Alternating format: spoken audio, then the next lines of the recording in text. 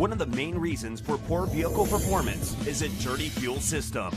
It can cause decreased fuel economy and actually do harm to your engine over time. By adding Lucas Fuel Treatment to your vehicle, it cleans and lubricates the entire fuel system, pump, carburetors, fuel injectors, and valves as you drive.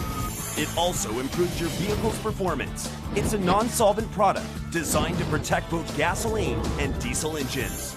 Lucas Fuel Treatment. It works.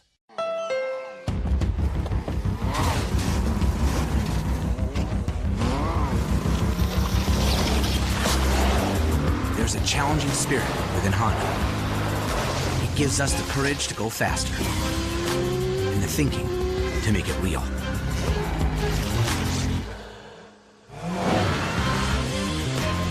Whether it looks like a truck, a sedan, or an SUV, inside is the heart of a race car.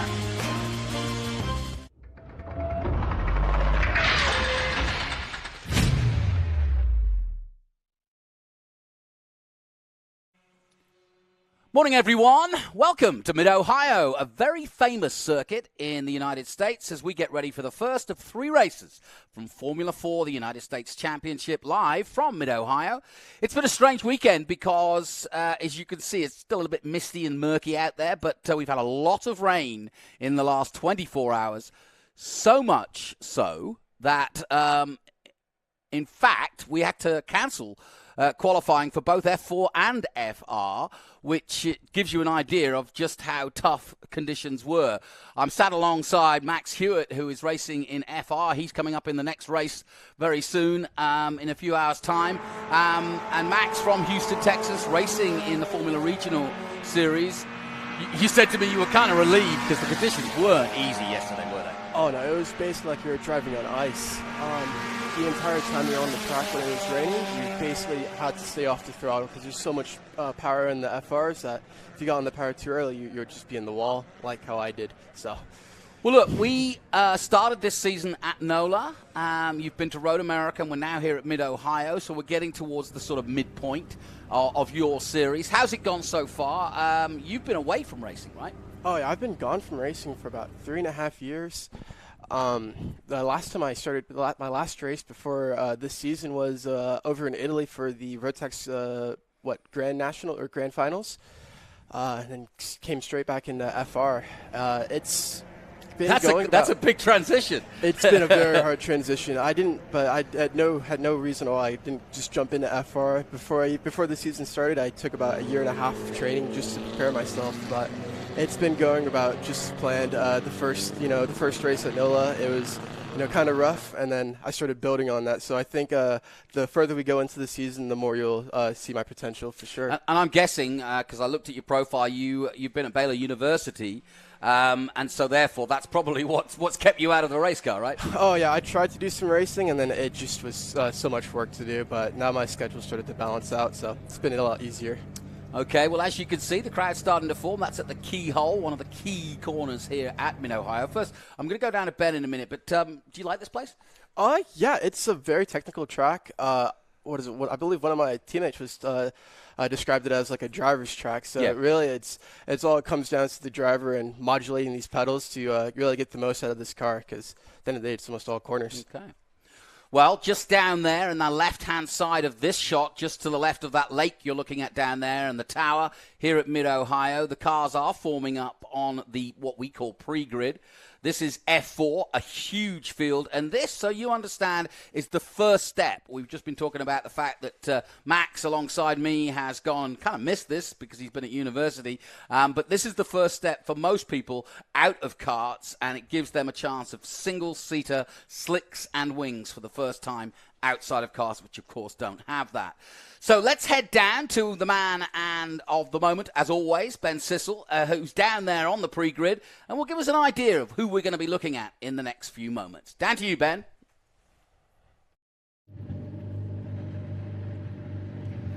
All right, well, thank you, Jonathan. First, as you alluded to, the weather that we've had, and we're starting based on points because of a canceled qualifying, but you can see the conditions are still not ideal. There's still some water. There's a dry line out there. The best conditions we've had this weekend But for somebody like the leader in points, Patrick Woods-Toth from Canada, representing Crosslink Kiwi, who brought 12 cars here this weekend, and also Ron Fellows karting championship. And it's so cool to have Ron Fellows, a childhood hero of mine, here in the paddocks with us. But Patrick, never been to Mid-Ohio, and you're going out there in not ideal conditions. What's your strategy? We got to keep it safe, make sure that we don't make any mistakes. Just keep calm and let's see how it plays out. Perfect.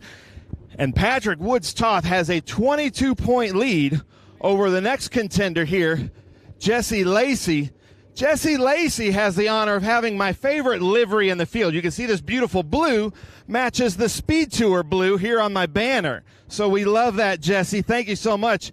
So now, starting here at Mid-Ohio in kind of wettish conditions, damp conditions, what's your strategy at the start going into turn one? Just take it easy, not make any mistakes, and hopefully we'll see how the conditions play out for the rest of the race. But just try and find the dry line, and we'll see what happens from there. Perfect. I love it. Thank you very much, Jesse Lacey. The cars are starting up. I'll quickly kind of walk through. We've got Michael Costello here. You can see he's still got the stickers on his tires. They do get 2 sets of hand-cooked tires for the 3 races. Then Alex Berg, another Canadian, one of my favorites. You can always tell the pink helmet. So look for Alex Berg. Alex Berg was our top finisher last season in F4 that's still racing with us this year. So he's got probably the most experience. I met Titus Sherlock with us last year at Circuit of the Americas. Really fast driver, so look for Titus Sherlock to move up to the front. Then Mossman had some really good outings with us the last time at Road America. So look for Mossman up front. You can see these beautiful helmets. I'm sure George is getting some great shots of these helmets. Then we've got Lewis Hodgson. And you can see just how international this series is, because we've got some Americans, some Canadians, some British, New Zealand. We've got Brazil here with Daniel Cara. You can see here, you can see advertising the new movie, Gran Turismo, but you see Daniel Cara here from Brazil. So this is a great international development series. We've got a lot of cars coming out. Now I'm trying to find the number 21. Georgie, if you don't mind running here. She was with us in the Formula Development Series up until our last event at Road America. But now she's old enough to go out in F4. And she's having to start from the back because she's new in the series. But Ava Dobson doing a great job, having a lot of fun in the Formula Development. And now it's her first time out here in F4. So be looking out here for the number 21, the J. Howard Driver Development. One Cure car. Ava Dobson did a great job in our Formula Development. All of the drivers were raving about her abilities, so look for her to move up front. But gentlemen, I'm going to send it back up for you for this terrific call of Formula 4 here at the Mid-Ohio Sports Car Course. Great stuff, Ben. I'm like just 15 years of age, Anna Dobson, because she came and did some qualifying. Thank you, Ben. Yes, I'm delighted to see Anna Dobson out there. She just turned 15, and that is the, if you like, magic age for this particular category. You cannot race until you are 15. So she's done some testing. She's done some SVRA sort of tests, if you will. She's been in the SVRA category. But in terms of an actual FIA Formula 4 championship, this is her first weekend. She turned 15 just a couple of weeks ago. She came and did some commentary with me at NOLA.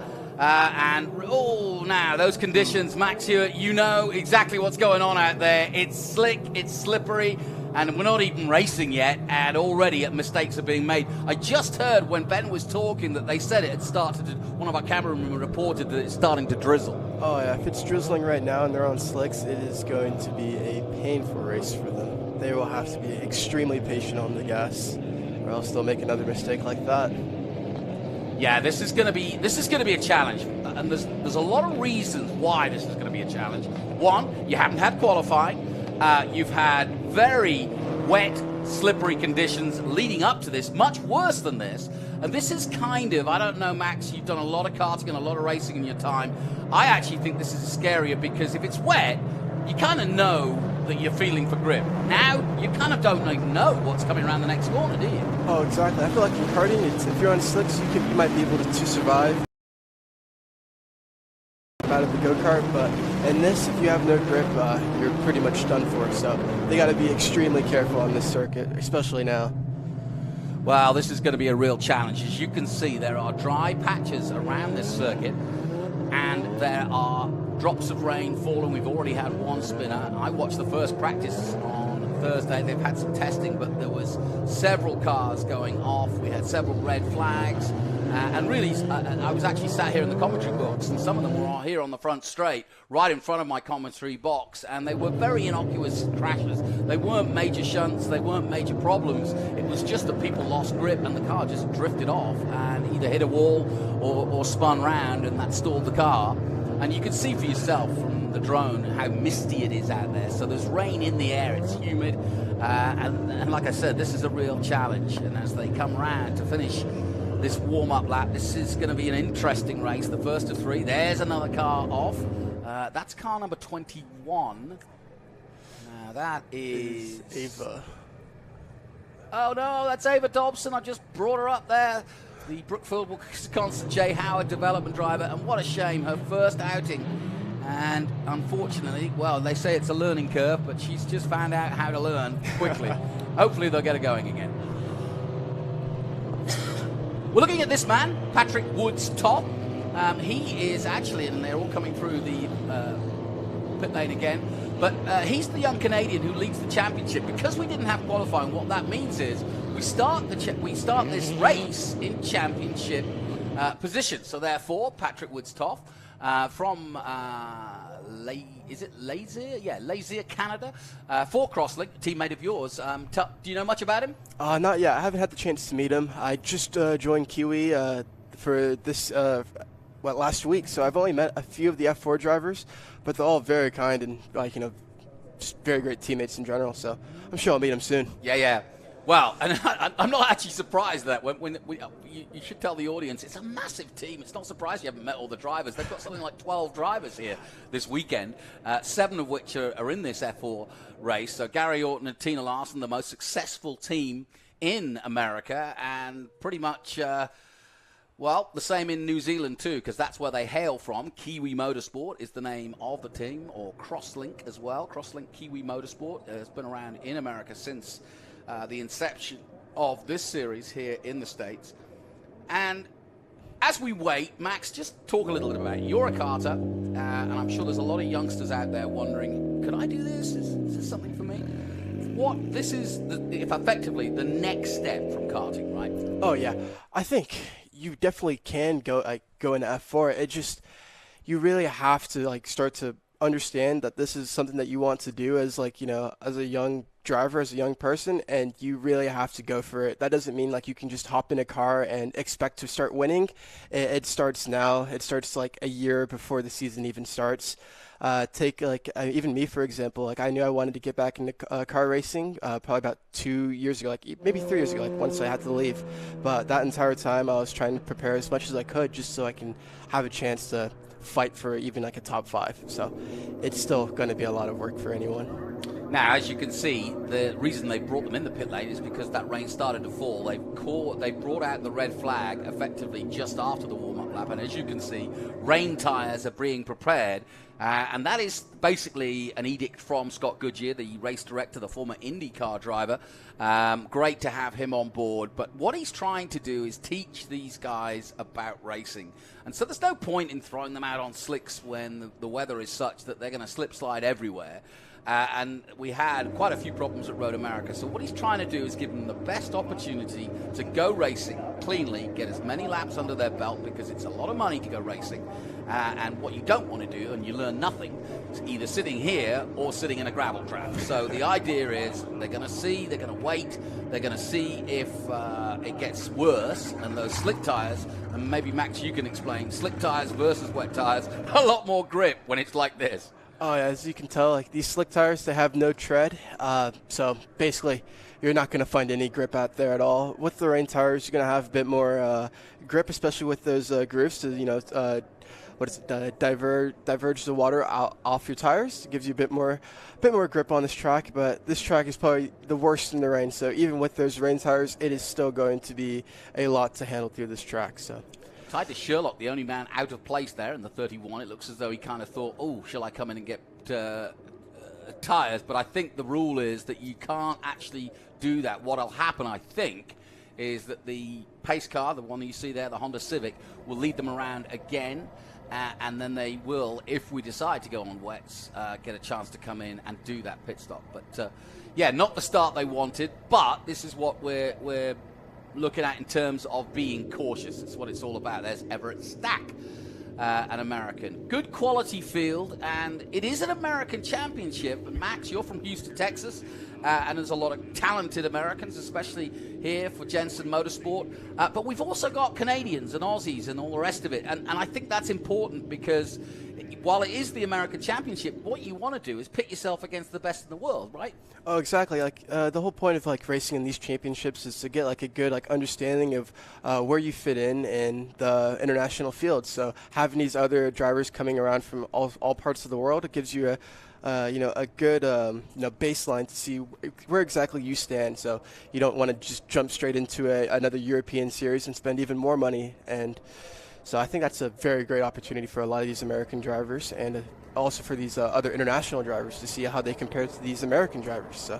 Well, Max, let's head down to Ben again because he can confirm what we've just been talking about and maybe give us an update on what they're planning to do and what the circumstances are in terms. But right now, they're preparing wet tyres in what has been a start of drizzle right on the formation lap before they were about to start their first race of 3 here this weekend at Mid-Ohio. Ben, let's head down to you. What's the latest down there?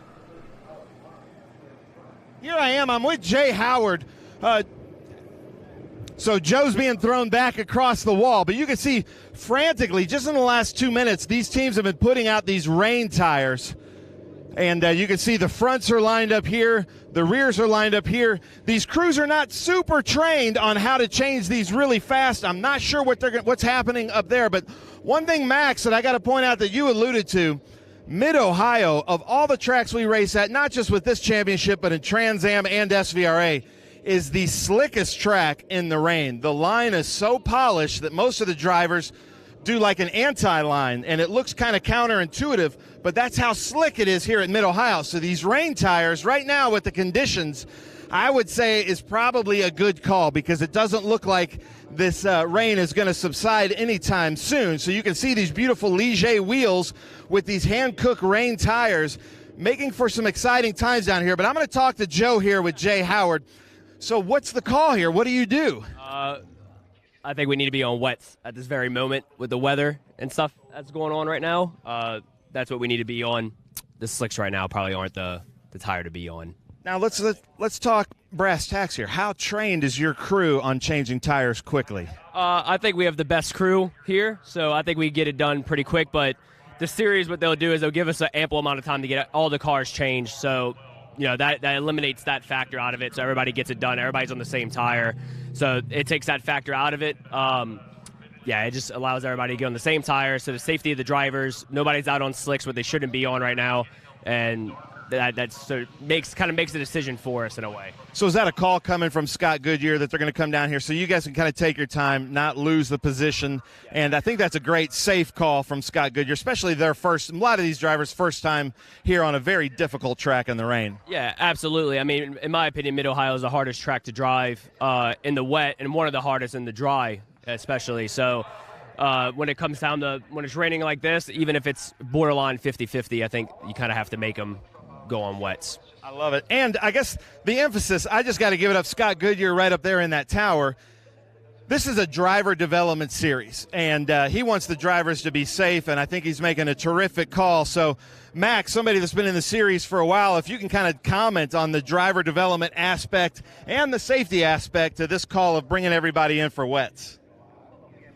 Yeah, Max, that's a good point. Talk a little bit about that. Like I said, I kind of mentioned it earlier, but the whole point is not to not to kind of force you guys to push to the limit and almost beyond the limit, because you're still learning the car. So it's not you don't need an extra factor where you're struggling just to stay on the track. You guys, a lot of them, these guys are 15, 16 years of age. And so, you've got to start thinking, look, are we trying to help these guys, or are we trying to, try to see who falls first? And that's not what this is about. No, exactly. I think that was a great call. I mean, exactly like you guys said, at the end of the day, these drivers are still rookies. So it would be just really bad for their mental, just for their mentality, if they were to go out there, especially out on slicks, and ruin their race, ruin the mentality for the rest of the weekend. It's just not worth it. I mean, even in pro racing, I would imagine they would want to go to at least inters or some sort of wet tires at this point, because there's no reason you should be out there at slicks at all. So I think that was a great call. But also, the other side of this is patience and learning to stay calm. You probably, like all the other drivers, you get the adrenaline running, and here we go. It's been declared a wet race, and so therefore now the mechanics can take those tires off and put the wets on.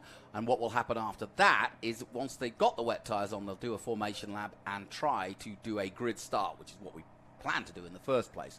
But I think that will give them a lot more confidence starting on the grid with full wets. But yeah, I mean, that's the other side of it. You've got the adrenaline flowing, you've got to stay calm, you've now got 3 or 4 people working on the cars, and you've got to just keep your focus, right? Oh, exactly. I mean, I think it's already very hard enough to stay calm, especially in the rain here. Yesterday I was doing some practice in the rain, and it was already super hard to stay calm and patient throughout this track. The key to this track is being patient. The moment you get on the throttle and you're not fully pointed straight, you're going straight to wherever your car's pointed, and it is not fun. Well, let's head back down to Ben Sissel down in the pit lane as we start to change to those wet weather tires.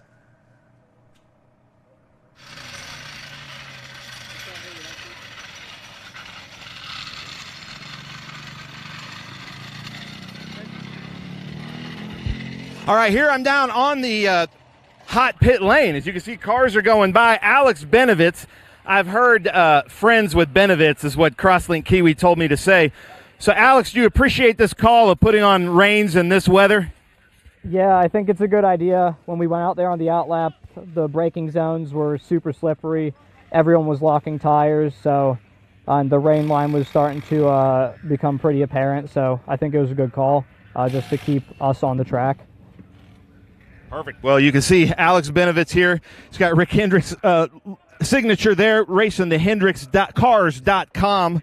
Beautiful F4 car here, another one of the Crosslink Kiwis in this competition. And what you can see here is with Crosslink Kiwi and with all these teams, it's they're basically having to divide and conquer. But you can see here this team putting on the new tires.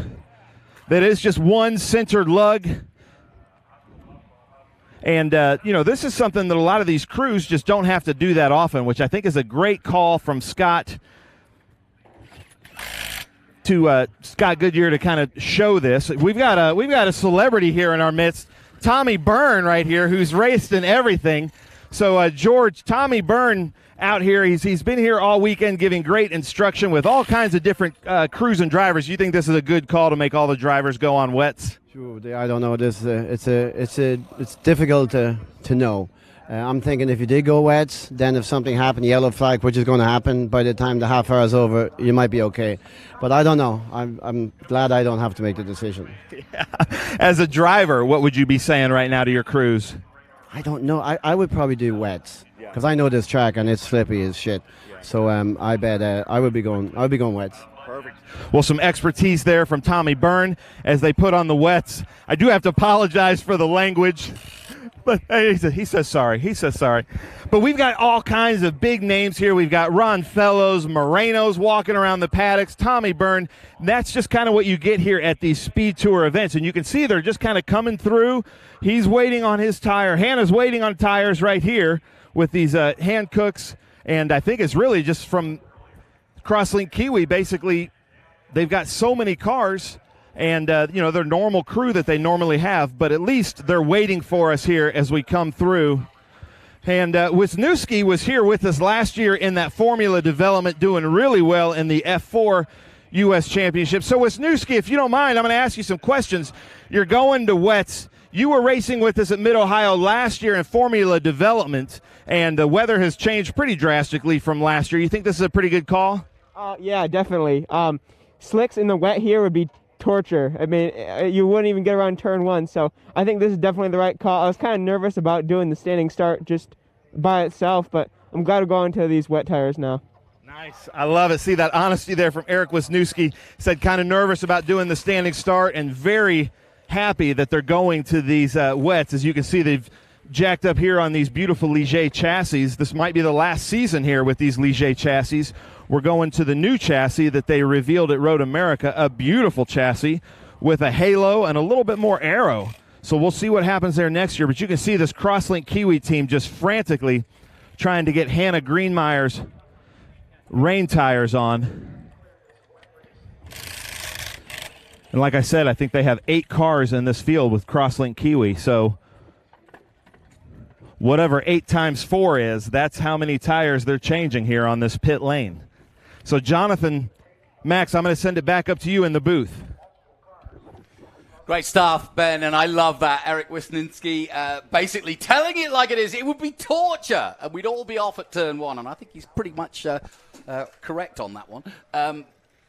Very, very good, and I'm glad he's out there too, because he's another guy who's been in the move and is just starting out in his career for this Formula Racing, and looking forward to see what he can do. Yeah, a good point made by Ben there, which is they're trying to change all the tyres, but of course it's not like they've got 6 mechanics on 8 cars. That would be a team bigger than McLaren in Formula One. So in other words, they're going to have to do each and every car individually until they've got them all done, and that's why Scott brought them in rather than trying to do it on the fly, because it would have been just an absolute mess. So what's going to happen is we're all going to get on wet tyres. And when I say wet tyres, again, Max, maybe we can explain. My mum tunes in, and she needs to know exactly what the difference is. So let's talk about that. Slick tyres warm up on dry surfaces. That's what gives them what we call mechanical grip.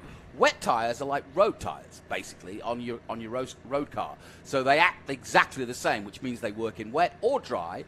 They work better in wet, but you tell me. You've driven them. What's it like, the difference between the two? So, you know, the slicks, they're really designed for the dry. They maximize the amount of grip that you can get from in the dry, because there's a more surface area that you can hit. So it's more tire that you can get, more grip for the track. But when you go into these wet tires, they look more like radial tires now, like the tires you drive like when you're on the streets. Except these tires, like especially when you're driving at these speeds, with this intensity, they can overheat pretty quick, which is also extremely important to make sure that you're trying to keep these tires as cool as possible. And with like no water out there, it might be difficult, it might not. This is my first time here at Mid-Ohio, but it could be that they have a problem like keeping their tires at temperature, or they might stay cool the entire time. It's just going to be a bit of a battle for these drivers, like within themselves, really. And there's the Argentinian, Luciano Martinez. I saw him yesterday going out. But Hannah Greenmeyer, we saw her just a moment ago. Is it Anna or Hannah? I'm just trying to look down the list. But you know that young lady, right? You used to kart against her, right? Oh, yeah, Hannah Greenmeyer. Yeah. She did, I believe she raced in karting with RPG, so I do remember her a lot. I think we did a few races together, but like, after that I moved into the gearbox racing while she stayed in the tags and IME classes. More and more women coming to this form of racing, both just as drivers and as mechanics, I may add, and engineers.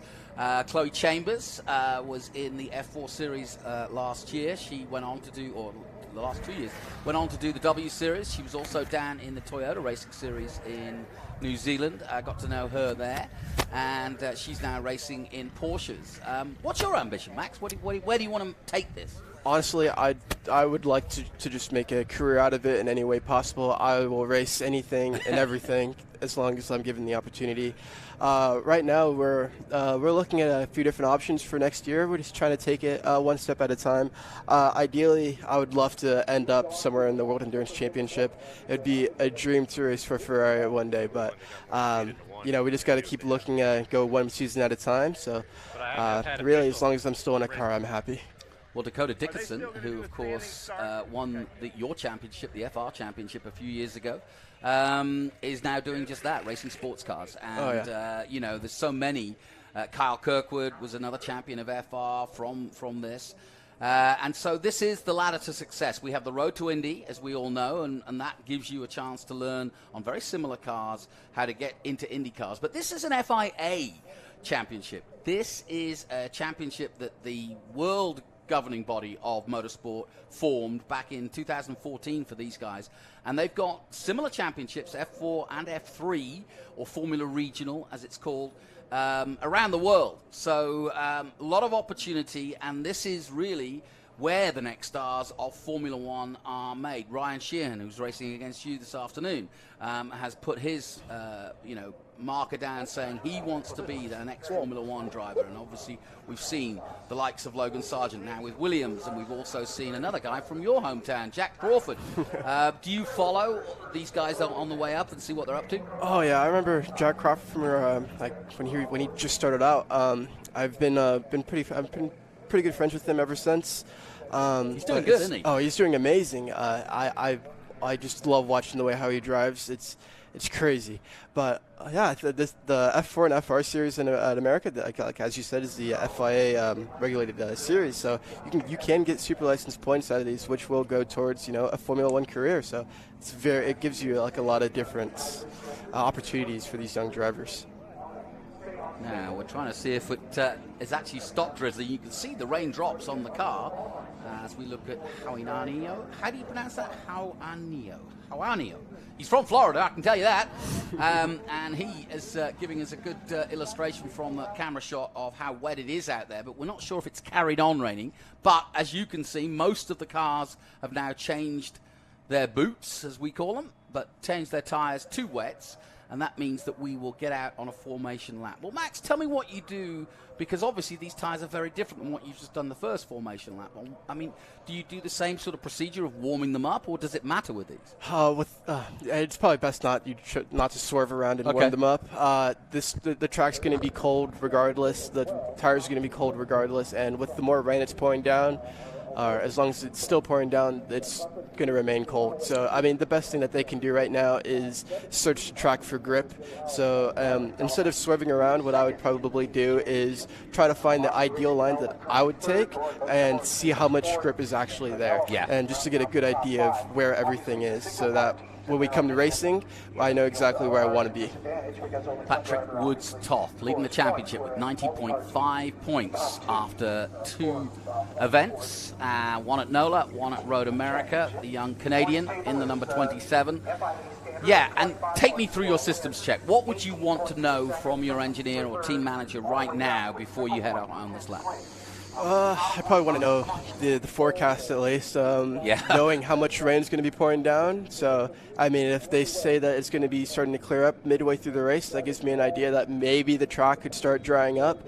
But if it's going to show that, or if they tell me like the rain's going to be there the entire time, it gives me a good idea that the track may have a higher chance of it staying consistent, of being super slippery. So the one thing I'd want to know on wets, because as we do know that once these do heat up, they don't get, they start to lose optimal grip as the race goes on. It was scheduled to be a 30-minute race. I'd want to know just how long, and I've just heard from race control that it's going to be a 20-minute race, so that's significant too. That's a very big point too. That will mean, obviously, the time that we spent here, which is roughly 10 minutes. And, of course, we've got a massive schedule of racing throughout the day, including Trans Am coming up, SVRA coming your way, all part of the Speed Tour. That man's got his TV going. He's got his umbrella up. He's ready to go. He's probably on Race Monitor listening to the timing, or on YouTube watching it live with us. But we welcome you around the world, wherever you're watching. This is Formula 4 Americas. I'm alongside Max Hewitt, another hopeful for America from Houston, Texas.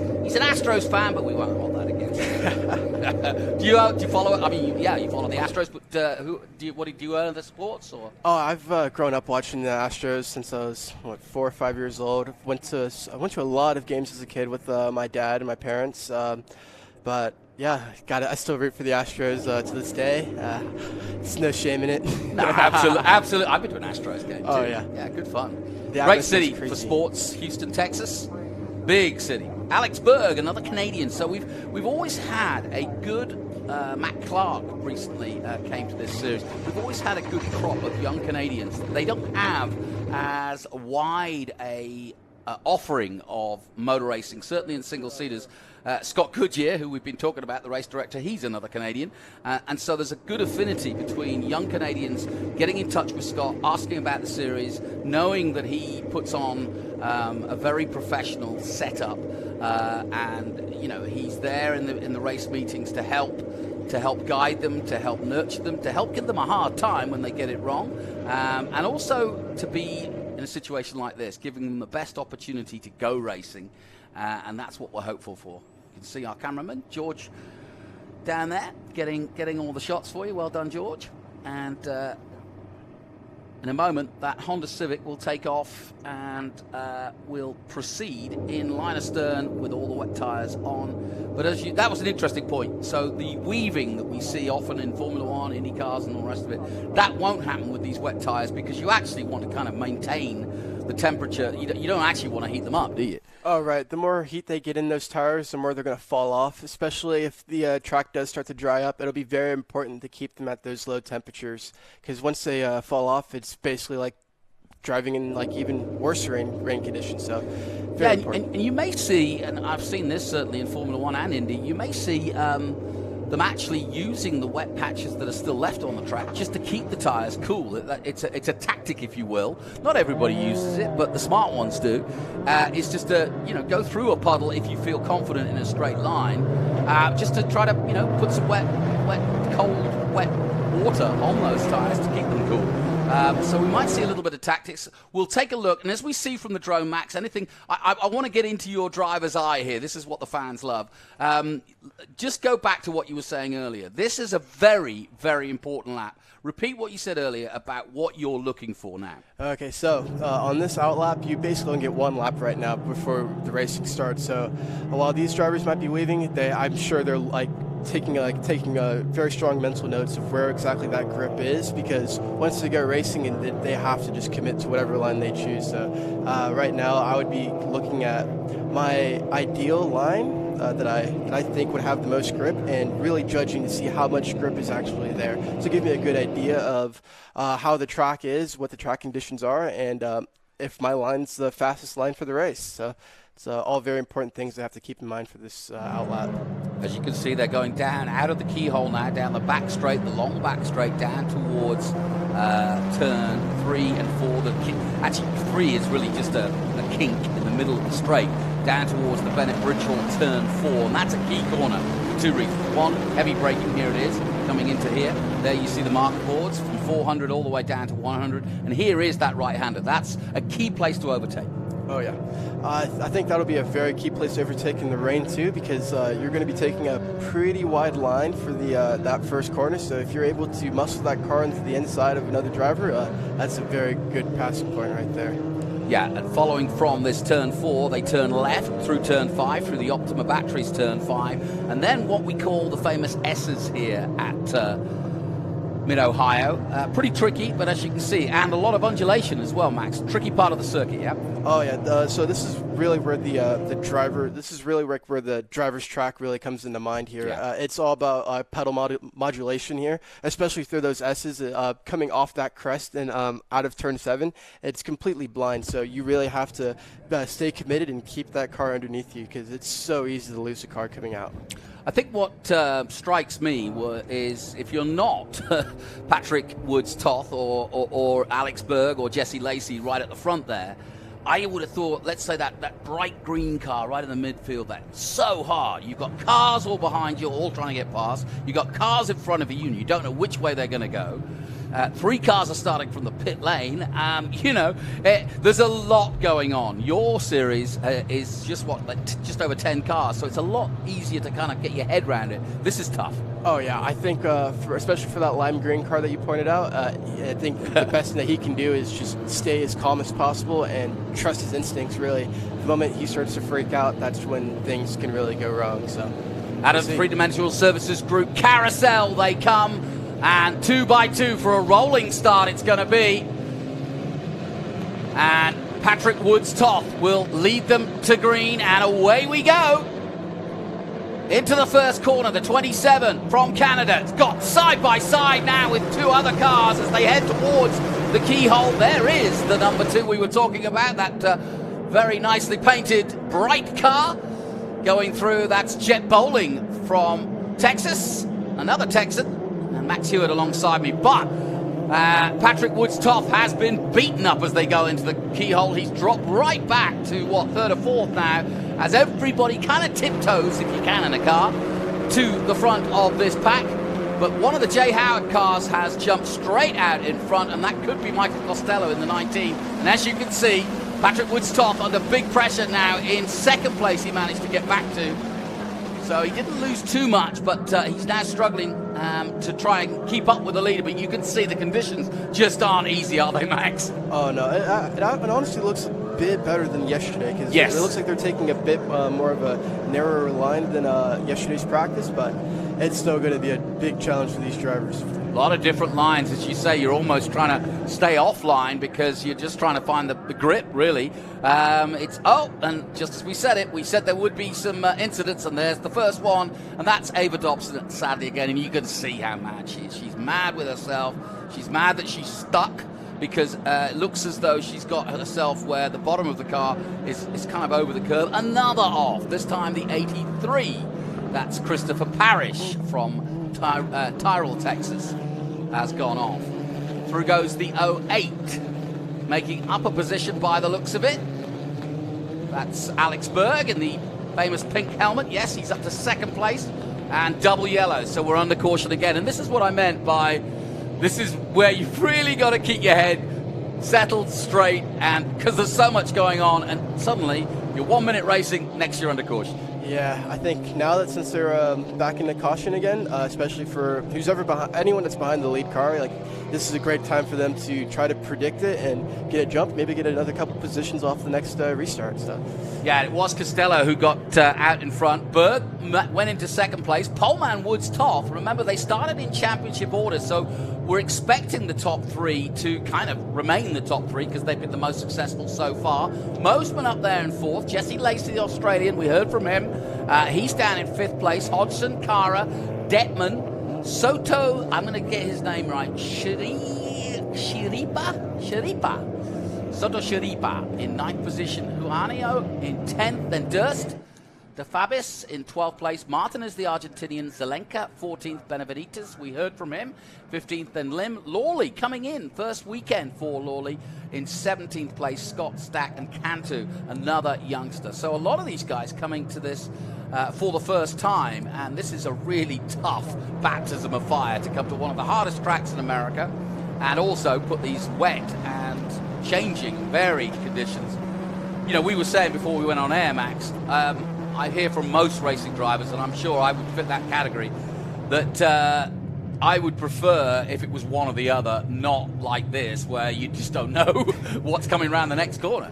Yeah, I think right now it's the track is changing rapidly every lap. The more times you go around, the more heat that gets built into the. Oh man, that looks like a. That's Eric Wisniewski that we spoke to, that Ben spoke to a moment ago, and you can see he's got a bent suspension on the front right there, so game over for him, sadly. Something that will be repaired. He'll get out for race 2 and race 3 later in the weekend, but sadly, Eric in the number 7, Wisniewski of Mason, Michigan, is out of the race. Ava Dobson causing the caution, and I got a feel for her. She's just 15 years of age. I've been in touch with her parents. They're delighted that she's doing what she's doing.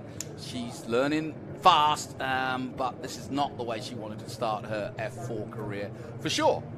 But hey, you've got to start somewhere, and mistakes and bouncing back from those mistakes is what it's all about, right? Oh yeah, I mean, any driver can make a mistake. It's just about keeping your head up and moving towards the next race. I mean, every race is a new race, so she's got a lot of time. I'm going to say, I was at Miami just a few weeks ago, and Charles Leclerc made a mistake in qualifying, and so even the greatest can make mistakes. You're a Ferrari fan, right? Oh yeah, I mean, watching especially Ferrari this season, it gives me a little bit of hope every time I make a mistake. I mean, it lets me know that it's okay to make mistakes as long as you're willing to, to make up for them. So I tell you one thing that will be interesting to certainly karters out there.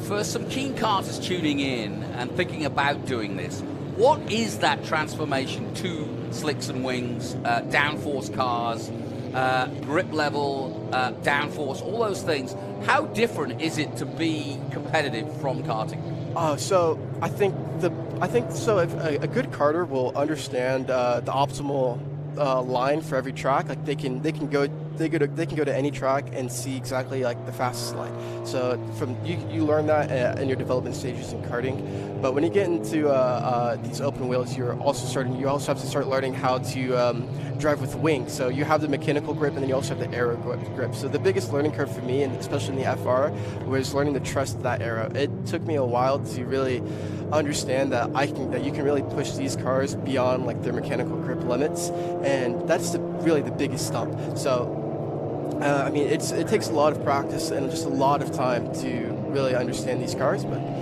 mean, as long as they practice, I think anyone can really do it. Yeah. Well, as you can see, we're under caution here. We're looking at a 20-minute race, which will be now less than that, given that we're under safety. So we're still racing, mind you. We'll take a short break from Mid-Ohio. We'll be back with more from the Speed Tour. Myself and Max Hewitt after this. The Trans Am Series presented by Pirelli returns to Road America for the Road America Speed Tour July 7th through the 9th, featuring the Trans Am Series presented by Pirelli, International GT, PSSA, Formula Race Promotions, and Saturday, take part in the Haggerty Cars and Caffeine Car Show with Parade Lab. You do not want to miss the Road America Speed Tour July 7th through the 9th. For tickets and information, simply go to roadamerica.com. Welcome back. You're watching the Speed Tour live here on our live stream.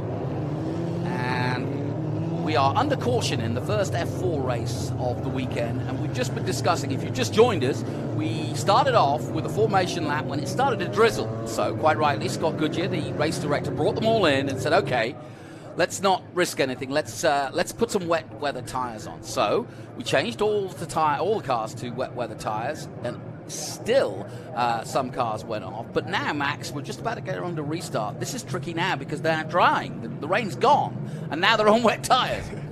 Yeah, it's going to be even more difficult for the drivers. I mean, not as difficult as driving with the slicks in the rain, but now they have to really understand that these tires can fall off very quick. So anything at all to keep these tires cool is going to be key for the longevity of for them to stay up in the top of this field. So you've got to find any sort of patches of water or anything. I remember watching last year in the FR races where Hammond would literally go halfway into the grass to get his tires to cool down, which was kind of crazy to watch. Now, sadly, Hannah Greenmeyer, who we were talking about, is coming into the pits, but we are about to go racing, led by Michael Costello.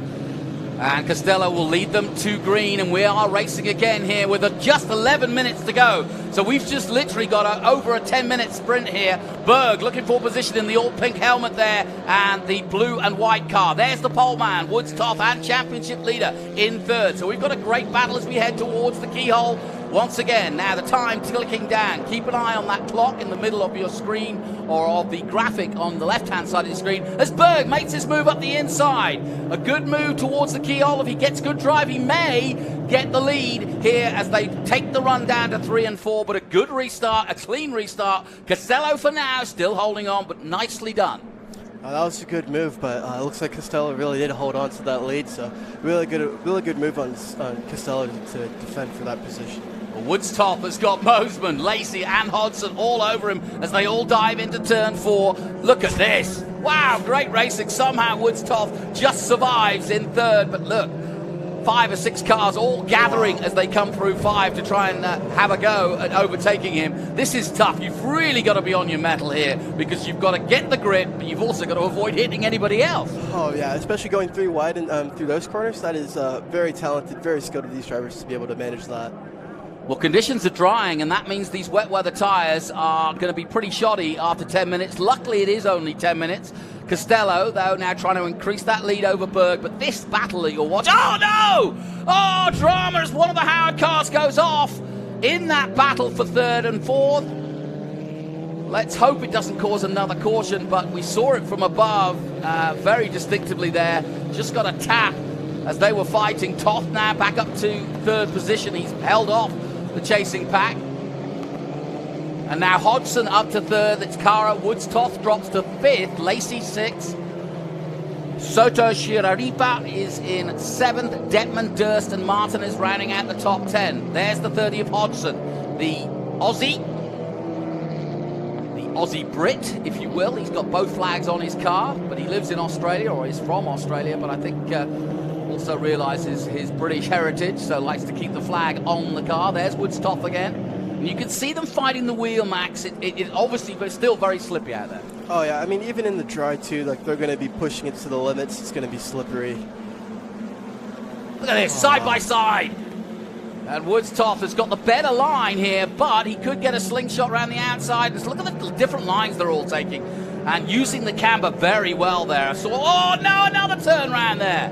And off goes the number 24 of Soto Shiripa, and sadly he is out of this race, and a little bit of damage to the car. Not too bad, they'll be able to fix it, but that puts him out, and it also puts him in a precarious position because he's on the outside at 5, and that could cause another caution, but I'm sure, well, there you go. There it goes. As predicted. But another caution out there, and there was a couple of reasons for that caution, I think. Not just the incident we saw there, but Max, bit of drama here. Like I said, I'm glad we talked about staying cool at the start of this race, because this is what this race is turning out to be. It's all about keeping your head, right? Oh, right. As you can see, like, a lot of these drivers are starting to crash out, and I mean, the more you can keep your head cooled down during these situations, the less likely it would be in these you'd be crashing like that. Now let's have a look at this, Max. What do you see? I mean, it looks like not much you could really do. It looks like he was really in the blind side of his mirrors. You don't really get much visibility out of there. No one really to blame for that. That was really what I would call a racing incident, right? By far, yeah. I think he was just there at the wrong place at the wrong time. Yeah. And that's the other thing. Forget the conditions, forget the track. We talked all about that. The other side of this is racecraft and making decisions that are the right decisions at the right time. And one thing that Scott Goodyear and his team look very carefully at is making sure that these guys learn how to race fair. Because if you don't learn it now and you become an IndyCar driver, you're at the 500 and you go for a spot that isn't there, you make a Sato move, and I don't mean that rudely to him because he's a good mate of mine. But he's always been an aggressive driver, and it sometimes pays off for him, sometimes doesn't. But this is where you learn those skills. Oh, exactly. I think one of the biggest things that I've learned this year, besides the aero, is the visibility in your mirrors. And when you want to make passes, you have to really understand that the drivers in front of you, they can't see you unless you're in their mirrors. So when you make passes, you have to be almost wheel to wheel with them, not to scare them really, but really just so that they can see you, so that none of these crashes really happen. And as these Formula 4 drivers are probably learning now the hard way, that they got to get a lot closer to each other if they want to make these big moves. What's happening now when you're under caution? Do you talk to your engineer, or do you get information, or what kind of happens while you're in the cockpit? I mean, for me, I usually just like to stay quiet. Sometimes they'll talk to me. Most of the times I don't really respond or anything. They might give me some insight as to how much longer we have in the race. Yeah. But right now, it's there's not really much they would probably tell me. The most thing that the team would want me to do is stay calm. So the less information they give me would probably be best, And do you care who's behind or in front of you? It doesn't matter, but sometimes you get to know your rivals, so you know what you're dealing with, or does that kind of just actually distract you? Yeah, for me, they're all the same race car drivers out there. I treat everyone the same. No one gets any biased favoritism out of me on the track, and I think that's how it is for a lot of these drivers. They may know the driver who's in front of them, but at the end of the day, they're going to race them all the same. The other thing that people need to be aware of is it doesn't matter whether it's Formula 1, IndyCar, or WEC, or any form of NASCAR even. When you're under safety like this, these cars don't really act the way they were designed. They're designed to be fast. That's when they're at the ultimate. When they're going fast, flat out, in top gear, is when they get the best grip, and when they get the best traction, and when they feel like a real race car that you're in control of. Right now, you feel like you're driving a bus. That's exactly right. When you're driving it right now at these slow speeds, it basically feels like you can give it maximum turn, but it'll still go straight. Now, obviously, that's not exactly true, Really, but that's what it feels like. It does feel like. Wow. It feels so light when you're not going as fast. But when you're going at top speed, like you can barely give it some wheel. Give it about like a little bit of wheel, and it'll make some drastic turns. But right now, it's just it probably feels like nothing. Yeah, it's interesting you say that, because I hadn't really given much thought to that, but this is quite a skill. It may not be as exciting some of the races that were at speed where you're going 130 miles an hour, but this is a skill in itself, is to understand what you just told us there, which is you're driving what is a lead brick in some ways. It's not it's like somebody put your car in fourth gear and you're trying to drive it at 30 miles an hour, and it just doesn't really want to go. Exactly. Yeah, these are race cars. They're built and bred to race. These cars, just like the drivers, they don't like being at slow speed. So I bet just the cars and the drivers are eager to get back onto power. So we are in our first race of the weekend for F4. They have 3 in all points scoring towards the American Championship. We're looking at Michael Costello leading this field under caution. This is one of several cautions already in this race. We're looking at the number 2 of Jet Bolton from Dallas, Texas, another Crosslink Kiwi Motorsport man, making his debut, I may add, this weekend in the number 2. But Michael Costello, who currently is 3rd in the championship with 54 points. Now, if he gets the victory from this, and of course the clock is ticking down, that would make a big difference to the start of his weekend and also his championship. He started the weekend on 54.5 points behind Jesse Lacey. And the reason I say 0.5 is because half points were given, I think, for in Road America. I think that's right. So that's why we've got the 0.5s. But his closest rival is Jesse Lacey from Melbourne, Australia, with 68.5, and then the leader, Patrick Woods-Toth, has 90.5, and he's currently in 5th at the moment. So it's going to jumble things up a little bit and also make the weekend really interesting. So restart about to come away as they get ready to come through the famous carousel for another attempt at finishing this race. Michael Costello has got Berg, the Canadian, right behind him, and Hodgson. Up go the revs. Now they go into full flight. And it's all defensive driving from Michael Costello. He turns to the inside, and round the outside goes Hodgson into 2nd place, passing Berg, who got kind of beaten up there a little bit, didn't get the best of starts, and now drops to 3rd place. Toth is still right there in 4th, but he's got enough on his plate, fighting hard with Kara in the number 10. But a good start from Hodgson, up to 2nd place. That was a great move by Hodgson. And only 1:55, so we're only going to get this and maybe one more lap in afterwards. We might see the white flag at the end of this lap. So this is really nip and tuck now. Costello doing a good job at the restart. Berg dropping back in 3rd, and now he's got a lot of cars all over him in that 3rd place battle. He dives on the inside at 4, but he's lost a spot to the championship leader, Woods-Toth, in the 27, I think it is. No, that's actually the number 10 of Kara. Very similar looking cars. But Hodgson clearly now in 2nd place and chasing Costello, who leads this race and is actually pulling away. That gap of 0.2 that you see on the graphic there, you can see it from the drone, is a lot more now. He's done a really good job as he comes through Thunder Valley. He is thundering away here in this less than 1 minute now to go, so they should get across the line here and get another lap in. But this is a good battle, and Kara doing everything he can to get past Alex Berg, the Canadian.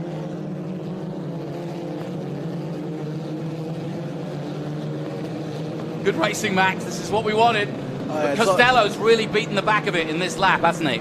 Oh, by far. It all comes down to these last 2 laps. I mean, you're going to start really seeing these drivers start to roll up their sleeves and really show them what they have. That is the white flag, so it's going to be one more lap. This is the last lap. So we are getting into a really interesting situation as Costello building that lead and everybody jostling for position. Woods-Toth, the one we're watching, because his 90.5 point lead is starting to look a little bit iffy as he loses places by the 2nd here. He's dropped right down to, what, 6th place now? He was 5th. But like on this straight, you can get such a great draft, so he can make up a lot of positions right here. And he is doing just that. Into turn 4 they come, and he's done a really good job of recovery there on the inside. Now he's got to battle with those on the inside, just touching the grass there for a moment. The number 16 of Lacey, Jesse Lacey, the young Melbourne Australian driver. It's very impressive from both of those drivers, giving each other just enough room to get through those 2 corners. I think Scott Goodyear, who's a good friend and does commentary with me from time to time, will be pleased with this outcome, given the circumstances and given the conditions. They've raced very well, very hard, but not made stupid mistakes. As Michael Costello on his way here for Jay Howard Driver Development. And you can see him coming through the carousel, starting to get some confidence. You can see he's throwing that car around a little bit more, and he's delighted because there's the checkered flag, and Costello wins the first of 3 races here at Mid-Ohio. And frankly, on the sort of weight of things, totally deserved. I mean, it's always a bit of a lottery when there's cars everywhere and the conditions are everywhere, but he dealt with it the best, didn't he? Oh, by far. With the conditions that he was given, he definitely handled it the best, keeping his head cool and really not letting the race behind him distract him from taking this win. Great second place there for Lewis Hodgson from Sydney, Australia. Another Aussie there, the Aussie Brit, taking second place, then the Canadian in third. That's Alex Berg. And actually, a pretty entertaining set of circumstances out there this morning. An interesting way to start the day. And I don't know if you have learnt much, but I've learnt a lot from Max Hewitt, who is going to be in action. What's the number of your car, Max? So this, I believe for the remaining of the season and this race as well, I'll be racing in the number 39 in the highlighter orange FR Crosslink Kiwi car. Good, so we will see you. We won't miss you if it's all orange. Oh, easily, yeah. You won't miss me at all. All right, so watch out for Max. He's coming up in the bigger category, the next step up, the Formula 3 or Formula Regional as we call it. And of course, we're looking to see just what he can do. Raoul Hyman winning that championship, and the prize for FR is huge. A chance to go to Japan and take on the likes of Liam Lawson, who is the reserve driver for Toro Rosso and Red Bull, and Liam Lawson winning himself in a Formula Regional Championship, and then on to bigger and better, done Formula 2, and now in Japan. And so this is the opportunity for him. My thanks to Max. We'll have a chat with him a little bit later, but let's take a look at some of the highlights of what was a really interesting way to start the day. We got underway in wet conditions, and so everybody was on wet tyres. Ava Dobson, sadly, not the start to the season she wanted off, and so likewise 83 also off, so that brought out another safety car, Christopher Parrish involved in that. But then great fights for third place, especially as Costello took the lead. Toth involved in a battle for second, third and fourth. A couple more offs, that brought out another safety car. Some racing incidents. Hodgson, great restart finally to go into second place, and that's what nailed that for him. But no one was going to stop Michael Costello, who wins race 1. So great stuff. And really interesting. Learn a little bit about these drivers and learn a little about F4, but certainly a challenge today for them. Hopefully conditions will improve as the day goes on. And don't forget, we've got a host of SpeedTour, SVRA, and of course the big one, Trans Am, coming up at about 1 p.m. local. We'll take a short break. My thanks to Max Hewitt. Watch out for him in action in FR very soon. We'll see you after this.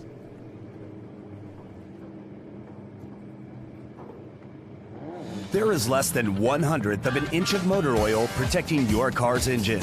Friction and heat causes engine oil to experience thermal breakdown, weakening its ability to protect the engine and its parts. Lucas Heavy Duty Oil Stabilizer is specially formulated to resist thermal breakdown, protect vital engine parts, and extend the life of your engine. It also stops smoking, knocking, and oil consumption in worn engines. Lucas Heavy Duty Oil Stabilizer. Keep that engine alive.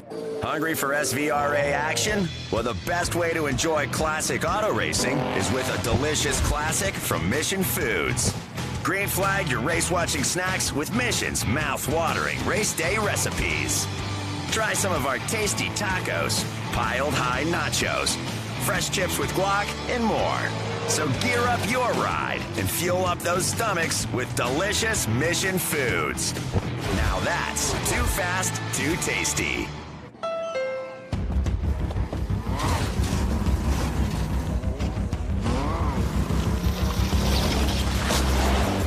There's a challenging spirit within Honda. It gives us the courage to go faster and the thinking to make it real.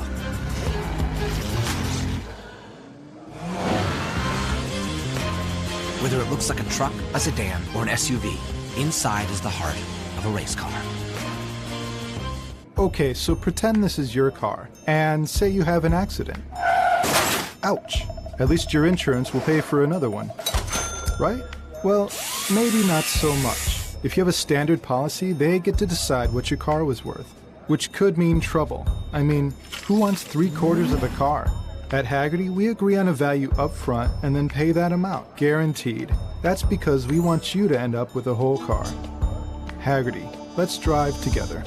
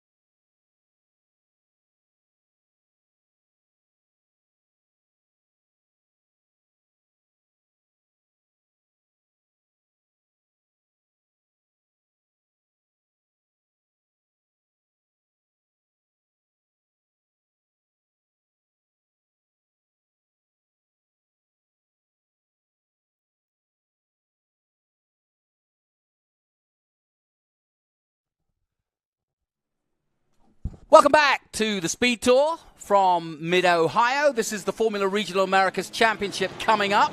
As you can see, conditions have actually improved just a little bit. You can see the clouds for yourself, but there's a little bit of sunshine out there, so it's certainly better than it was an hour ago when the youngsters of Formula 4 were struggling, quite frankly, with the weather because it was wet, it was dry, it was drizzling, it was tough. But anyway, out of that comes the best two from the lot, and they've come to join me here in the commentary booth, and they are winner of the last race, Michael Costello, from the USA, from Naples in Florida, and from Canada, Alex Berg, who's been in the booth before, but delighted to have both of you here.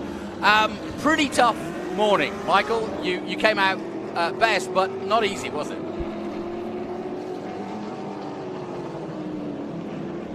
It was a fun. You know, it was actually really fun, but really not any easy conditions. It was changing every single lap, but yeah, no. Definitely a fun one, though. I would definitely do that again tomorrow. And in a weird way, you had a tougher race because you were battling for second place, but you had all sorts of people around you trying to stop you. Yeah, no, it was a really fun race. I mean, Michael and I started P4 and P5, and we just kind of moved our way up. He started P4, I started P5, and just, yeah, every lap going a little bit more to the front until we were eventually 1-2. And, oh, I'm on the screen. There you go. I'm not an F4 driver just yet, but I'm on the screen. F4. We'll take you as F4. Oh, right. We're looking into the future. That's how we do it here at Green Light. You're right. But yeah, I can also say, and I'm sure you're fed up of hearing this, but you are the son of a man who made it all the way to Formula 1 in 1986. No, you're right. You're right. I've done my research. I don't know whether that. I know Damon Hill's son quite well. I wonder whether it's a good thing or a bad thing when you're labelled that way, because you've got your own career. That was a long time ago. He wasn't Max Verstappen, but he made it and he did a professional career. But how important has your dad been to you? My dad's been tremendously important to me. He helps me a lot on the off-track side, and obviously he has a racing school, Allenberg Racing Schools, that runs programs at Laguna Seca and now Michelin Raceway Road, Atlanta. But he's been a huge help to me on-track and off-track. I find that the off-track stuff is a lot more, I guess, valuable and beneficial than what he can teach me on-track. Because, I mean, a coach is a coach, but not a lot of people have lived through what my dad has gone through being in Formula 1 and the short period of time, frankly, that he was in Formula 1.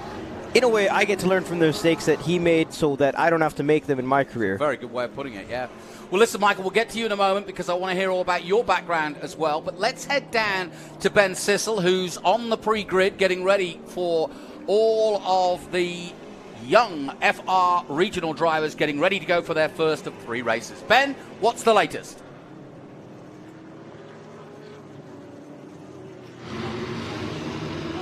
Yeah, thank you. Here I am on the grid with FR, starting in first 4 races in a row. He has won, Callum Hedge.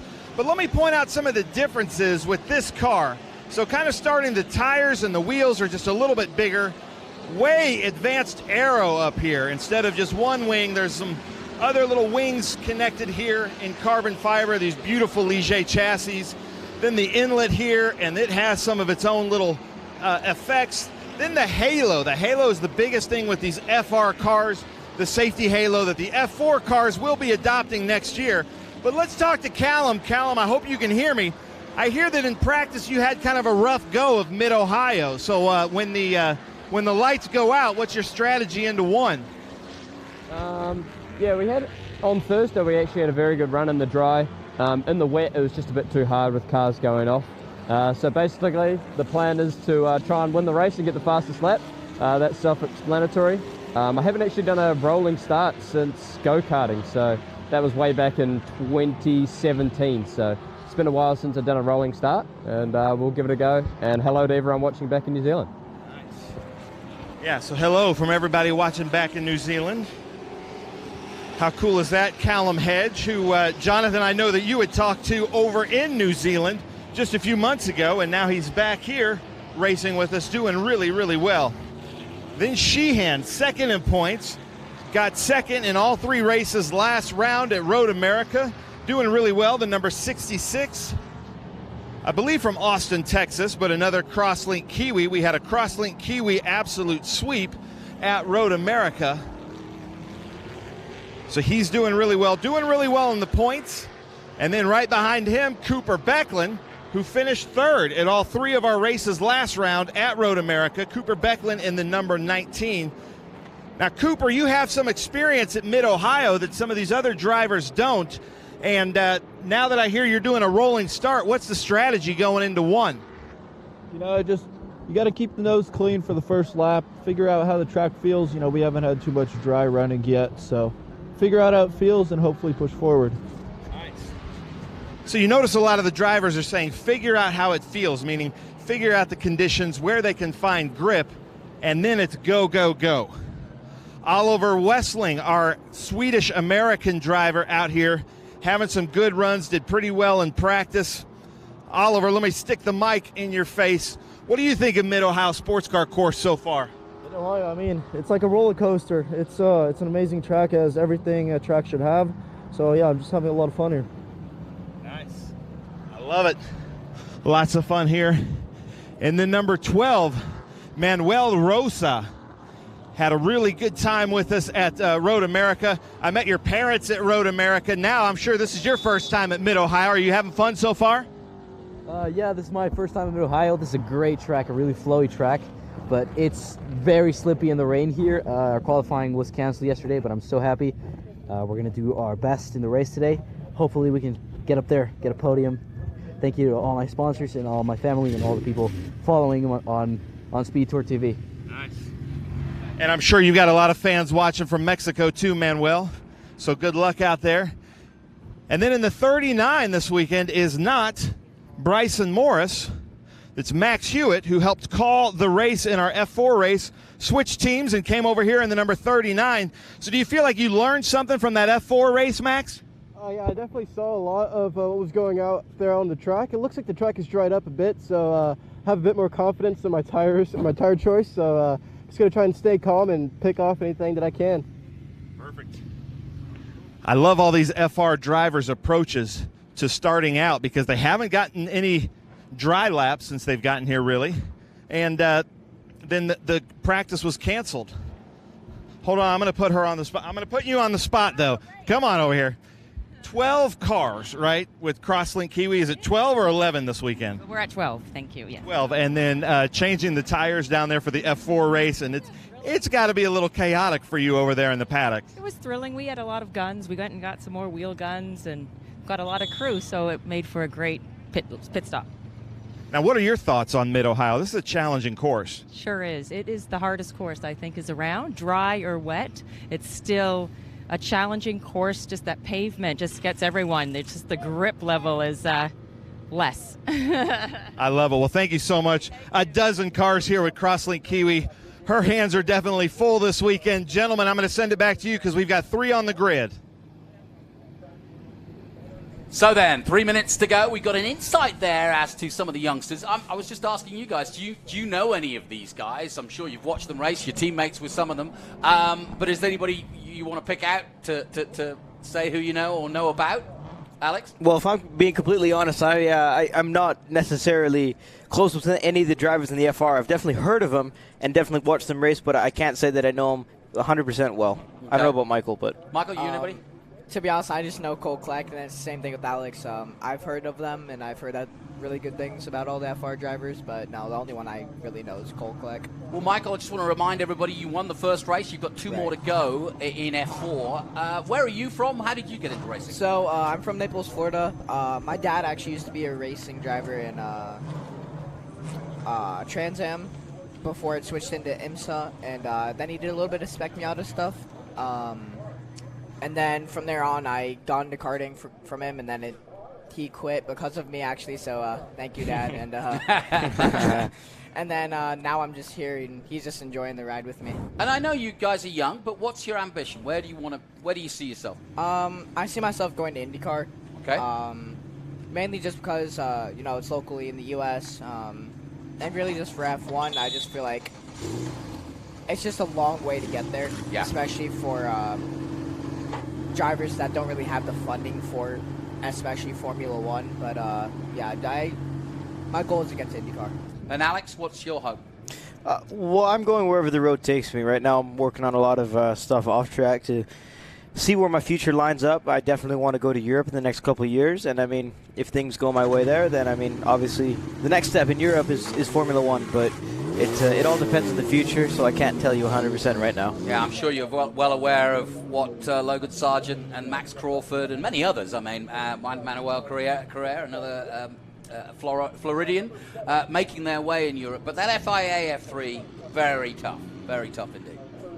Yeah, it certainly is. It certainly is. I think you mean Jack Crawford there, Jack not Crawford. Max. Max Crawford. Jack Crawford. Why did I say Max? Anyway. He's a very nice guy, Max. Yeah, Max. That's Verstappen. No. Jack Crawford, of course. Doing very well at the moment in Formula 2 and flying the flag for Houston, Texas and America. Didn't actually race in this series, has raced most of his career single-seaters in Europe, and that's kind of the plan there for Alex Berg alongside me and Michael Costello. So we've got a little background on them. Obviously the conditions were tough for you because you didn't really know from corner to corner whether it was wet or dry. This is much better. Everybody's on slicks, it's dry, so we should get a relatively decent race. What's Mid-Ohio like as a track to race, Michael? For a track to race, to be honest, I love every bit of it. Just in the wet, I just feel like it gets really sketchy and it changes very fast from lap to lap. But in the dry, I mean, it's such a good track. I love it. Same for you? Yeah, no, I'd have to agree with Michael on that. It's one of those tracks that has lots of up and down elevation change, and it's also a track in which you're always turning. I mean, there's never a dull moment. It's definitely a driver's track, definitely technical. I wouldn't necessarily call it high speed, but it's definitely more of a flowing mid-speed track. It's definitely one of my favorites on the calendar as well, and it really separates the good drivers from the not-so-good drivers. Well, you're listening to Michael Costello and to Alex Berg on their way up through the ranks of single-seaters, looking to make it as professional motor racing drivers. I mentioned Jack Crawford, and of course Hunter Yaney came through this very same paddock and went from F4 to FR, and it is now in FIA F3 in Europe. So the ladder is there for all Americans to succeed, and if they want to stay on this side of the pond, obviously the road to Indy is a possibility as well. I'm not sure if you mentioned, Jonathan, but Michael and I finished P1 and P2 in the race. Did I not mention it? I'm not sure. Think so. I don't think so. You sure? Let's mention it now. So I'm sat next to two very confident young men. One who won, Michael Costello. Both. Wait, well, you started third and fourth? Yes, we started. No, fourth and fifth. No, Fourth and fifth. Okay. Your move. Where did you make your move? Yes, because I'm not sure if we got it, but suddenly you popped out. You had a good start. Just on the start on the green flag, I just got a really good jump. I went through the middle between Patrick and Jesse because there was a space there, and when we got to the gap into turn one, Jesse kind of backed out, and then I just kind of held my nose in there with Patrick, and then he eventually gave it to me. So, as you can see, the safety car is off, and that means we are being led by Callum Hedge and Ryan Sheehan. But Callum Hedge is off to the races. He got a flyer there, and he's left his teammate, the 66 from Austin, Texas, of Ryan Sheehan, right behind, and a long way behind, I may add. So not a good start at all by Ryan Sheehan, but the perfect start by the flying Kiwi that is Callum Hedge, diving into the keyhole for the first time.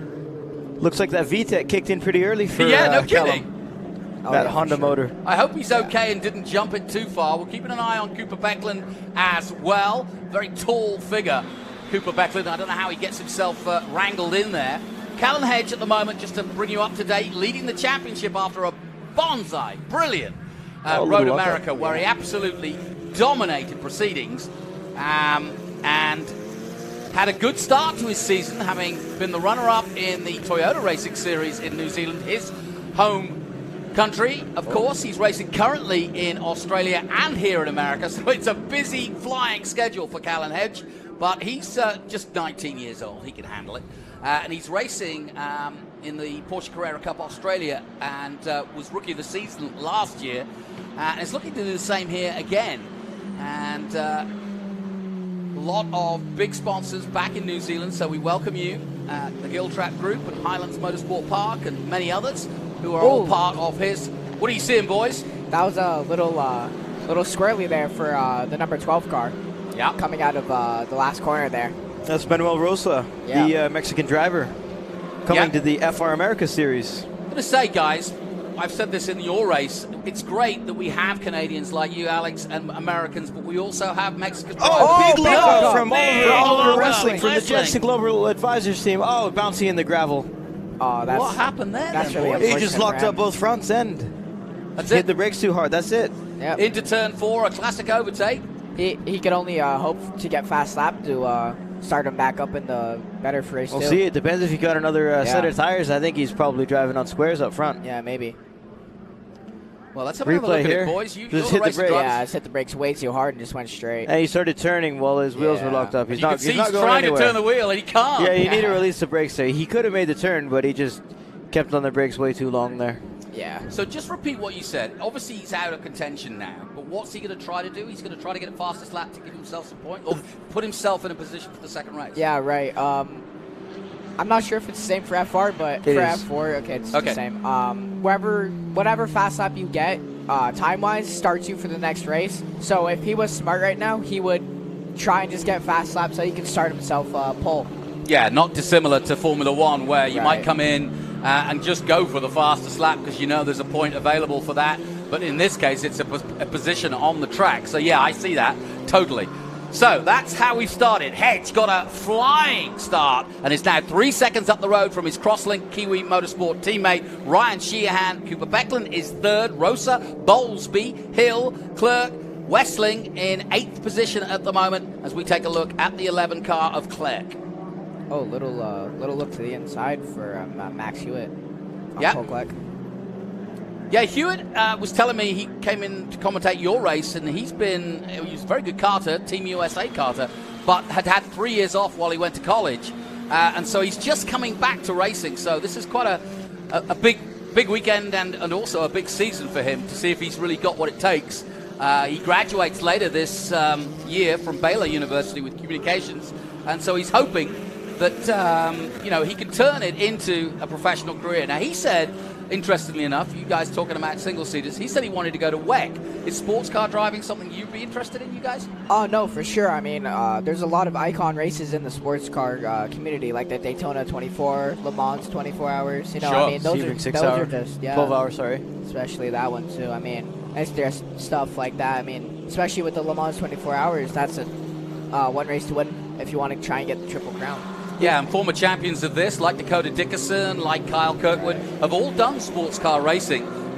Even though they've kind of pursued the Indy cars in Kirkwood's case, but Dakota kind of went straight from that into from this. He went to LMP3 and he's been basically doing sports car racing ever since. 2 big success stories for Honda. And in fact, he was basically became a Honda driver after winning this championship. So Honda a big factor in this as well, because you guys use the Civic engine. These guys use the same engine, but turbo.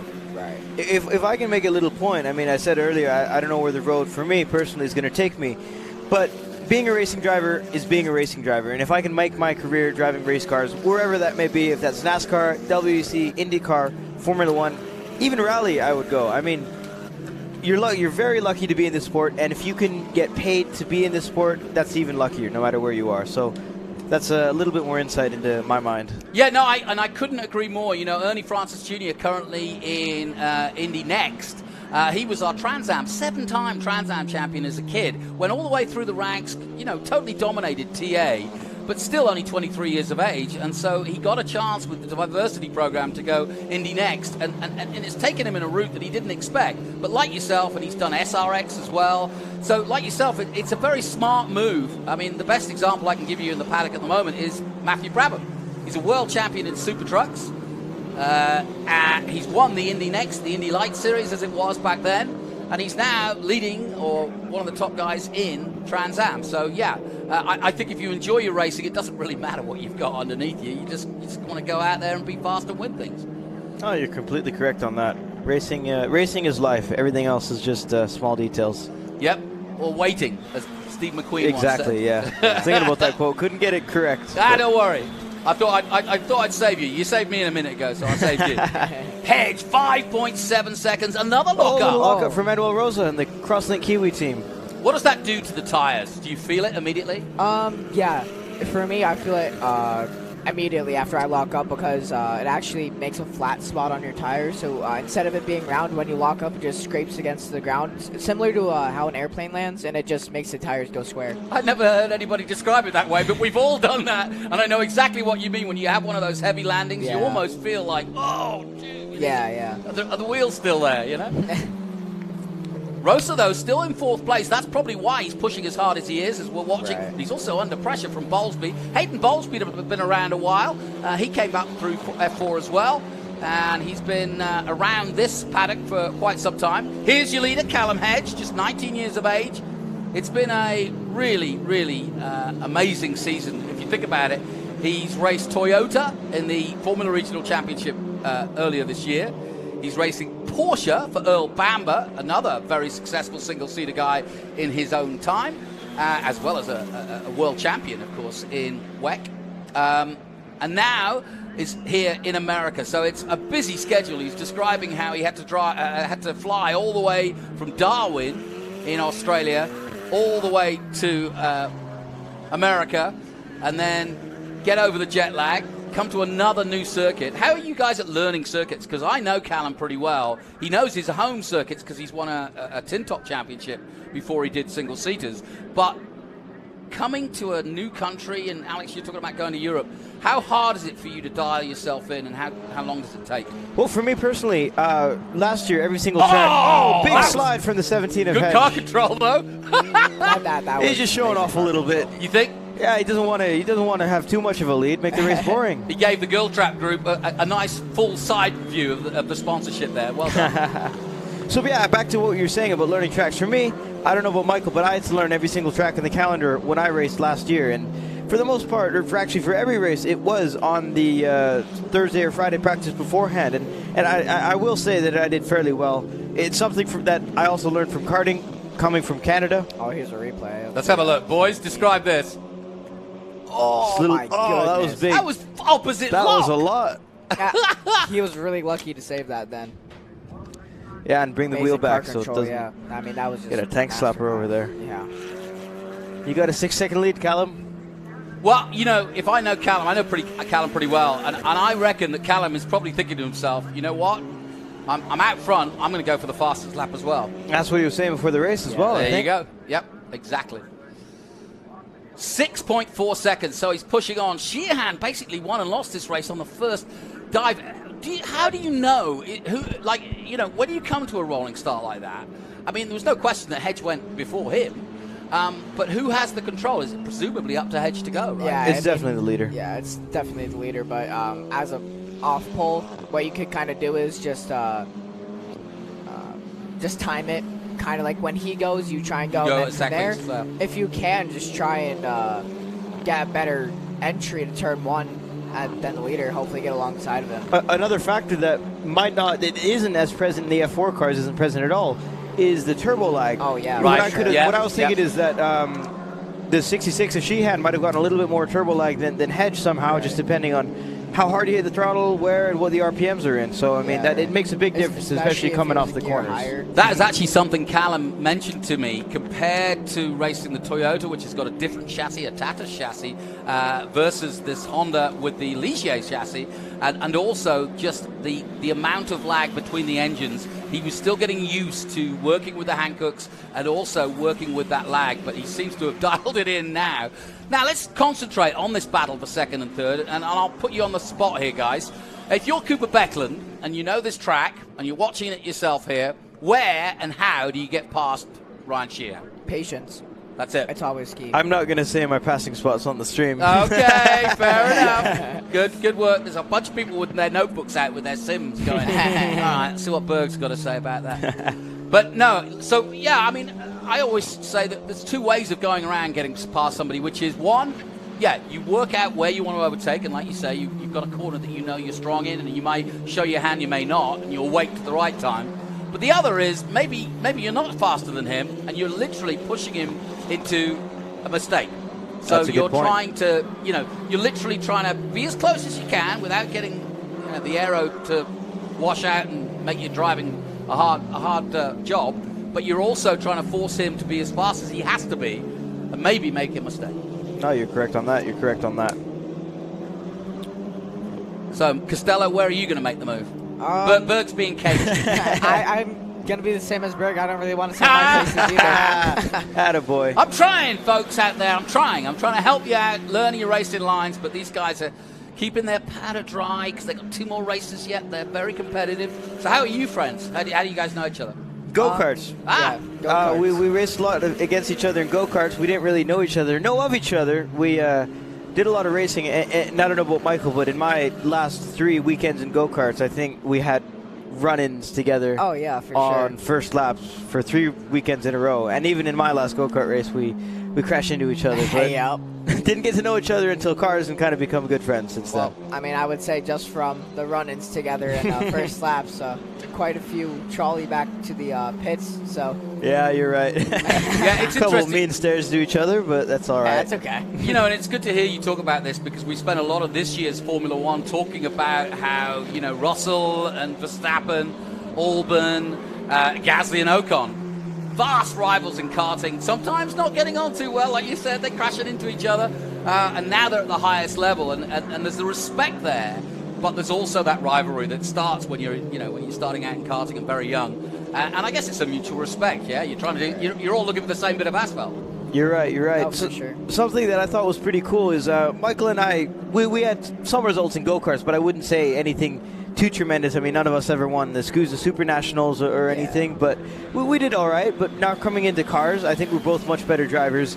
And on the end lap, on the back straight, I pulled up to Michael, and it was a cool little moment. I don't know if he felt something, but it was nice to see that we did all right in karts, and now we're in cars, and we're winning stuff. He was P1, I was P2, and it was a nice little feeling. No, for sure. I mean, when you gave me that thumbs up, I was like, wow, like, look at us now. It changed, yeah. Like, our relationship went from, like, hating each other. I wouldn't say hating each other, but from strongly disliking to now, like, being friends.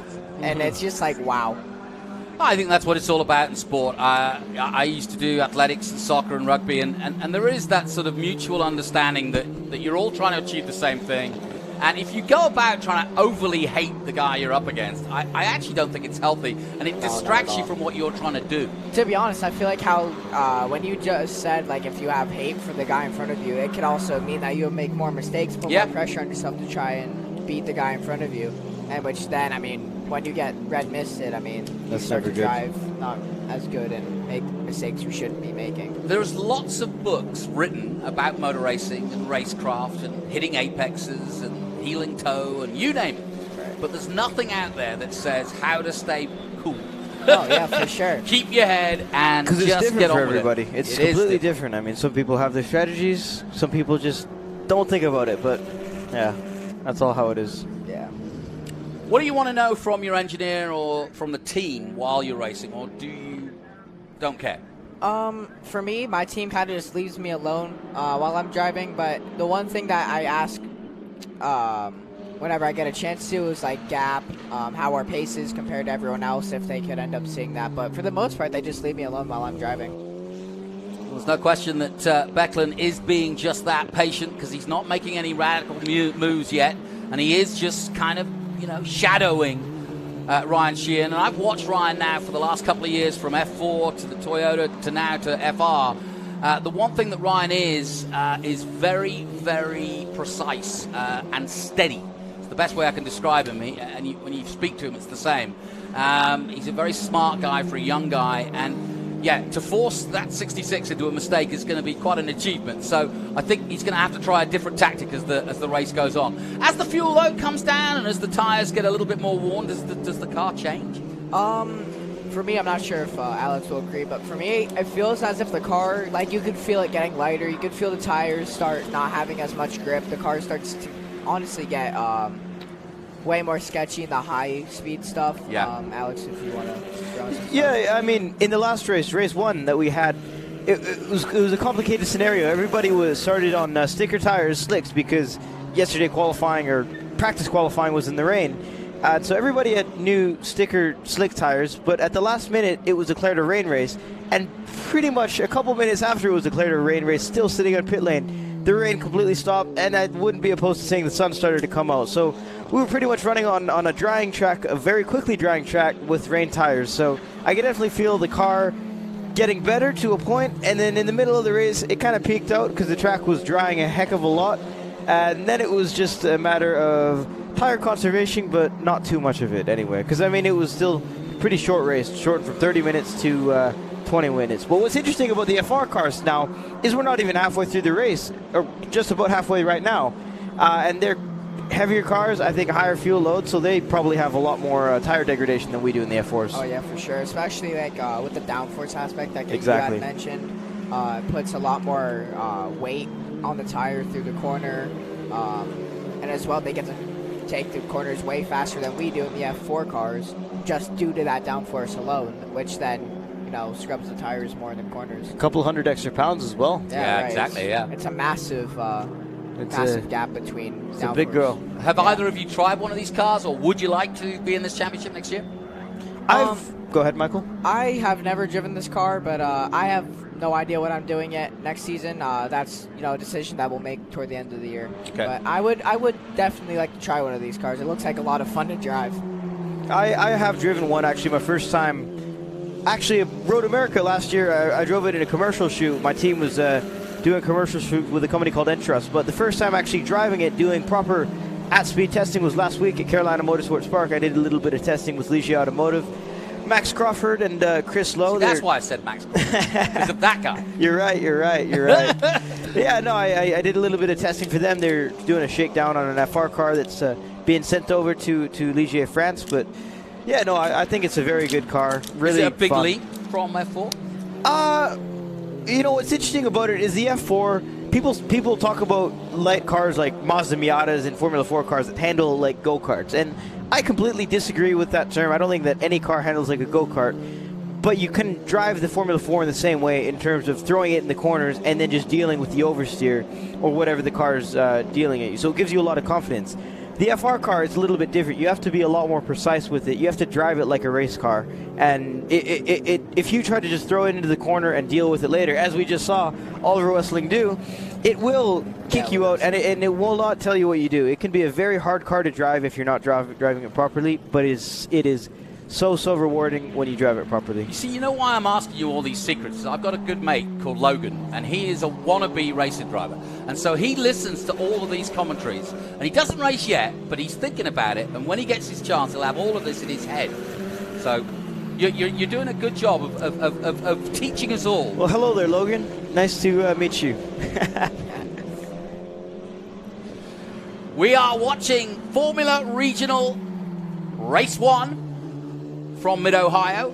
Callum Hedge is leading by more than a hedge. It's a country mile. Look at this. Unbelievable. 12 seconds now ahead of Sheehan. This is a masterclass. Oh, big lockup from Austin Hill in the number 8 car. That was a big mess. And again, those tires are going to be shot. At least one of them is.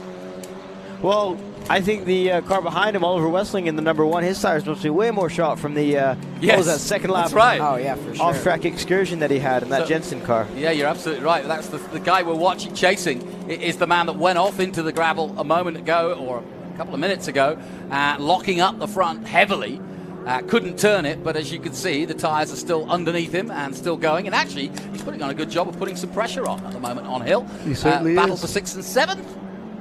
We may see a little battle from Hill and Wessling. Oh, as I just said, Here we Wessling go. to the outside on Hill. Can he go round the outside here? Let's hope no lockups. Okay, good. no lockups this time. He's going to Didn't go for quite the make the move crossover. work. No, he isn't. It's interesting. A couple of years ago, I saw a Trans Am race here, and that camber on turn 4 on the outside can be used as It an is. overtake. It If you certainly keep is. your foot in, you can be there for on the inside for 5. Turn 4 is a fantastic corner in the rain just because of that. There's that huge, lockup. Yeah.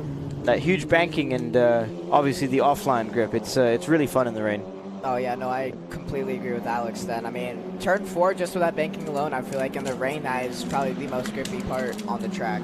Yeah, it certainly is. Now, Ryan Sheehan has lost Cooper Becklin. Yeah, what happened to Cooper? I don't know.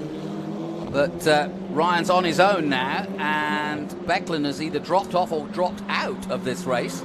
I don't think he's we'll dropped find out. No. Because the gap is still 3.5 seconds. I Yeah. haven't seen him come into the pits yet. Nope. He may have made a mistake. That's a in big some of the mistake, back 3.5 switch. seconds, Yeah. though. Yeah, good point.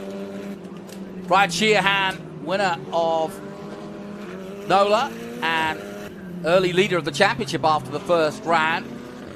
He got some very good podiums at Road America, followed Callum Hedge home basically for the whole weekend, therefore kept it very close indeed. And going into this weekend, there was just, 4 points between them, between Callum Hedge and Ryan Sheehan. If Callum keeps this up, though, that will change, and Hedge will take a big advantage. Oh, Oliver Westland got around. How did that happen? Well, Camera gods, can we see a replay? Well, we'll try. You talk to my director, David. I think that may have been a move going into either turn 4 or on top of the hill in turn 2. Well, I'll tell you what, Alex Berg, I knew that your father had a lot of pull in motor racing, but to get David Banyan to put his own replay in just for you, here it is. Perfect. Wow, even on time. The skies have opened and God has spoken. There's a lockup by Austin Hill, and then that was it. Looks like Westland just took advantage of it. I think these two drivers need to put the brake bias a little more to the rear. There you go. I completely agree. Getting in the drafts there. Oh, he left the door open. Yeah. Yeah, he just got better drive, didn't he? He did. Then obviously that draft helped a little bit. Yep. So we got the replay, we got the result there. Feature race, 12 minutes to go, and as you said at the 18-minute mark, halfway through the race, now things are getting a little bit more interesting because now you've got two choices. The car's getting lighter, you want to push on, you want to get the result, and now, like Westling, you want to make the move, right?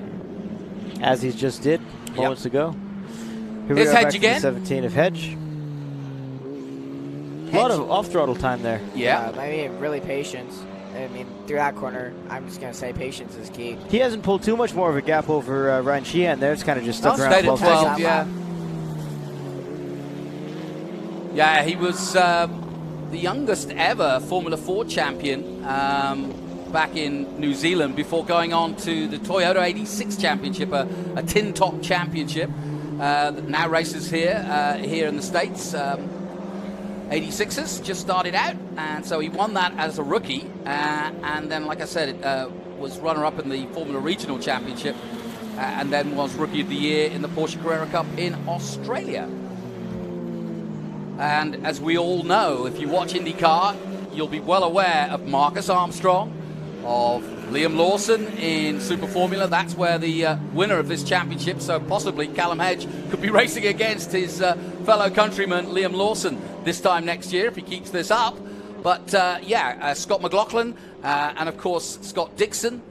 So many great Kiwis now in IndyCar, and they just keep producing them. I don't know what they're feeding them down there, but it really is pretty impressive. And America has been very lucky to have such great talent coming from New Zealand and coming to the States. But as we said, yes, of course, we'd love to see Americans win, but if you want to be the best in the world, you've got to beat the best in the world. So I've got no problem with Callum coming here and dominating, because it's up to the rest of the Americans to catch up and get on level terms with him. No, yeah, for sure. I mean, Callum is just doing an amazing job right now. He keeps pulling on Ryan Sheehan. A little bit more, 8/10 that lap. Yep. And, it's just that precision, just every lap, just doing the same thing. And if he knows that it's working, then just like I mentioned, just keep doing the same thing, consistency, over and over and over again. And, I mean, consistency always wins races. Yeah, I often wonder. I mean, I've done a little bit of fun karting, and I always think concentration's a hard thing, because you make a mistake and you think, you start thinking two corners ahead or whatever you're thinking about, and you miss a corner, let's say, right? And that can happen.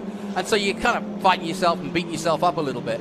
But with these guys, with you guys, watching you guys, it really is, as you say, the precision is really what it's all about. It's almost like muscle memory. You're not really thinking about the gear change. You're actually just thinking about hitting that mark each and every time, right? Right, no, for sure. I mean, like how you had mentioned with the gear change, I mean, we're just, at least for me, I'm just doing it off lights and off feel of the car just by pulling. Yep. Yeah. I mean, especially how our race was, I mean, just finding that grip, just being as precise as you can. I mean, that's just how you can be fast in those types of conditions. Especially in the rain. Oh, yeah, for sure. Yeah, exactly. Do you prefer it when it's obviously stable like this and you can concentrate more rather than worrying about the conditions? To be honest, I like drying tracks and also dry tracks, because for me in the wet, don't get me wrong, I still love driving in the wet. I know it's awesome, but you always still have that worry of going in too deep and completely ruining it all. Right.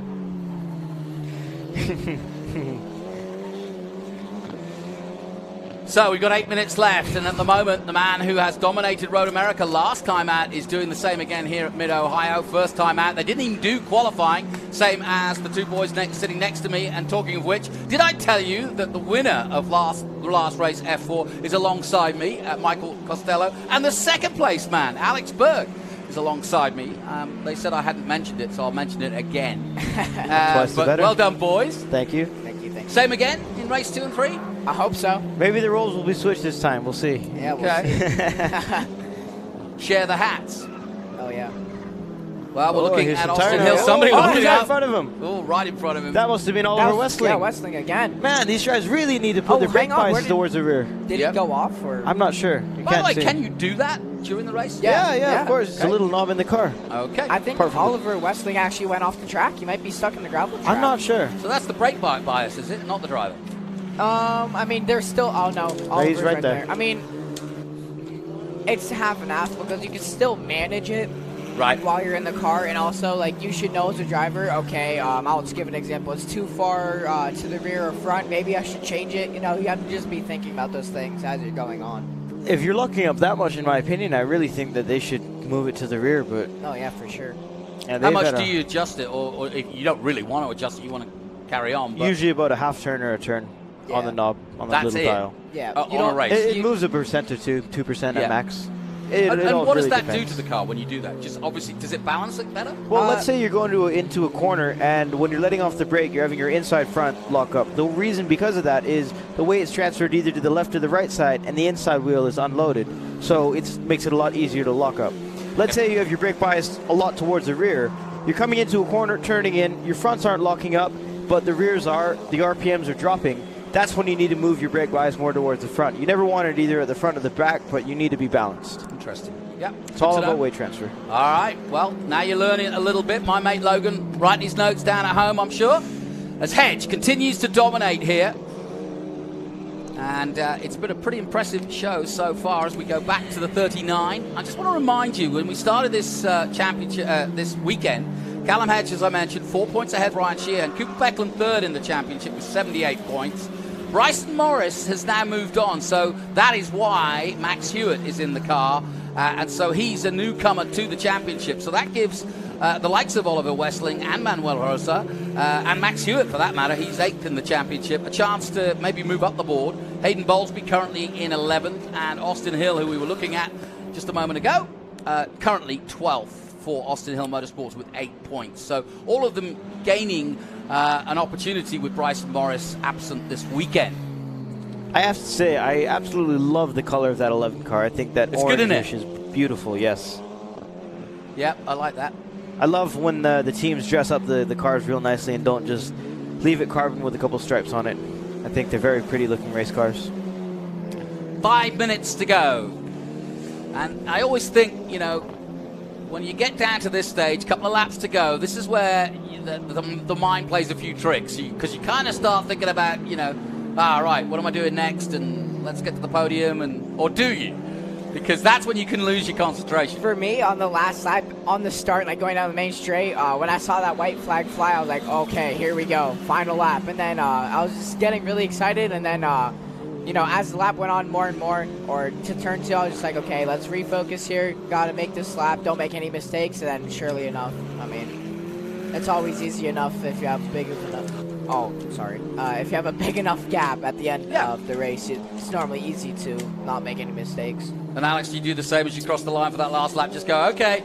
Yeah, a little bit for the last lap. I mean, it's something that I wouldn't say struggled with, but something that I really have needed to work on as a driver is getting more angry in the car. I used to be way too emotional in the car, and it would really mess me up at times. But I've gotten too calm in the car now, so I've been working on some stuff to get myself a little bit more fired up, and a little bit more angry. And yeah, that's kind of what I was thinking on the last couple laps. I have a little chat that I say to myself during the safety car laps, and it gets me into the right mindset. But mindset is key, and that's how you win races. You know, it's interesting you say that because of the amateur attempts I've made at motor racing, and I'm talking amateur, but I've done a few, track days, and like I said, a bit of karting and that. And what's interesting is you kind of get all the schooling in the classroom, and you're talking to people about what you're going to do, and then when the adrenaline goes, it's really hard to actually calm yourself down from just wanting to go faster and faster and faster. So it's quite a learning aspect, is to actually keep your mind cool, as though you were writing a paper at school, and you've got 10 minutes to finish it. You can't be like getting all emotional. You've got to just keep it calm. No, yeah, for sure. I completely agree with you there. Like how Alex had mentioned, mindset will win you races and in the future championships. It's always about being smart, being calm, and good things should happen from there. We're looking at Cooper Becklin, who obviously lost a massive time. We don't know why, but he was in a great battle for third place and second place with Ryan Sheehan, but now he holds on to third. But he's on his own now, and he's just holding off Manuel Rosa, who is currently in fourth position, but there's a good gap between those two as well. But at the front, there's a massive gap as Callum Hedge has dominated right from the get-go. He had the pole position only by dint of the fact that they didn't do qualifying because it was such heavy rain yesterday. Same with the boys next to me in F4. So they ran in championship position. And therefore, lack of track time is a factor here this weekend, but it's not seeming to affect too many. Have you both been here before? I have never been here, ever. Okay. Especially how you mentioned before with learning tracks. We also have simulators that we could... Yes. All the F4 drivers have been... There's this little group chat on Snapchat that a lot of the F4 drivers are on, and we joke around and stuff, and we do a lot of iRacing together. Michael and I and Jesse Lacey and a couple other fellows. Come on, tell everybody what it is, and we'll join in. It's just, we all just play iRacing together, stuff like that. All right, we'll look out for you. You go by your own names? I go by my mom's name in iRacing. Okay. That's clever. My name is Yeah, I mean... Everybody calls you that in the Discord server as well. What do they call you? Nicole. Nicole Costello. That's great. My nickname is Iceberg because Iceberg, and I like it. I come from Canada. I like it. Iceberg. Yeah. Nice. I've been real quiet since that submarine. Yeah, I like it. Well, the Iceman has retired. That's Kimi Räikkönen, but now he's doing NASCAR. Brilliant. Maybe we'll have a new Iceman in the open wheel. There you go. Could be the man, Berg himself. So 1 minute to go, and Callum Hedge, let's not take anything away. This has been a masterclass. Callum Hedge, very laid back Kiwi from Auckland in New Zealand. He's hardly been there, though. Oh, hang on, the checker's out. Yeah, checker's... That shouldn't be out. Oh, checking... No, he shouldn't be out yet. He already crossed the white line, the white flag. We're not paying enough attention. There you go. Well, he's winning by so much that we're having a great time. We missed him going across the line, but he's done it. Callum Hedge then wins the first race of 3 races here this weekend, and Callum Hedge does it in style. That's 4 in a row now, and he is extending that lead and dominating here in the United States. It's been one heck of a 2023 for this young man, but that was a brilliant performance of racing. Ryan Sheehan, his teammate of course, will follow him home in second place. They are both racing for a chance to race in Japan in the Super Formula Series. Honda back some $600,000 worth of prize for the winner of this championship. A huge motor racing possibility to go and race for Honda in Japan. That's what Raul Hyman is now doing, having dominated this championship last year. I saw Raul at Miami at the Formula One. He got a chance to visit the Haas team. And, good for him. He hasn't done anything too sprightly yet, but he's just betting himself in on tracks like Fuji and Suzuka, some of the great iconic tracks of the world. And you guys on your sims, you know just how cool those tracks are. So, we look at Callum Hedge from high above, and it was just a brilliant performance by the young Kiwi. Well done to him. Let's take a look at some of the highlights of that first race of FR. So we got underway, and like I said, Callum Hedge just took off at the start. There was lockups all around. Westling tried to turn, but couldn't. Ended up in the kiddie litter. More lockups coming. But some good racing and some good little pockets of racing. But out front, look at this. Sideways as much as you like, showing us the Giltrap group in full glory. But Callum Hedge took off, and by midpoint and just over, he was some 13 seconds ahead. Cooper Becklin would battle with second place Ryan Sheehan, but as you can see, there were battles all the way through. Westling coming back here on Austin Hill. But some good racing all the way through, but Callum Hedge dominates in the number 17. Crosslink Kiwi Motorsport, number 17. Well done. My thanks to Michael Costello and to Alex Berg. They'll be in action again, first and second in the first race. Let's hope they do it again in the next one. Thanks, boys. Thank you. Thank you. We'll take a short break. We'll be right back. Hungry for SVRA action? Well, the best way to enjoy classic auto racing is with a delicious classic from Mission Foods. Green flag your race-watching snacks with Mission's mouth-watering race day recipes. Try some of our tasty tacos, piled high nachos, fresh chips with guac, and more. So gear up your ride and fuel up those stomachs with delicious Mission Foods. Now that's too fast, too tasty. Hawk Performance packs 100 years of friction dynamics into every product.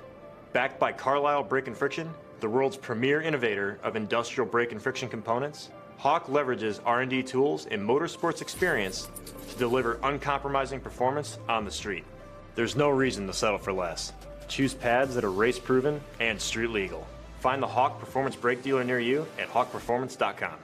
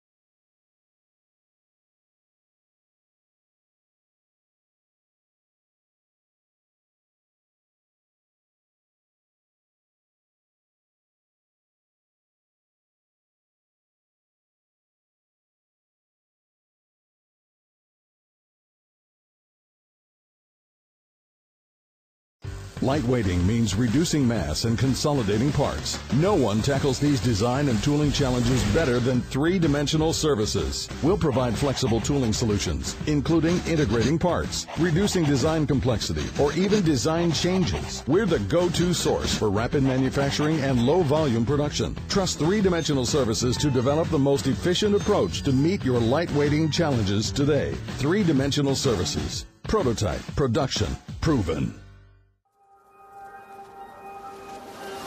How good is this? Look at this view from Losowski.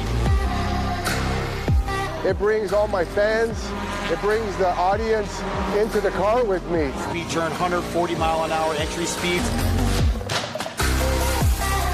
The quickest and most efficient way for me to get information to my drivers is from using the V-Box HD2 system. Speed, endurance, desire. For 160 years, Motul has helped engines and drivers go faster, further, and stronger.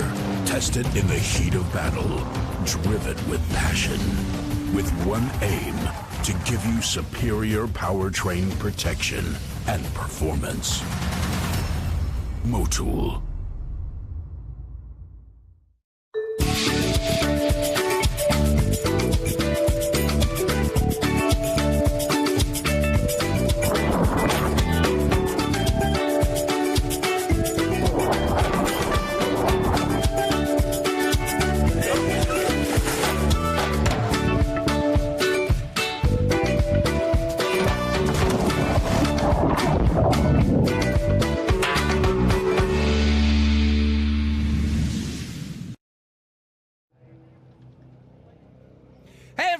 Welcome to the Speed Tour from Mid-Ohio. It's the Trans Am Series presented by Pirelli, and I'm here once again with Adam Andretti, the perfect man to talk to because he has raced wheel to wheel with the guys behind us who are about to go into battle. Adam, we've had an interesting year, although a dominant year from City Racing. That often leads, like Formula One and Max Verstappen, to a boring season, you could argue. Not, though, if you're the leaders. But this weekend, City Racing, who've dominated everything, have got some competition. Absolutely. You know, Justin Marks is fresh off an anniversary visit in Spain, so happy anniversary and congratulations to that happy, beautiful couple. But also you got Boris Said. You know, he's up here from the front row with Justin Marks. Boris is always here to upset the show, and him and the Pancho Weaver Dodge usually follow through on that promise. The other thing for City Racing, usually we're expecting them 1 or 2. Brabham has been fast, and so has obviously Chris Dyson. But Brabham's got some work to do. He's not at the front, not at the sharp end this time. No, they're going to give us a show from the back of the field, right? They had a few minor issues in qualifying, all got sorted perfectly for today. And we got a dry racetrack. You know, I'm actually squinting, and this is a good sign because we haven't been able to do that for the last 24 hours here, Jonathan Green. What do you think? What's going to happen? I think we're going to see a heck of a battle up front here right off the bat. You know, Boris doesn't leave anything on the table. There's a lot of torque inside that Dodge, so we're going to see a good drive down the back straightaway into that first right. And if Boris can hang on the outside, he's got the inside turn at the top of the hill there. So I think it's the place to be for the start of the race is going to be sitting on that hill. The other man, of course, is Justin Marks. He's already been a winner, but it's been an up-and-down season for the man who owns the Trackhouse NASCAR team. In fact, he's going to race in NASCAR and Xfinity himself around the streets of Chicago. So he's a busy, busy man, but he is the fastest man here at Mid-Ohio. And after the break, Ben Sissel will talk to our Motel Pole winner. Join us after this.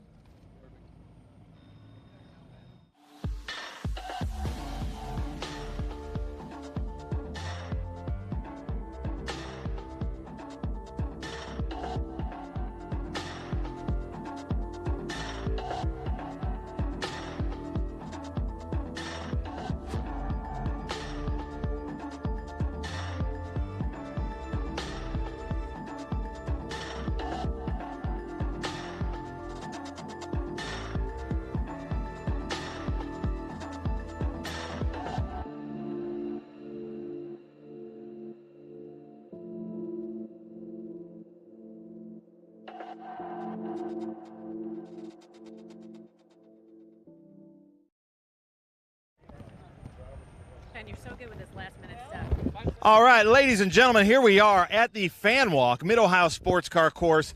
Lots of fun here. I don't see our driver there on pole, so we're going to start with this gentleman here, P2, number 2.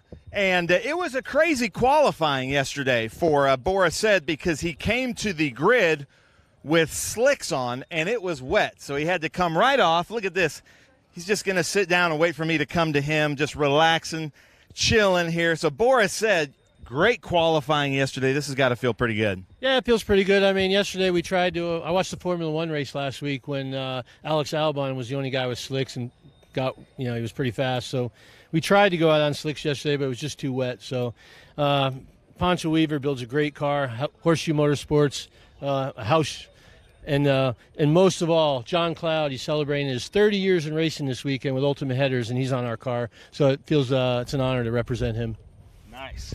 I love seeing John Cloud here. Come here, Pancho. Look at this. The Ultimate Headers. John Cloud, longtime racer with us in SVRA and Trans Am. So is his wife, Debbie. But they have their compound over here, and he's got a great business out of, I think, Medina, Ohio. But the Ultimate Headers, and you were with us last weekend, did really well with Paul Menard, got this thing on the podium, and then here you are again the next weekend. Two of the best drivers in the world, right? Paul Menard and Boris Said. Great group of guys we've got. It's a small group, as you know. Over the years, you've been hounding us plenty of times, and been even over at the shop, haven't you? So we've got a great friend of mine, Householder Motorsports. They're a trophy truck team.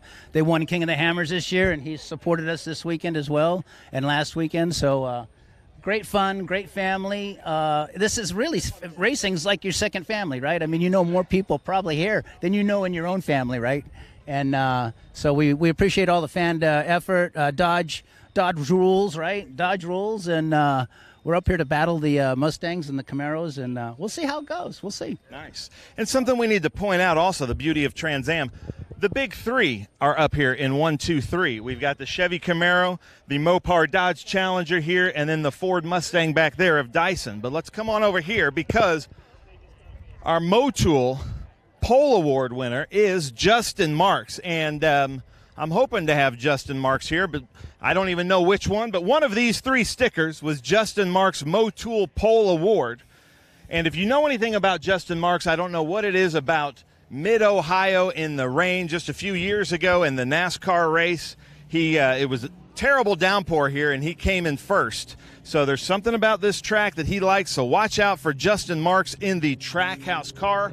We're hoping to see him and talk to him soon. I see his crew are radioing, but I did see Chris Dyson. So there he is. Yeah, see, Chris Dyson's at the fan walk, signing autographs like he should be. You guys keep on coming in, get some autographs from Chris while I'm talking to him. Chris, you keep signing. How cool is it to be back here at Mid-Ohio? We've got a huge fan walk, lots of fans, even with the questionable weather. These fans just love this place. It's hard not to love this place, Ben. This is one of the classic road racing tracks in America, and Trans Am's got a great history here, and you see a lot of great past winners here, past champions. It's wonderful to be here every year. So happy to be back and have 2 Jim Weed cars on the grid. We've got a decent starting spot. I think it's going to be dry. I've had a lot of success here, and I'm hoping to add to it today. Nice. He has had quite a bit of success here at the Mid-Ohio Sports Car Course as Chris Dyson. Like we said, a Ford, a Chevy, and a Dodge, 1, 2, 3. But this car here we've got to talk about. I don't see the driver, but Will Rogers is up here in an XGT car, this beautiful Chris Evans car that we've seen out west. We saw Will at Sonoma and WeatherTech Raceway, Laguna Seca. This car is very fast. And Will Rogers is a great driver, so look for him to possibly jump up and mix it up in this TA group in this beautiful car.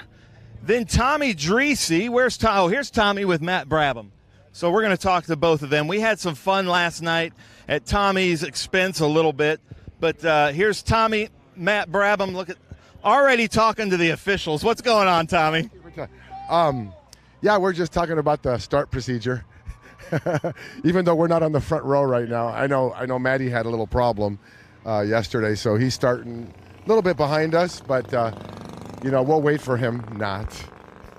So Matt Brabham, as I come around, happened to start near the end. Not catastrophic failure, but nearly in qualifying. So you're starting at the back, just wanting to make things exciting? Yeah, we wanted to make it more fun today, put on a bit of a show. But no, we were just discussing. It's you're not allowed to pass until you get to the start-finish line. We're doing the start on the back straight. So I was like, where is the start finish line on Backstreet? I haven't thought about it, but yeah, no, we're figuring it. We were trying to figure it out between ourselves, and obviously Tommy and I are probably not the best duo to do that. So we're gonna have fun. You want to ask Dreesy for advice? Look at him smiling over there. But just so you know, drivers left coming out of the keyhole, probably about 500-600 yards on the left, right at that little kink. Drivers left of the starter stand. So that's your starting line. Okay. Is that cool? Just trying to offer some advice. Yeah, I guess I'm supposed to be an official, right? Yeah. I'm not giving you bad advice. Then we've got Lee Saunders over here in SGT. Lee Saunders in this Dodge Viper. He's signing autographs with the cool shirt. And then we got to talk to David Penterick. David Penterick calls Mid-Ohio his home track. He's doing really well. Captain America, welcome home. It's good to be here.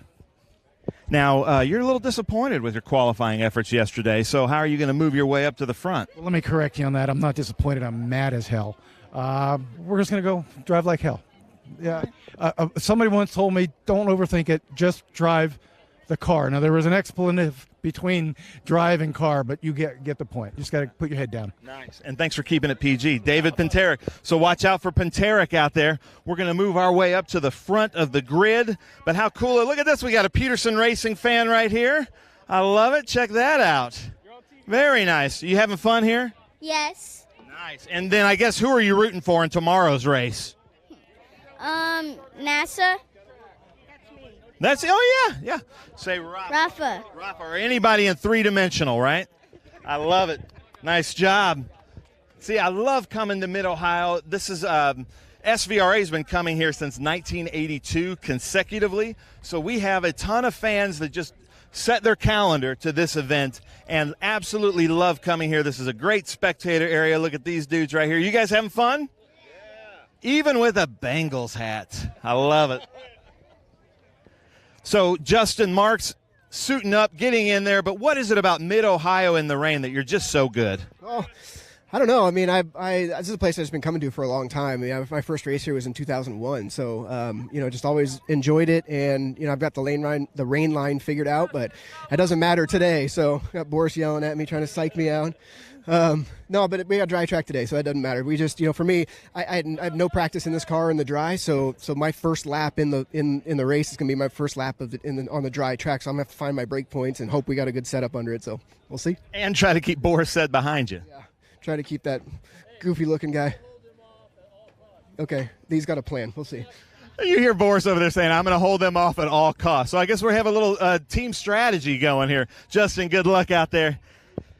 So, ladies and gentlemen, with Road Race Ministries, Bill Knox, if you will remove your hats, and Bill Knox, if you'll take it away and deliver us the invocation, sir. If you'll join me in prayer. Our Heavenly Father, we thank you for this glorious day and this great facility where we get to do what we love. Father, we ask for your guidance, your wisdom, your protection upon all the drivers, the crews, the spectators, the officials. Father, keep them all smart, keep them all safe. Father, we ask again for your hand of protection upon our safety workers, our men in blue, and our armed forces, wherever they would be throughout the world. Bring them home safely. In your Son's most precious name we pray. Amen. Amen. Thank you very much, Bill Knox. All right, Natalie Cottrell to sing us the national anthem. I've heard a lot about you. I think you're going to be joining us again tomorrow, so that's awesome. Take the mic. Take it away, Natalie. Thank you.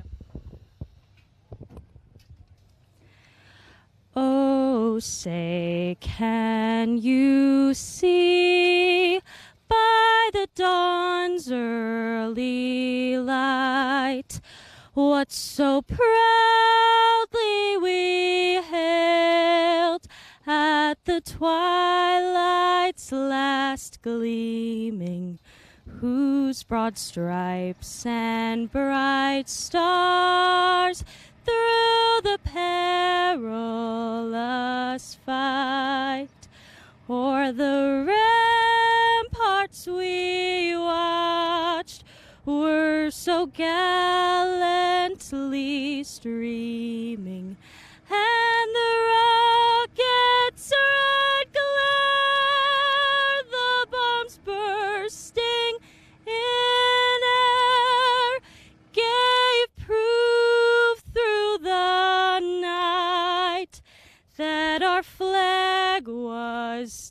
still there. Oh, say does that star-spangled banner yet wave o'er the land of the free and the home of the brave? Thank you. Natalie Cottrell, absolutely beautiful. Thank you so much. I can't wait for tomorrow now. Thank you, Natalie. Unbelievable. Well, Jonathan, we're going to catch our breath down here. I'll send it to you to walk us through this illustrious grid. Illustrious being the word. There you see a lovely shot from our drone giving you the full extent of our TA grid. But let's take a look at it. Justin Marks in pole position for Trackhouse. Boris Said, two great names of racing from America, all on the front row. And then the man, Chris Dyson, our current champion, and Will Rogers, one of his best qualifying for Chris Evans race cars and design on row 2. Tommy Dreesy and Lee Saunders line up on row 3. Then Kerry Hitt, great to have him back. David Pintarik alongside him on row 4. And then on row 5, it's Billy Griffin and Chris Coffey. Remember, we've got 4 different classes: TA, XGT, SGT, and GT. Cary Grant has won one race of his 34. He lines up on row 6. Amy Ruman, local race for her. She's got a new sponsorship in Valley Automotive.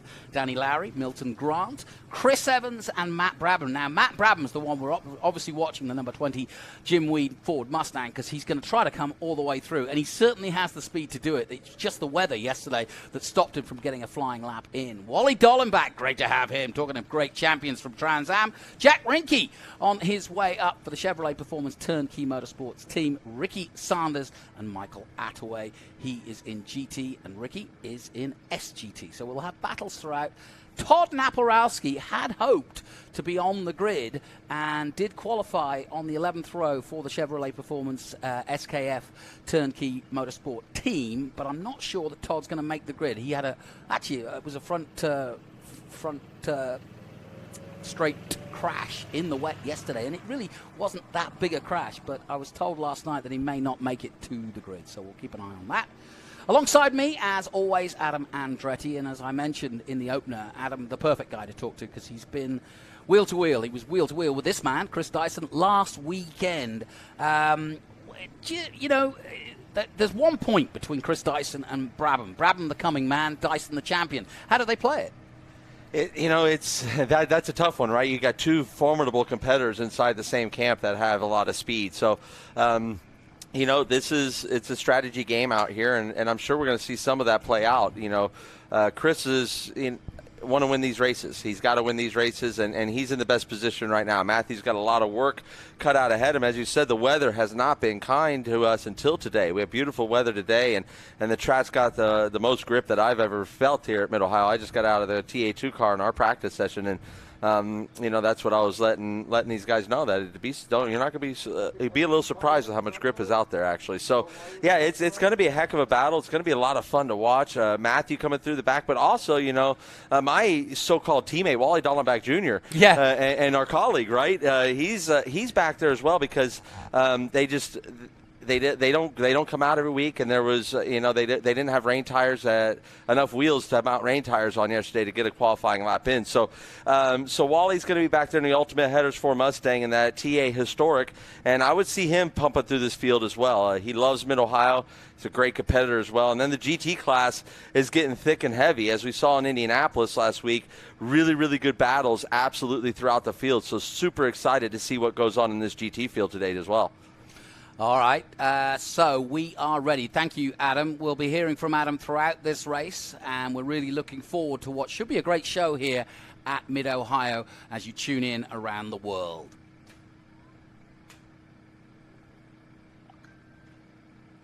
We also welcome our viewers on MAV TV live here throughout the United States. Welcome, one and all, to Trans Am here from Mid-Ohio, one of the classic circuits that opened in the late 60s. It's in a rather rural area, about an hour north of Columbus, and yet this track has become iconic in America. Why is that, do you think, Adam? Well, first of all, the fans. You can always go to the fans. The fans love this place. It's a great place to come watch a race. There's great viewership from the hills that you could sit on and the action around the track as well. This is a true driver's track.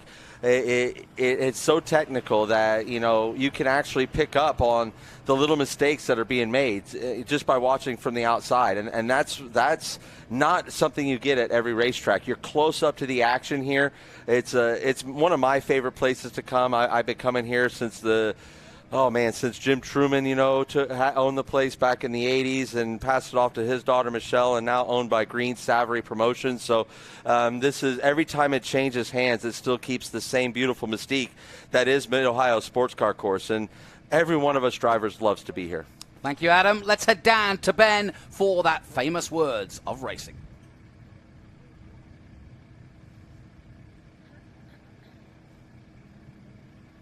All right, thank you. It's my honor to be here. Friends of my friend, Doug Peterson, with Three Dimensional Services Group, Doug and Barb Sellers, to deliver the most famous words in motorsports. But do you guys, you're longtime friends with Doug Peterson, but do you claim that publicly? Oh, this is a tough question to ask on TV. Yes, we do. All right, well, I guess that's a pretty good answer. That's probably how I would answer that question, too. But take it away, deliver the most famous words in motorsports. Drivers, start your engines.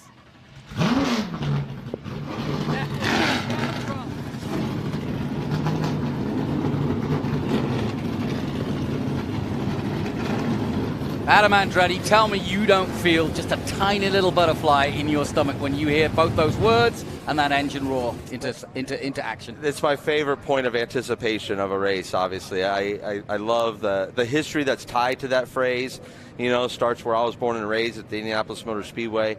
And the fact that it's carried over into every form of motorsport, it's just been the iconic, you know, way to get our adrenaline pumping, get us ready for what's about to come. And that Brian and Deb Sellers out there, Doug and Deb Sellers out there, that's Brian Sellers' parents. So it's cool that they're out here supporting the Trans Am Series. They're great support of their son, Brian Sellers, you may know of, sports car race fans in IMSA, and Boris said giving us the big thumbs up. He's always ready to go. You know, I mean, raced at Le Mans. He's a class winner in the Rolex 24 hours multiple times. He's a class winner at the 12 hours. He's won the 24 hours of the Nürburgring, Boris said. Looking at this grid, when you add Wally Dollenbach Jr. to it, and the Dollenbach name in Trans Am, I mean, this is like a walking history of motorsport. And I mean, you may know the name Roger Penske as the owner of Indy and the guy who won the Indy 500 and the Charlotte 600, but we know him also back in the day when he started out as the guy that was holding on to javelins and providing them for Mark Donohue here at Mid-Ohio back in the late 60s. That's the history of both Trans Am and American racing. And that's what I love to brag about on our series. This is the oldest road racing series in America, longest running consecutive. So, you know, from 1966 up until our present day, you know, the Trans Am and the people of Trans Am have kept this sport alive and thriving, and it's the stars of the sport are also, you know, the way once you're inside this paddock, you fall in love. It's a great group of people. The competitiveness is fun, is second to none. And the stars, the absolute superstars that this series has produced throughout the history of motorsports is second to none as far as series go. We'll be on board with the Trackhouse number 99 of Justin Marks in pole position. And what a season it's turning out for him to be. He's just announced that he'll be running in Xfinity. Remember, he runs a NASCAR team. He wants Daniel Suarez and Ross Chastain. At the moment, he's a busy guy because he's racing himself, he's winning himself, and he's got a chance this weekend of actually taking it to Chris Dyson. But before we get to Mid-Ohio, I want to go back a week because we had a very famous front row last weekend too, as Adam Andretti and Matthew Brabham lined up in Indianapolis. So briefly, tell me what happened there before we get to the action there, because we didn't see it here on the live stream. You know, we had an awesome competitive race, and unfortunately there was some debris on the track, and we went green a little early after a caution, quite honestly, and because the green flag was out, debris flag was out in turn one, and I didn't see it. We were the first two to it, Matthew and I, and Matthew saw it, and you're kind of blinded by the car in front of you. I got it with the left front, And there was a super slow leak that ended our day pretty late, but it was a 1-2 finish for CD Racing again, and with Matthew Brabham taking it home, in Indianapolis, which was so cool for him, and Paul Menard with the podium finish there. And I think that might have been his best finish since he won the Brickyard 400 in the Cup Series. So it's again, this series is what attracts the personalities, it attracts the drivers, and I love driving in it. The top liner Chevrolet Camaro I was behind the wheel of with Burton Racing was just a top-notch prepared race car, and I can't thank those boys enough, and what they brought me, it was spectacular, and I look forward to hopefully doing a lot more in the future with them as we really hit it off as a group. I mean, I got 2 flying laps in the car before we went and raced, and it was the one in practice put us P3, just a couple tenths off of the CD Racing cars, and then qualified second, as you said, and we had a beautiful front row. And Matthew and I are close, dear friends, and to start a front row at Indianapolis and get those butterflies down to the Art of Bricks on Father's Day, him and I both having such close relationships with our fathers, it was super, super special for sure. Thanks, Adam. And as you can see, we'll be on board with the Jim Wee Chris Dyson number 16 car. And interestingly enough, you just saw the winners there in that graphic. Brabham last time a winner, and of course Chris Dyson a winner here. Ernie Francis Jr. now in Formula Next in Indy Lights was a 3-time winner here, a multiple winner here. But there's your championship. And I mentioned that 1 point between the two. That's what makes this so interesting. But Justin Marks in 6th position, 281. Big race for him. He's not worried about the championship. He just loves to win. He's already been a winner, and he's had some bad luck when he was in a position to win at NOLA. So we'll be keeping an eye. We'll also be on the Chris Evans Incorporated Will Rogers car in the number 32. He, of course, in the XGT class. So when you see the onboards, keep an eye on this dash, this graphic dash. Shows you both the track map, where they are on the track, the speed, the G-force they're under, the revs they're dealing with, and also what class they're racing in, because as we've mentioned, there are 4 different classes. Tommy Dreesy, I believe yes he is. He's back in the Ford Mustang. He crashed heavily at Lime Rock, just by the bridge there, in the middle of the race there. He raced last weekend in a Camaro, and now he's back to his old Ford Mustang. So I don't, no harm, no foul. Tommy could drive either. You've driven every mark and won in every mark. So how different are they? Well, they all have their strengths, right? And that's a beautiful thing about, the Trans Am Series. Is that's what the technical department does such a great job at, is making sure that everything is balanced out there. And they listen to us competitors when it comes to that, and they make the necessary adjustments. And, yeah, you talk about it. We're on board with Justin Marks, and he loves to win, and he's also a winning machine. I mean, and the guy... And believe you me, that stuff doesn't come by accident. He works super, super hard at this. He studies a lot. He focuses. He has incredible depth of knowledge, and his attention to detail is second to none. That's why, with his young NASCAR team in the Cup Series, is as successful as it is. And they have really taken that world by storm, and he's taken this Trans Am Series by storm. Now, Adam, this is an interesting track, because if the viewers out there are wondering why we aren't underway, it's because we actually start the race at the back of the circuit, down the back straight at the kink at turn 3, effectively. One is because for safety, basically, there's a very tight first corner. But does that add a little bit more nuance to this race, that you come out of the keyhole and you're basically starting on a very long straight? It does. It absolutely does. And this turn 4 that we're going into, which will be turn 1 for the start, it is so wide and there's so much grip down there on both sides that you can really run side by side through this. So this is going to be a fun start here, Jonathan Green. Here we go then. Justin Marks leads them away. Boris said, the mighty Boris is alongside him. Dreesy gets away well. Watch out for the CD Racing cars. Brabham looking for a big start as they dive into 4. Boris on the outside will try to use the camber, and does, because he's got the inside line for 5. Boris said leads by a nose. But here comes Justin Marks back on him as we are away. A nice clean start. Everybody gets away cleanly and fighting all the way through. And I think Boris may well still have the lead. Not sure 100%. Yeah, he does. Yeah, he does. And actually, I was really impressed that Justin hung it on there. Oh, he's all sideways there, big time. But yeah, I was really impressed how Justin hung on to the outside in turn 5 to the top of the hill around Boris. Usually that's a total gimme. And so this is going to be a really good event here already, because Boris does not relinquish that top spot easily. Boris showing all his track knowledge. That cambered turn 4, if you're willing to dare to go high and wide on the outside, it's not the race line, but it puts you, if you can keep the grip and there is no marbles out there, you can keep the grip out there, it gives you the inside line, and that is how he effectively got the whole shot through the first 2 corners. And now look at him building in the Poncho Weaver prepared Challenger, and here comes the Jim Weed, number 16 of Chris Dyson, all over Marks. Marks was sideways. Was that cold tires, do you think? Marks looks like he's got really little to no rear grip, and I don't know if it's cold tires or if it's somewhat of a setup that they went with. Like he said, remember what he said to us. He has no idea what he's got underneath us. He didn't get to make a dry lap out here. So this is, you know, they threw something at this, I'm sure, and look at him. He is sprint car driving that thing all around this place. He has absolutely no rear grip, but he is doing a great job hanging on to it because you got Chris Dyson right on your bumper, and Chris is hot and heavy and ready to go because he sees really an alien car in front of him. You can see the back end of that Trackhouse Chevy Camaro just dancing all over the place. We got, looked like Billy Griffin spun off here. Yep, that's the 14 race for RP number 14 off, but luckily still under power, so that's good news for him as Billy Griffin does get going. The man in GT, former champion in GT, of course, Billy Griffin, and a regular here in TA. But look at this. Now, Dyson's probably wondering to himself, what do I do now? Because already Boris is building on that lead and losing second and third quickly. So Dyson will want to get past Marks, but he also knows that Boris isn't a challenge for his championship.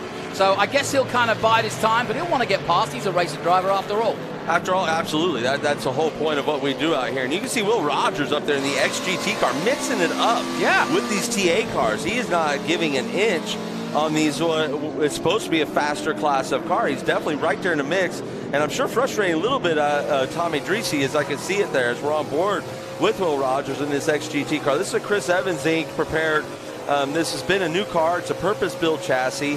They, you know, it has a lot of horsepower. It's a really cool concept that they're doing here and what they're bringing here to the Trans Am Series. And so it's an arrive and drive program as well. You can come in, helmet bag and helmet, and they'll put you to work behind the wheel, just like Will Rogers is doing here. So really good race here. But like you said, Chris Dyson is needing to get around Justin Marks. He's watching that yellow Dodge just take off and disappear.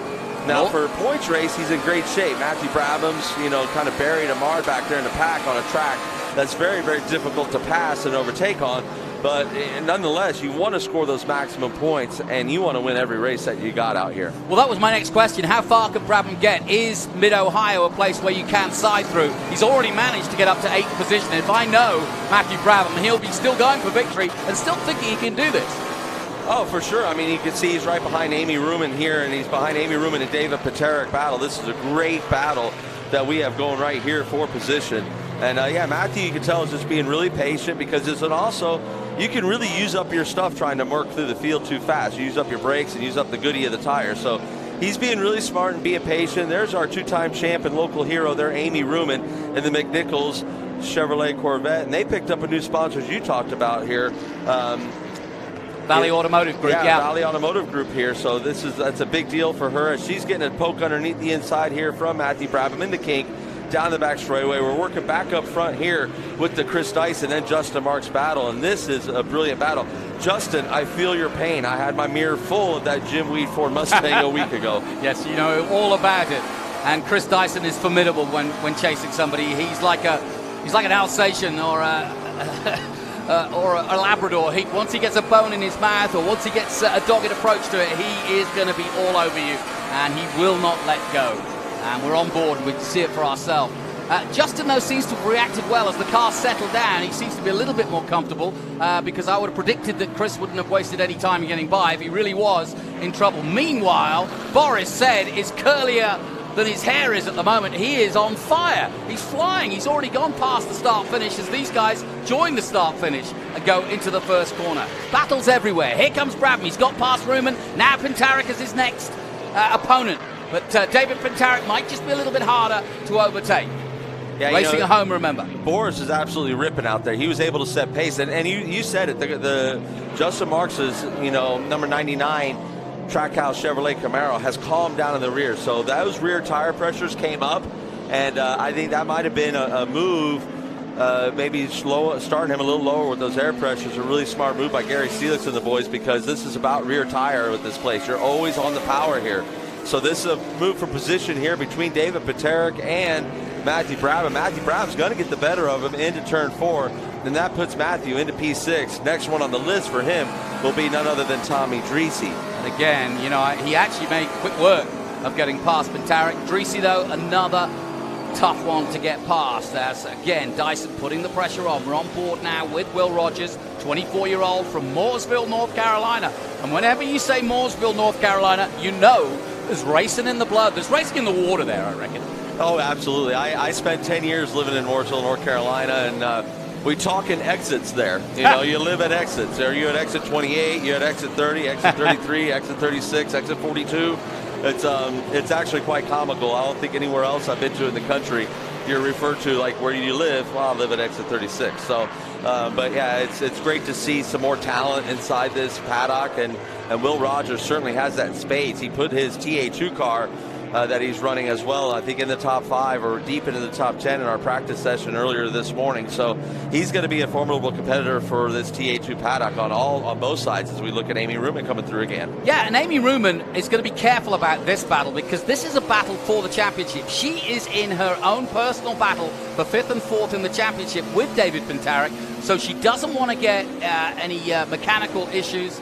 I talked to her earlier in the weekend. She loves racing here. She's been coming here since she was a young girl, watching her dad race here. The family come. There was about 30 Rumanites, if that's what you call them, Rumanites on the grid, all in their black and red shirts before the race. So it's a really important day and a weekend for them. The new sponsor on board, and she really wants to get a good result out of there. I said, you know, what are your thoughts? She says, well, it's been a ridiculously up and down season. I've had some, you know, decent races, but I've also had some bad luck. Which has been the story of the last couple of years in Trans Am for Amy. Remember, a 2-time champion, one of the best female drivers in America. Yeah, she totally is, and we talked about that yesterday. You know, fans, you can look into YouTube, onto our YouTube channel for something that I think was pretty fun that we did yesterday for the Indianapolis race last week. When that all gets done and released, keep your eyes out, because you're going to want to check that out. It was a lot of fun the way we kind of did that broadcast. And so hopefully you all enjoy it. And Amy Ruman spoke to that. You know, it's the one sport where you get behind the wheel and you're just a race car driver. And she is truly a race car driver. She's a 2-time champion in this very competitive series. She's won a lot of races in the Trans Am series. And, you know, they've struggled of late, but they're getting a grasp on this new Pirelli tire and doing a great job. And it's a true family organization down there between cousins and you know, and mom and dad and the whole group. So and look at Matthew Brabham on the just outside. Did a bar set on him, didn't he? Nicely he just did done. a bar set on Tommy Dreese, and you know, Tommy was good, clean racing there. Tommy at this point, man, hook of, you know, just throw your fishing line onto the rear wing of Matthew Brabham and just hang on for that ride, you know, because he's obviously got a ton of pace, and he's working his way through this field as he's gone ahead and put himself now into P4, right behind his teammate Chris Dyson. So this is going to be, you know, a really good battle as he moves forward. And it's going to be interesting to see how he can make up some of the time that he lost, being kind of marred back there in the group, as the battle for Justin Marks and Chris Dyson continues to go on in front of them. The Brabham name continues to race hard everywhere around the world, but Matthew Brabham, the man of the moment, at the moment, of course, the son of Jeff, whose own career was stellar here in the USA, especially here, I'm sure, at Mid-Ohio. And Matthew Brabham tearing it up here as he had to come from the back. Qualifying was a bit of a lottery with the weather, and so we've got a sort of a mixed-up group, but Brabham siding his way through, as you say, bit by bit, as we go back on board with Will Rogers. Yeah, you know, Will Rogers working his way through the Big Machine Vodka Spike Cooler's keyhole, the most famous corner here at Mid-Ohio, as they accelerate hard down this back straightaway into the Bennett Bridge Hall turn 4. This is probably one of my favorite corners on the track. Like you said, this is 2 lanes wide. You can really have a lot of fun racing. It is probably the best place to pass as we get through the Optima battery. S is at turn 5, and you're really getting it down the hill here. This is the technical part of the course where you hear the tire noise and you come up over Madness here into the hill. And through all this kind of business, you are just unsettled. You are unsettled till finally you get over this hill and the compression happens and you plant the power as you come into here. Turn 11 is probably the most fun high-speed corner here, medium-speed corner at Mid-Ohio. Blind up over the crest, and you're going to approach the 3-dimensional services group, Carousel, and that is, again, a really tight corner, dime in the corner off, so you get a good straight exit So you can come out of turn number 13, accelerate down this front straightaway, and really nail Mission Foods turn 1. Yeah, it's interesting. That last corner, you saw it on board with the Lucas on board of Tommy Dreesy. It's slightly off camber, and I noticed in the wet how people can get caught out by putting the power down too early on the exit. But you really kind of want to because you know you've got that mini straight. Oh, I tell you what, this place, of all places you go to, will punish your greed. You know, you want to stay away from that 7 deadly because it will definitely bite you here because greed is the big enemy. Look at the battle up front. Justin Marks has sucked in, and I'm telling you what, folks, he is almost 2 seconds a lap faster than Boris said. And I got to say here that I think Boris said might be having some sort of an issue with this Weaver Dodge. I don't want to talk out of turn here. But it doesn't seem like this is, it seems like it might be down on power, but it'd be great. Maybe Ben Sissel could get down there to Pancho Weaver and see if Boris said is saying anything over the radio. Yeah, it does seem odd because he had, 3 or 4 second lead about a lap ago. The motor's pulling, so I don't think it's a horsepower problem here. It looked like it went down the straightaway pretty good there. That's a good little squirt of a straightaway, that would tell you. But this is definitely, throw a blanket on the top 3, ladies and gentlemen, because this is going to get good. This is great stuff. The top 3, absolutely nothing between them as they dive into turn 1 here at Mid-Ohio. Justin Marks in the 99. He carries that number because that's the number of his driver in NASCAR. That, of course, Daniel Suarez of Mexico. Now, let's go into the keyhole with Justin Marks, but can't quite do it. And for now, anyway. You got to wake up pretty early in the morning to outbreak Boris said into the keyhole. So that Big Machine Vodka Spike Cooler's keyhole is that's like bread and butter there for this Pancho Weaver Dodge of Boris said. Looks like whatever it is got sorted because it seemed like, he's definitely got the legs going down the straightaway here. And I just think maybe traffic got in there and cost him some time, but that huge lead that Boris really built up, it disappeared quick, fast, and in a hurry, and it'd be interesting to see how that happened and what happened there. Yeah, like you say, it's still pulling. Now they've got traffic, but it is pulling out of the keyhole. You saw it, obviously, they had no problem. My only speculation now is traffic, and I would be pretty confident to say that he just caught traffic. If you catch traffic, you could be 6 seconds faster, 6 seconds a lap faster than a car in front of you. You catch him in the wrong spot here at Mid-Ohio, I don't care, you're not getting around him. Yeah, but Boris is a master of tactics and strategy here. He knows he may be under pressure for most of this race, so he's going to pick his moments as they come through the three-dimensional services group carousel. It's great to see it from high above. That's that last corner I talked about, and look at him doing defensive work here. Marks trying every which way to make his marks and get past. Yeah, Milton Grant in the GT Porsche was possible help there to Justin Marks, like I said. And, you don't win as many endurance races, Boris said, has without knowing how to work traffic. That is the art of the game in endurance racing. So Boris is one of the absolute best in that in the business. And I tell you, if Justin's not careful, he's going to leave the door open for this Jim Weed Ford Mustang of Chris Dyson. I know.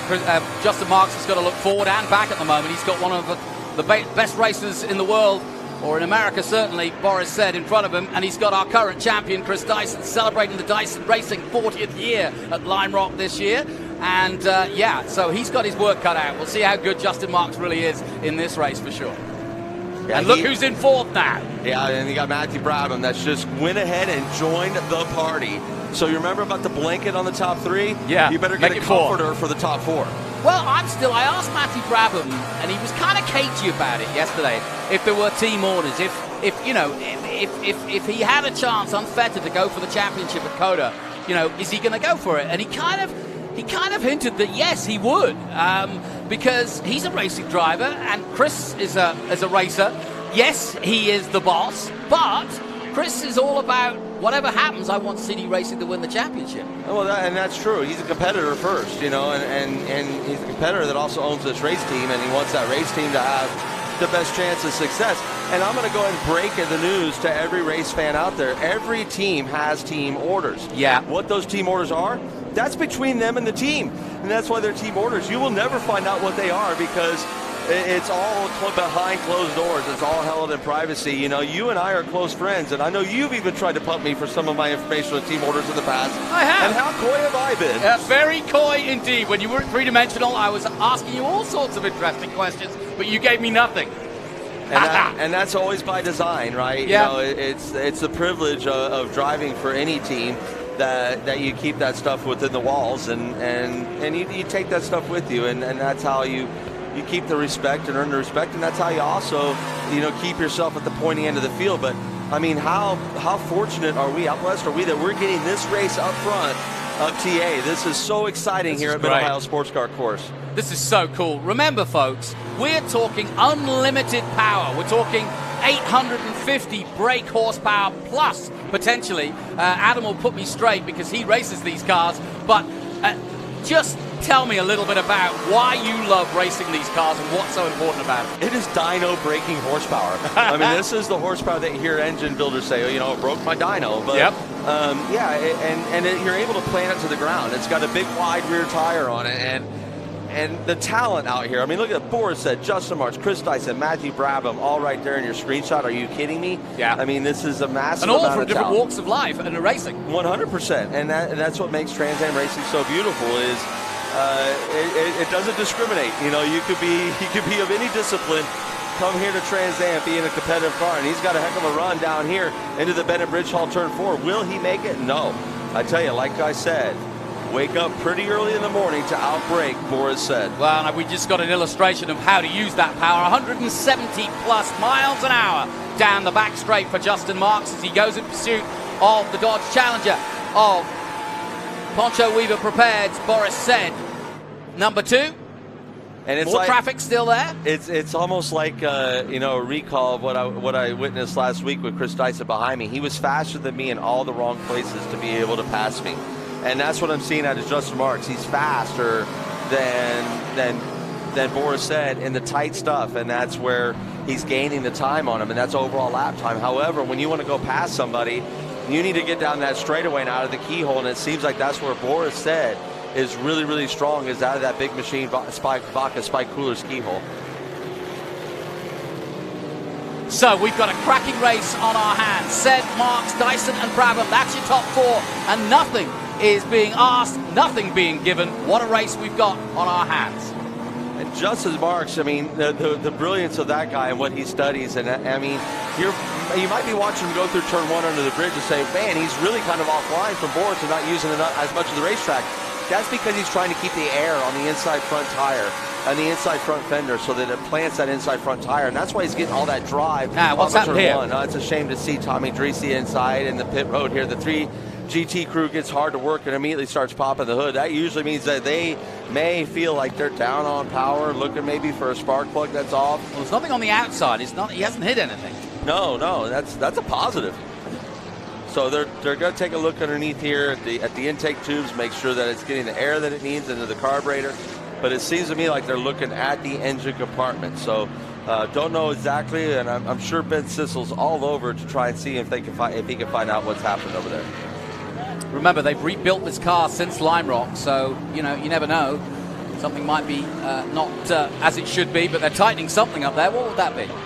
That's a good question. I mean, again, it's right about where maybe a plug wire would be, and there might have been a plug wire that shook off of these things. As said, these are, 850 plus horsepower, fire-breathing monsters. They shake a lot. They can pop a plug. They have been known to pop a plug wire off. Which, if it was still raining out there, that's not a bad strategy. Almost like traction control. Yeah, no kidding. But on a dry racetrack, you're sitting duck. This is fantastic. 4-way battle, lap after lap. You just don't want it to end, really. No. We only get 30 more laps of this, Jonathan Green. How can we get more? So let's call to the booth and get some more up there to race control. Well, he continues to lead, as Boris said. He got away brilliantly at the start. Had about a 3-second gap at one point, but now it's come down to nothing, and the 99 is all over him at the moment. Right now, Dyson is 3rd, and Matthew Brabham is still in 4th position. You're watching Trans Am on MAV TV, and we welcome you all to what has been so far an absolute cracker out of Andretti. This is what we want. We've got a top 4 now. Brabham came from the back, but has joined them, and it's anybody's race. It is. It absolutely is. And at the same time, like we said, the XGT battle is really non-existent because Will Rogers is absolutely dominating that class as he's running top 5 overall. He's ahead of the perennials favorites of David Paterick and the Ohio gang, if you will, Dave Paterick and Amy Ruman. Wally Dollenbach Jr. there in TA Historic, he's winning that deal. He's 8th overall. Remember, he started at the tail of the field, so he's definitely worked his way up with that Ultimate Headers Ford Mustang. Definitely one of the most beautiful cars out there, as Justin Marks is looking everywhere. Around the outside of the Big Machine Vodka Spike Coolers keyhole, that's a tough one. And then you got a really good battle there in the GT class of, like Lee Saunders and Chris Coffey. They're two different classes, but it's definitely in the GT.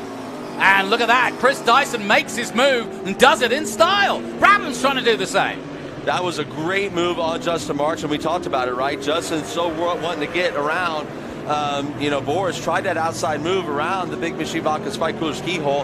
That opened the door down to the Bennett Bridge Hall turn 4, and now you're basically going to see if you can tuck in behind Chris Dyson, who is itching to get by Boris Said as they approach turn number 11 here.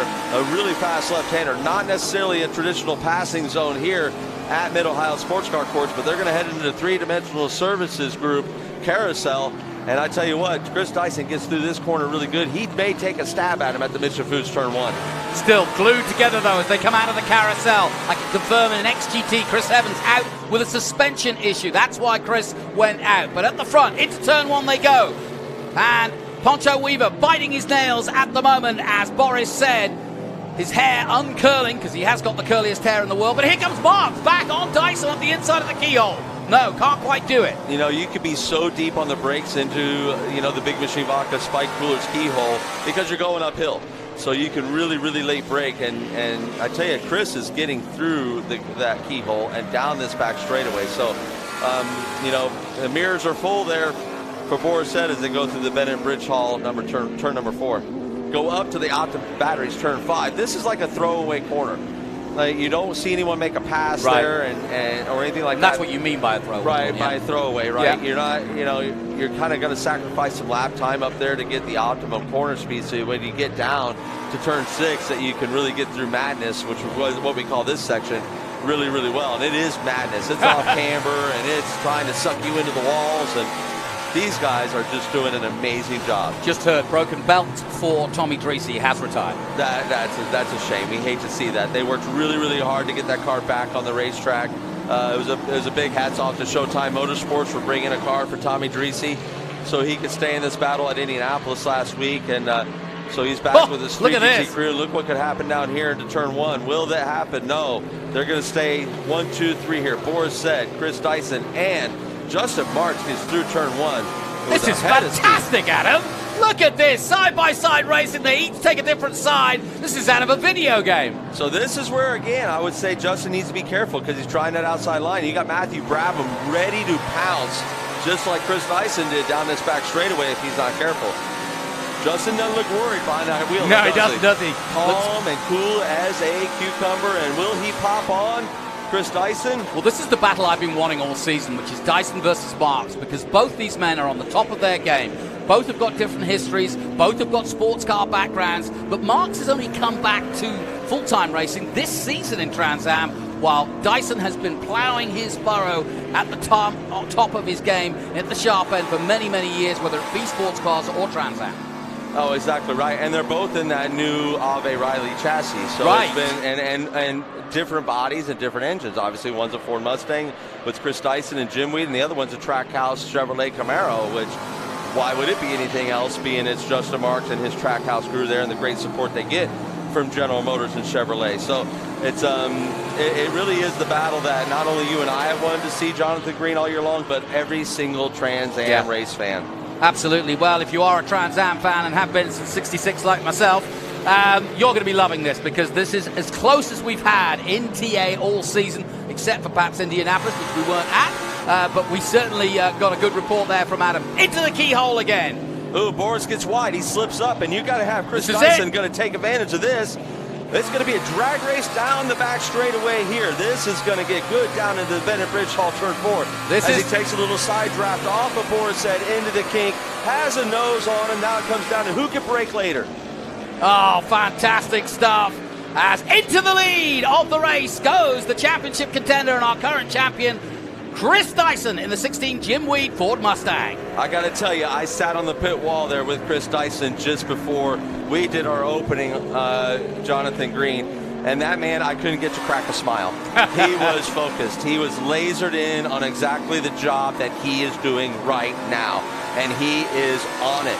He is showing us why he's a two-time champion. He is showing us why we always worry about Chris Dyson as a driver. Because, and you see Justin Marks, it looks like now the handling is starting to go away on this Dodge because Boris is starting to make some uncharacteristic little slip-ups there. And around the outside Nicely of the done. three-dimensional services group carousel. And that's going to open the door for Matthew Brabham to stick his nose into this podium underneath into the Mission Foods Turn 1. Matthew Brabham into P3. Way to In go. one corner, Boris loses 2 places there. That was a bold maneuver around the carousel. You don't often see that. And now Marks has got what he wants, which is to go in pursuit of Chris Dyson. Meanwhile, Brabham, though, will try to protect his teammate by getting past Marks as soon as he can. I am so impressed by that move by Justin Marks. You are right. The carousel on the outside is not. Let's take a look at it usually again. do. Let's have a look at it Let's again, look Adam. at that. I'd look at that 100 times over.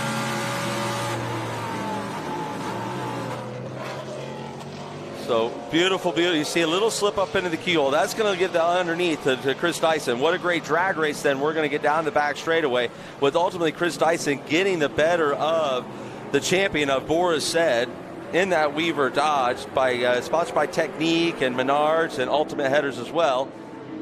As they That come was through lovely. here, Boris has no choice but to give it up, going up to, you know, the Optima batteries, turn 5. And then as you come through the, we got one stuck in the kitty litter. That's the number 12. Of Jack Rinke. And that's going to definitely probably bring us out a full course caution because that looks like a pretty peculiar place. Might be even either up at the top of the keyhole is what I'm looking at. Yeah, that's an interesting car. I was talking to John Claggett about it. They are the official, or one of the official suppliers of these beautiful Chevrolets. They showed it off at PRI last year at the PRI show. There's a brand new car that's made available, a race car, spec race car, and you can buy it at basic or you can upgrade it. Yes, we've got the caution. But, yeah, real shame for Jack Rinke because his teammate Naparalski had an off yesterday. That's why he's not out there. So it's just not turned out well for the Turnkey Motorsport team, who make some fantastic cars and are a big part now of growing the GT and SGT part of the series. Well, and if you recall, I was talking about earlier in the race how deep you could drive into the Big Machine Vodka Spike Cooler's keyhole. Well, it can also bite you just as easy down exactly. the green because it wants to suck you in. So might have got themselves a little bit turned around, and it's a shame to see them stuck up there in the kitty litter. But the crack safety crew here at the Mid-Ohio Sports Car Course, this is some of the best in the business. They're going to get right to this. And hopefully we go green here real soon because this has been, I mean, honestly, it gives us a chance to catch our breath, Jonathan Green. This has been tough. Well, talking of catching our breath, why don't we do just that? Because we're under caution here, and in a moment we'll get back into the to the fray of it all. There's no question it's going to be an interesting battle, this. But this has been absolute muscle car magic from Mid-Ohio. Join us after this break.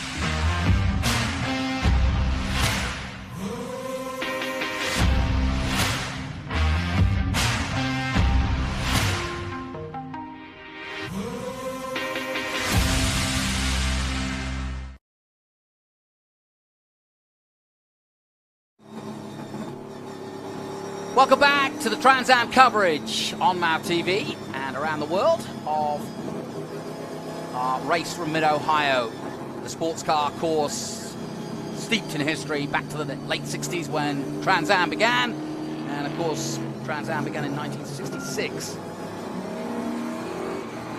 We've had some fantastic racing so far. We welcome you back to our coverage on MAV TV, and I've got Adam Andretti alongside me.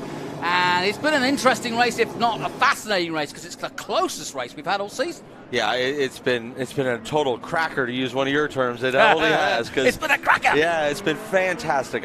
We have thoroughly enjoyed this. I mean, truthfully, folks at home, we needed that break. That little commercial break we got was just as much for Jonathan Green as it was for our partners that support us. So, and myself, it's been a lot of fun to call, and the racing up front, it's been clean too. Yes. No one has we haven't seen a wisp of bodywork smoke go up on anybody. I mean, it has been super, super clean. Let me tell you how hard that is to do with these cars. I can well imagine. Now, we've been talking about Chris Dyson. He's just taken the lead. So let's head down to Ben Sissel and find out what the latest is with their crew chief.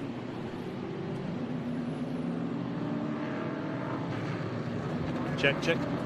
Well, I'm here with Stevie Dix here with the Jim Weed team. And I got to say, Dyson, Brabham, they're looking really fast, but we've got 4 huge names up front. How cool is that? Oh, it's really cool, and we're happy to see our Jim Weed Ford Mustangs running hard this weekend. We've been learning a lot about our setups and such forth, and we've made major gains in our Riley chassis this weekend, and it's really showing. Now, we saw Brabham have really good luck here last year, and it seems like the Dyson team doesn't quite understand team orders. And from my eye, it seemed like Matt Brabham is the fastest car out there. Is he going to get around Justin Marks, and are we going to see a Dyson 1-2 go at it? That's what we're hoping for. That's how we run it. We run our cars as hard as we can, and they will be battling at the end, hopefully. So you're hoping for a Dyson 1-2 at Jim Weed Victory Lane here in a few minutes. Hey, and I got to give it to you. You're like up tempo now, Stevie. You must be having some Jim Weed. I love it. Gentlemen, back to you. Oh, yes. That, of course, the sponsor of the car that he represents. Jim Weed, a new product, actually, on the market, if you will, a energy drink, and actually an interesting drink because it tastes pretty good and it's good for you. It's clean, yeah. It doesn't have all those things that they tell you about with the the famous and popular big multi-popular energy drinks out there. It gets a lot of attention here lately. That's not necessarily the best for your health, but the Jim Weed product, and it's brought to us again by a man who brings us health products and has always done so in a great way. And Greg Pickett, all the way back to Muscle Milk. Yeah, absolutely. Yeah. And so Greg Pickett really cares about his fellow people. He really wants the people to have the best products out there, and there's a need for our fast-paced lives that we live, in the world today. There's a need for a little extra energy spike every once in a while, and so yeah, Jim Weed is out there on the market, and it's a much cleaner source for your energy needs. I like these onboards, Will Rogers, especially the way that's positioned, because you get to see how he works in his office, how he changes the gears. We've been on board with you from now and again with that front-facing camera, and it's always easy. It's always good to see how you go about your business. Yeah, I like it too. I get to see a lot more of the car's attitude. If I'm doing things that are inducing some handling issues in the car, you want to see that as well, because as a driver, you need to be your own worst critic, and you need to come out on yourself as hard as possible and to get better. We see the pace car coming off, and now our restarts are right here out of the carousel and number. Yeah, this is going to be 14, interesting. So this is going to be a good start here. Chris Dyson, he knows how to restart here at Mid-Ohio. Here we go then. It's the Dysons and the Marks. But who's going to be on the mark at the start of this one? Away goes Chris Dyson.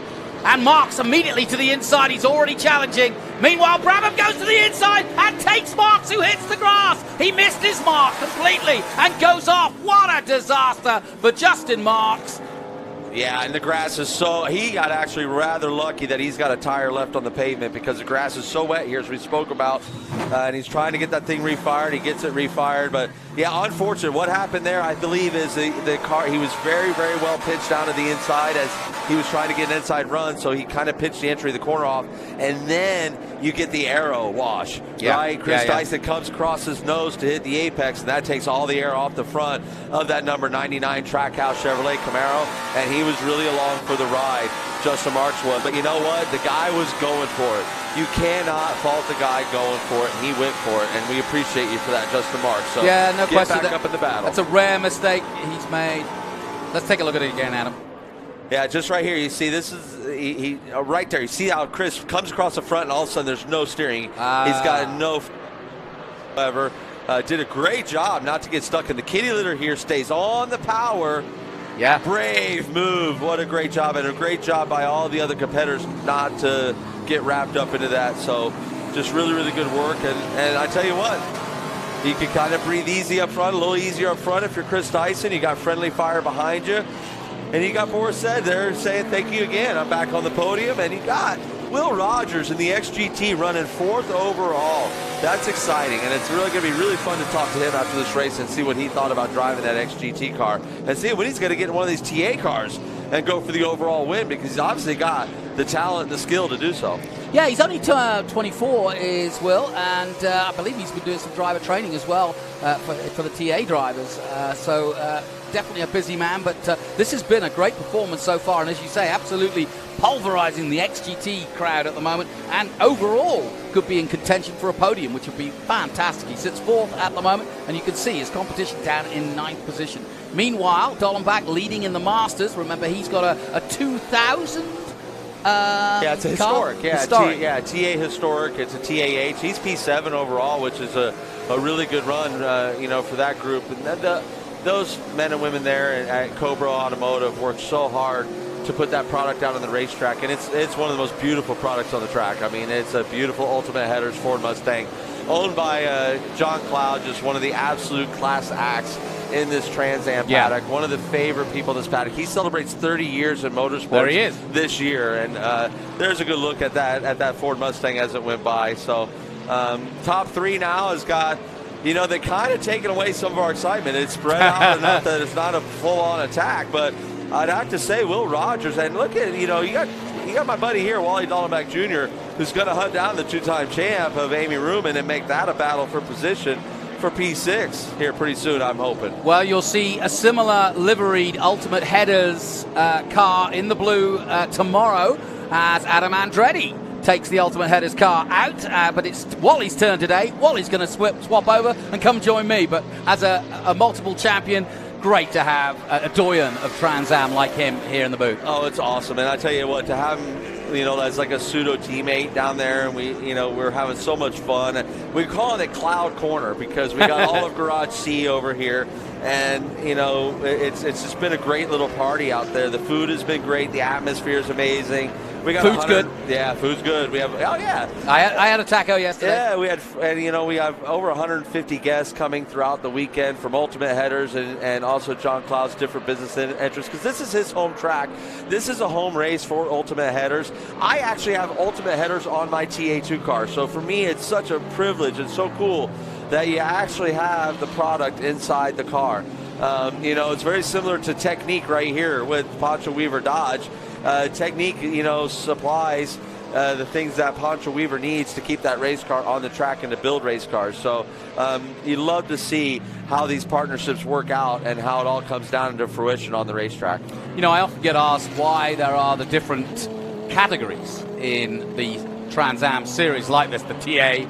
And the reason being is that the tubular frame, the sort of silhouette, if you will, just like NASCAR, is what we call TA, the ultimate powered, high-powered cars. But then we go back to production cars like this Mercedes. And that's really the essence of how Trans Am started. It started off as a production series back in '66. And so we keep true to that tradition. And the GT and SGT and now XGT, it's all part of that same tradition. So I'm glad they've kept that going. And it really, yeah, absolutely, because TA's always been multi-class racing for the most part. And we've had multi-class racing. The history of it is multi-class. So to stick with the history of it, my hat's off to always the group there, John Claggett, being led by John Claggett, our president of the Trans Am series, and because they keep with the history but also make it all modern. These are modern race cars. These are the peak of the sport. And as we've seen here recently, the the amazing engineering firm of Riley, coming out with their new Ave Riley chassis, and they've got 3 of them represented out here today. You had Claudio Burton last week with the top liner Chevrolet Camaro, and the Burton Racing, the first chassis of his new race car that was introduced last week, and that's a revolution of the TA class. But then I love what you said, the production cars. I mean, it's a beautiful marriage of it, and again, to me, it's kind of cool to have a race car that I can put a license plate on it and go to dinner at night.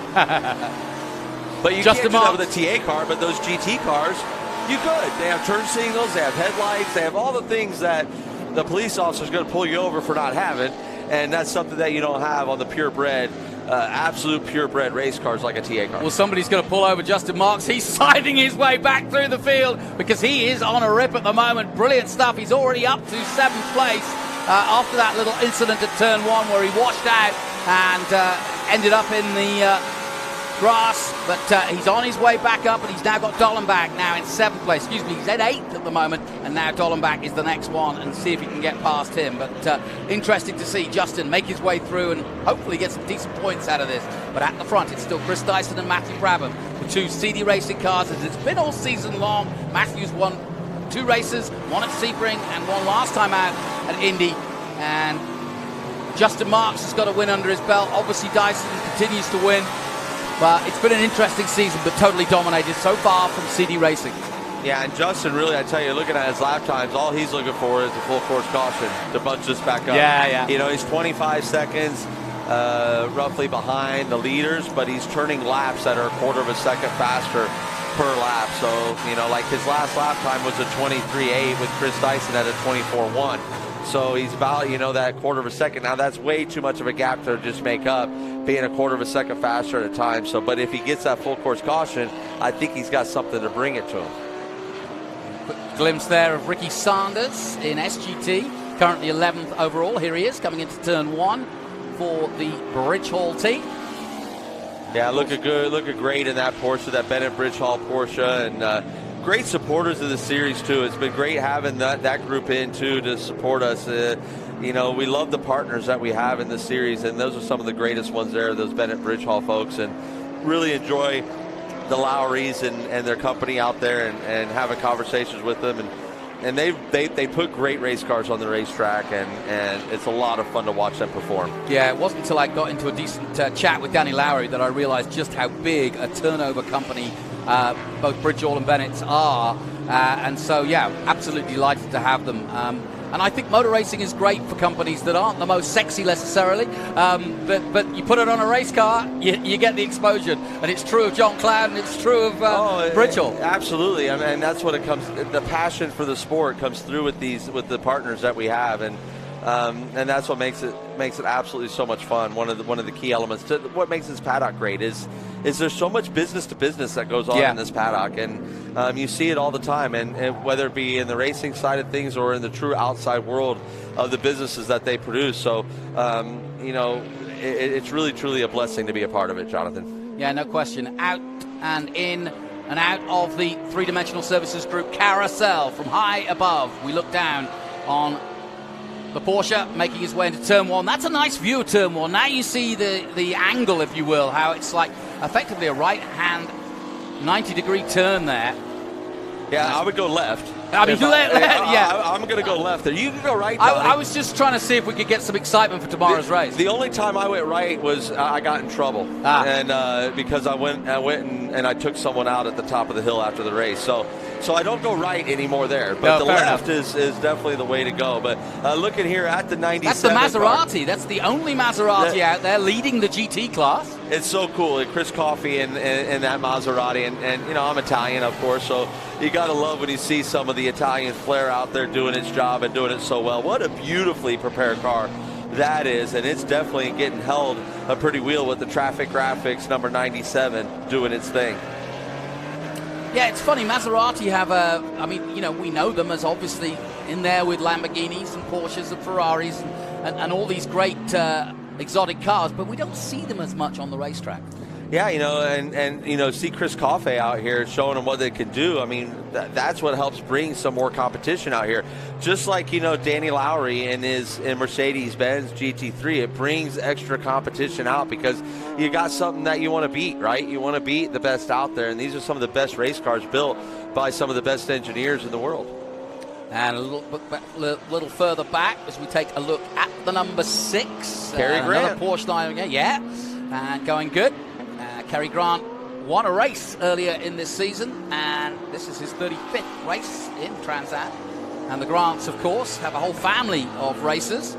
Keith Grant, Milton Grant, Cary Grant. Yeah, Andretti's used to do the same thing. Yeah, back I've heard in the of them day. too, yeah. Yeah, we used to do the same thing, but we try to fill the field and it increases your chances. So, but yeah. I'd love to see a home lawnmower race between the Andrettis. that could end in tears. It could end in tears and missing limbs. Is how I'd see that one ending up, because my late brother John, God bless him, he would always say, in our family, it's he who gets hurt last wins, because we're all going to get hurt. There's Milton Grant. I mentioned him just a moment ago, and the pair of them often seen together, obviously, given that it's father and son. Great to have them on board.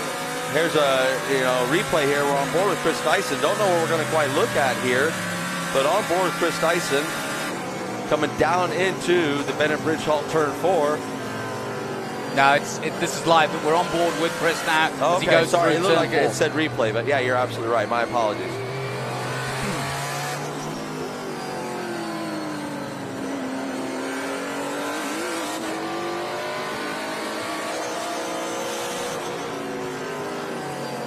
Great onboard pictures. It's nice to just listen to them for a second and get a sense of the revs and how they go about their business. But right now, on board with Chris Dyson, siding his way through the traffic here. Yeah, Milton there trying. Milton Garrett trying to get out of the way and made it a little unpredictable for Chris Dyson. And, speaking with Milton yesterday, he goes, we try so hard not to be in the way. Trust me, we do. And we're like, just hold your line. We're going to make sure we find our way around you. And so that's where it got a little bit dicey there for our leader. But he's got a little bit of a gap behind. And really, Matthew's got no threat from the Poncho Weaver Dodge of Boris Said behind him in that technique. Yeah, the gap 1.5 seconds. You can see it visually yourself as they exit the keyhole here at Mid-Ohio, and it is Dyson, Brabant, and Said. Boris Said in third position, and as you can see, and don't look now, but Justin Marks is turning lap times that are absolutely incredible. He's behind Ruman now. He just turned the fastest lap of the race by almost a second. Wow! Yeah, he just did a 22.3 while Dyson's in the 24. So that is impressive. And I know Dyson hit some traffic there, but when you're looking at just a few laps ago, he was looking at a 26-second lead. Now he's looking at a 17-second lead from Justin Marks. So at the very least, you can see Justin definitely making his way back to the back bumper of Boris Said to get back on the podium spot.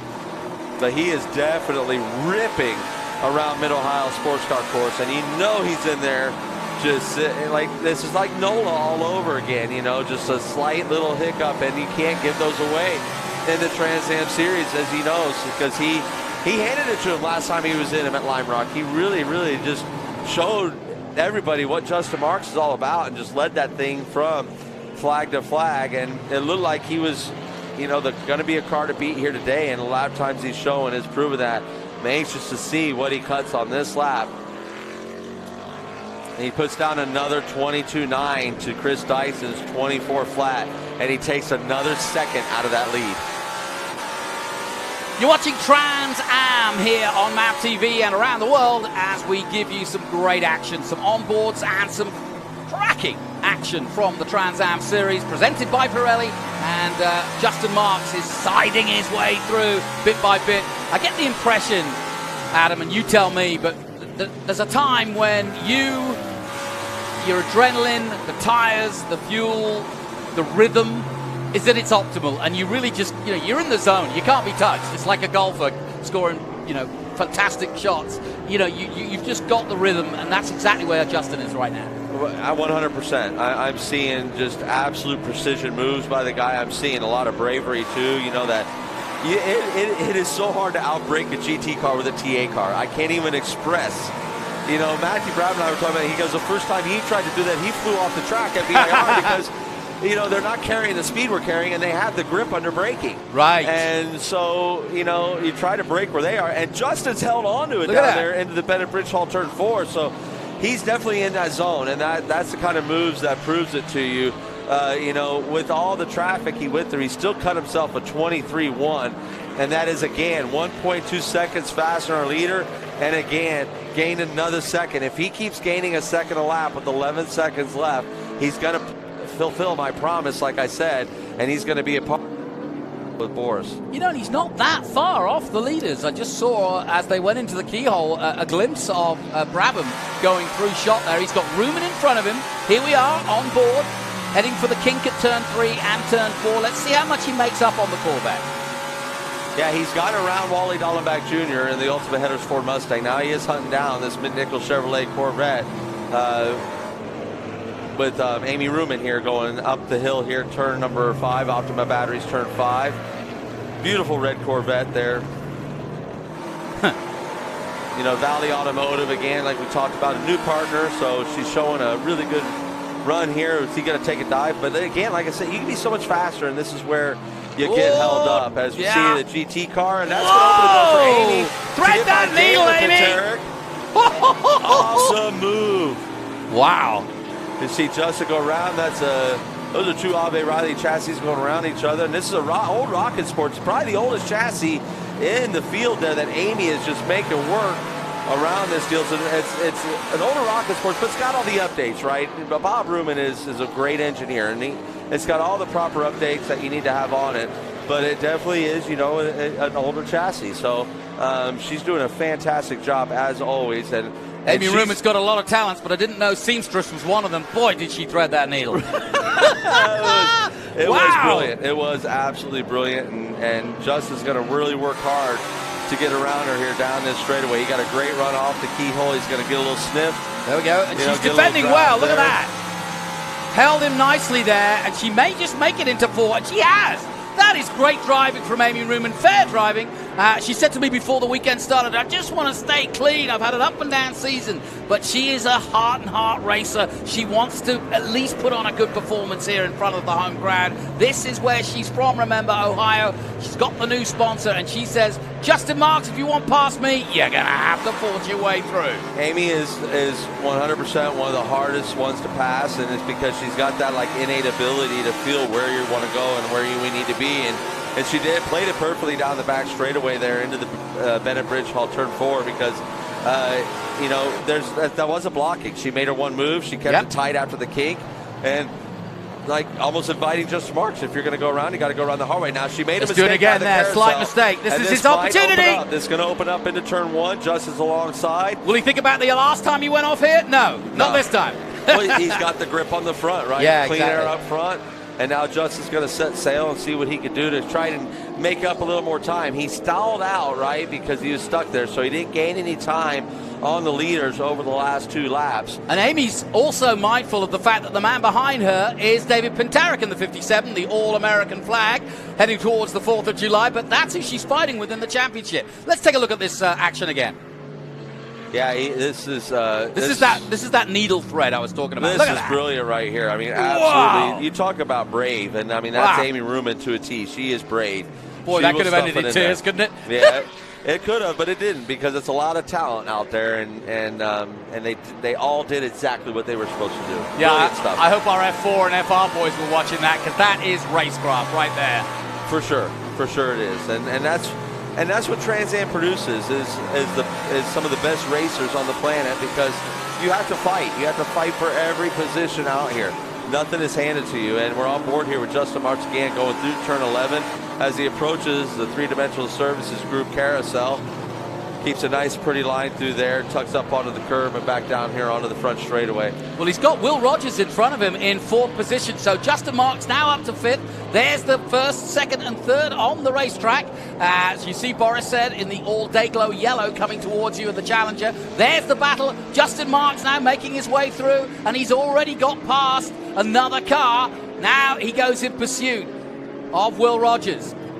Yeah, I tell you what he's seeing, though. He's seeing the yellow car for position. Yeah. And I tell you, that's his rabbit. you have Justin Marks, and when you can see the car that you know is for position up there, and I'm not talking overall position. I'm talking not only overall but class position, because Will Rogers, it is for an overall position, but that's not for class, right? Right now, Justin Marks is going to get 4th place points no matter what. If it were to stop here, not 5th place points. He's going to get 4th place points because that's where he's at in class. However, you got to get around that Will Rogers, which is going to be a battle because he's holding a really pretty wheel in that XGT car prepared by Chris Evans Inc., and it's really going fast, and it's holding its own up there, and it's turning laps that are right there with the leaders of TA. I mean, Will Rogers just turned his fastest lap of the race at a 124.266. To put that in perspective, your fastest lap of the race by the car in front of him for position, Boris said, was a 123.5. So less than a second difference between those two cars. On board with the leader, Chris Dyson, over 200 miles an hour almost, as he dives into the keyhole. And great stuff on board action from the V-Box Motorsport company, giving us all the action as we go back to the Ford Mustang in SGT on the number 32. Yeah, Will Rogers. Will Rogers in 4th position, remember. He's showing a lot of will. He's getting it done. And that car is a beautifully prepared car. So it's really good to see the potential of the car being seen. We haven't, I don't think, seen quite the potential of that car, and Will Rogers is getting every inch out of it, which is a beautiful thing to see. Talking of cars, different chassis anyway, for Dyson and Brabham. So interesting to see how that kind of pans out, how the lap times pan out, because both very, very fast indeed, but there must be some differences in those cars. Well, Matthew, I could go and tell you, he went off and cracked the fastest lap of the race just to show how fast that Dyson car is. Right. He did a 121.997 on lap 8 while he was back there battling. So, he definitely has the speed, and, but this is the hardest place to pass. I cannot stress that enough. We have seen it.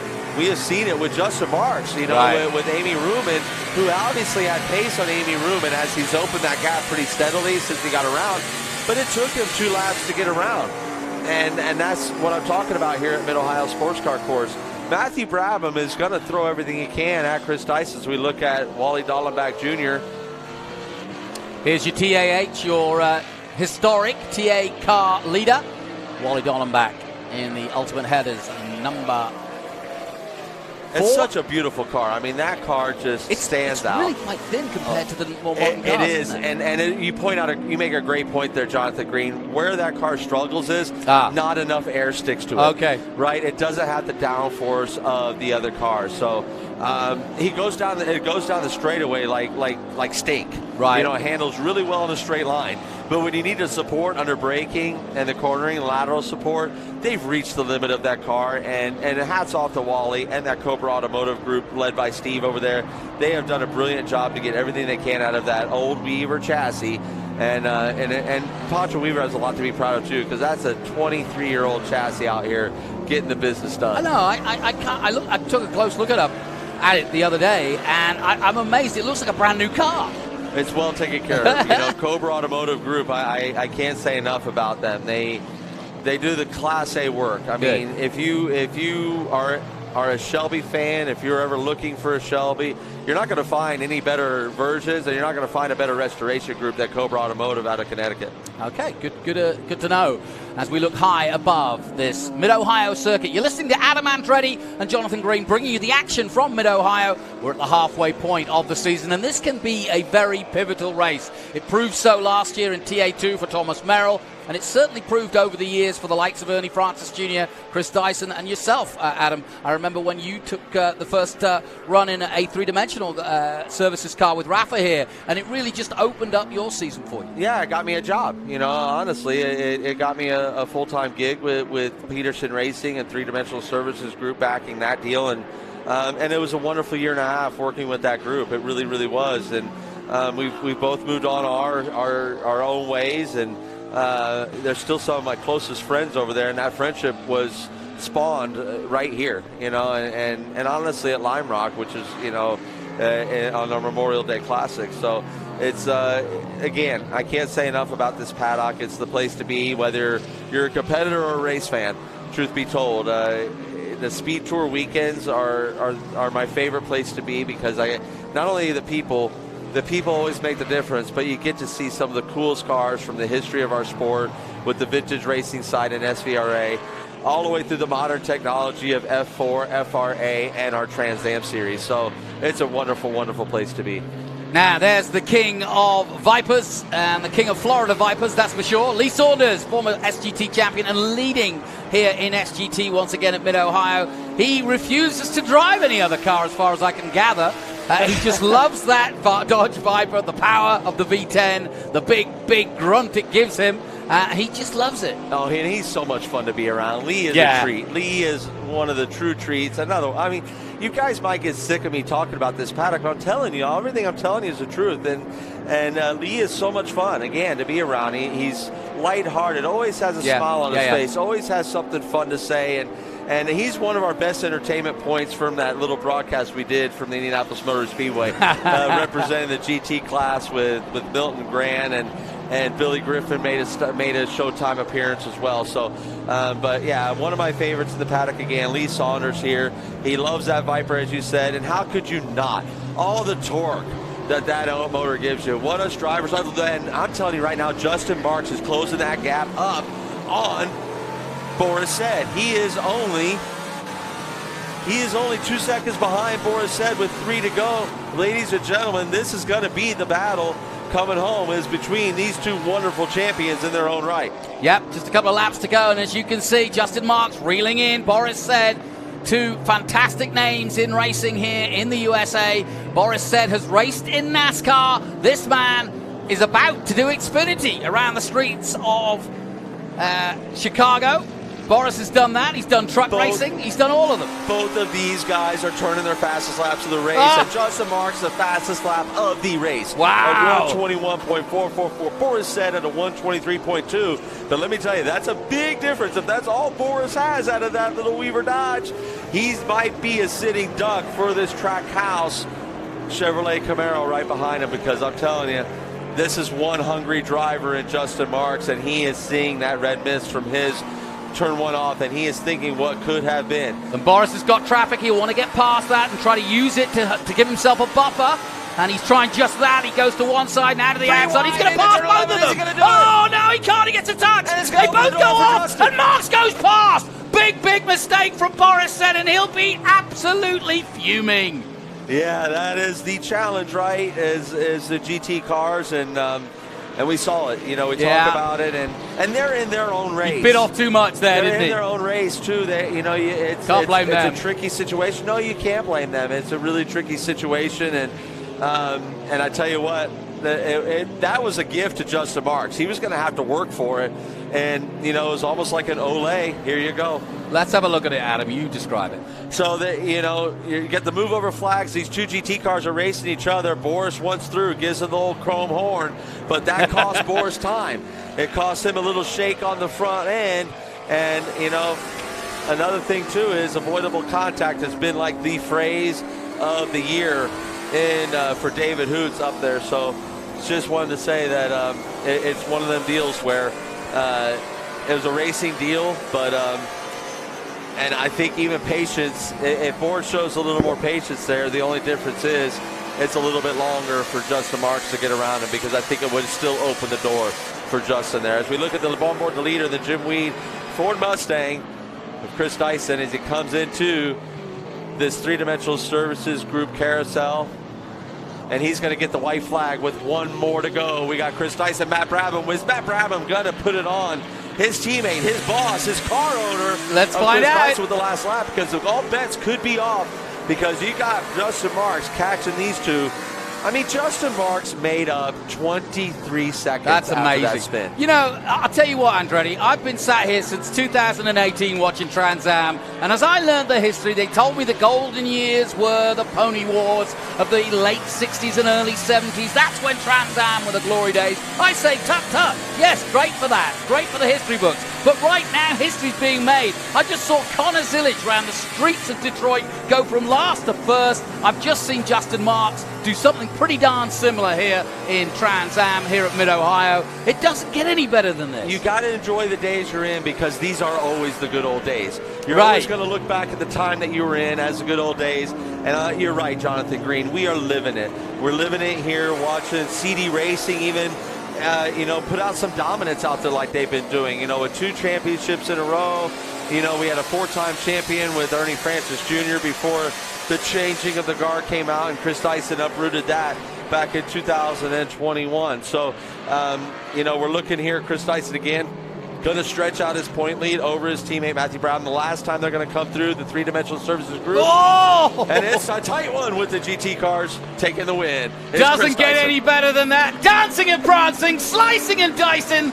Dyson wins. CD Racing does it again in style. Doesn't get any better. What a race. My thanks to Adam Andretti. That is Trans Am absolutely at its top draw from TA. And we've got more to come, because my mate Adam Andretti will be going for at least a podium. I'll hold him to it tomorrow in TA2, so don't go anywhere. Get on the live stream, watch MAV TV, it'll be gold. We got Will Rogers at Dyson, and that's good camaraderie between Chris Dyson, and shows it with Justin Marks there.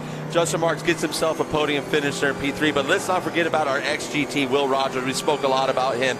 P5 overall. And he was just 18 seconds off of the overall winner in an ex-GT car. That is brilliant. Brilliant work. And his nearest competitor was Danny Lowry in P2 there. Wally Dallenbach Jr., my pseudo teammate, taking it home for TA Historic. Lee Saunders, SGT. Yeah, top 10. I tell you, him in top 10 overall. And he went battle with Ricky Sanders all the way down to the end there to take Ricky Sanders in second. And then Chris Coffey.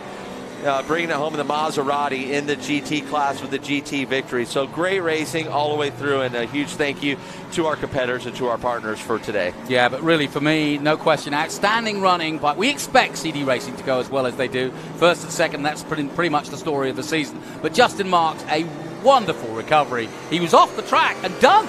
But now he's third. He's on the podium. What a day at the races for him.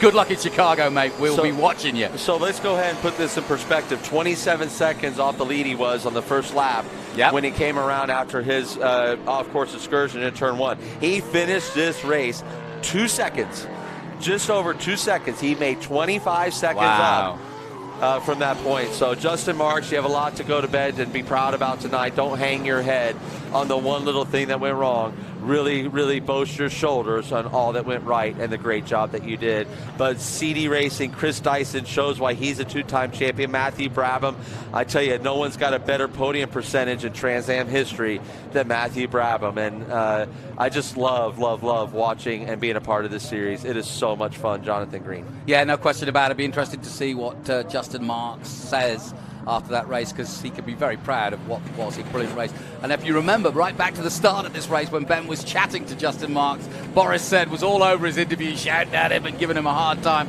trying to put him off. I mean, he won that battle. It always comes down to who crosses the line first, and yeah, he definitely got the last laugh on that one. And so really good stuff there. And Stevie Dix congratulates his team, man. Absolutely, and Boris drove a brilliant race. I mean, it was. You could tell he was kind of hanging on to some maybe tire degradation there towards the end, and but he drove a brilliant race as he always did. And this guy's going to be super happy and super relieved to get this win. He's collecting it all. He's putting it all together. Chris Dyson, come out. Get your congratulations, buddy. You deserve it. What a brilliant drive. Yeah, Chris Dyson and the Dyson Racing team. Hey, so can we bring him up on the podium? Is it Grumby? Yeah. And of course, based at Lime Rock, that's where it all began for Chris. Wow,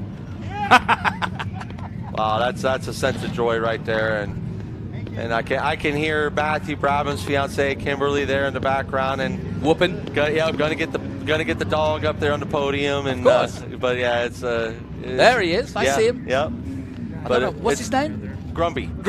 And it's an awesome family group here. I mean, Stevie Dix here and the whole gang. Scotty right there in the background, ready to give the love, and This group works really super hard. Ernie Becker in the background from Trans Am, there to congratulate a class act there. Well, as the helmet comes off, let's head down to Ben Sissel to talk to our CD Racing winner, Chris Dyson.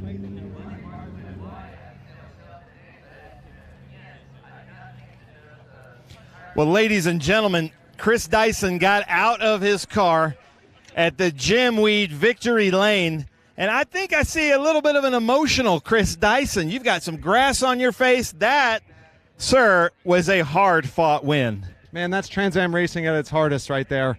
I'm just so happy the guys gave me a great car. We were pretty disconsolate after qualifying yesterday. I was praying for dry weather today, and we got it, and the car was just magical. It was really good. I had the medal of Boris and Justin in front of me, just biding my time, and I was able to get through in traffic and then defend on the restart, and I'm really excited with the win. Very upbeat. It's been a long couple of weeks, and I'm happy to bring in a win home for the boys. Now, let's just talk about Trans Am here for a little bit. So we've got Dyson, Brabham, Boris Said, and Justin Marks in that top four battling it out. You can't get any better than that. No, you're right, Ben. I mean, this is phenomenal. It's been such a great run for us here in Trans Am, and I just love the fact that the legends and the guys from NASCAR are making time in their schedule to come back and do this still. I think that we're honoring the tradition of the series, and I think we're having the same kind of battles that they were having 50 years ago when it started, and I'm just thrilled to be up there with some of the greats, and so grateful for the opportunity. Thank God.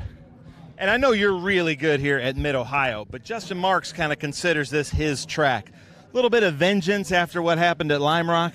Well, I mean, you know, yeah, I guess you could say that. You know, I mean, at the end of the day, Justin shows up. He's going to be tough every time, but I'd like to say the same about us. Nice. Well, look at that. Chris Dyson here. Jim Weed at the Jim Weed Victory Lane. A 1-2. Let's come over here and talk to Matt Brabham as he's congratulating with his dog, Grumby, who will bring up on the winner's circle. So, Matt Brabham, nice job. How does that feel? Mid-Ohio, last year you won here. You got second place this year, and what a battle up there for the lead. Oh, yeah, I had a perfect view for most of the race. Obviously, we were starting in the back. I had to really use up all my tires to get to them, and then once I got there, I mean, they'll put on a show. I mean, they were side by side, blocking each other, going down the inside, and obviously the restart was pretty interesting there as well. But, no, I just didn't have enough at the end there, but I had so much fun coming through the field and watching that amazing show. That was an awesome race.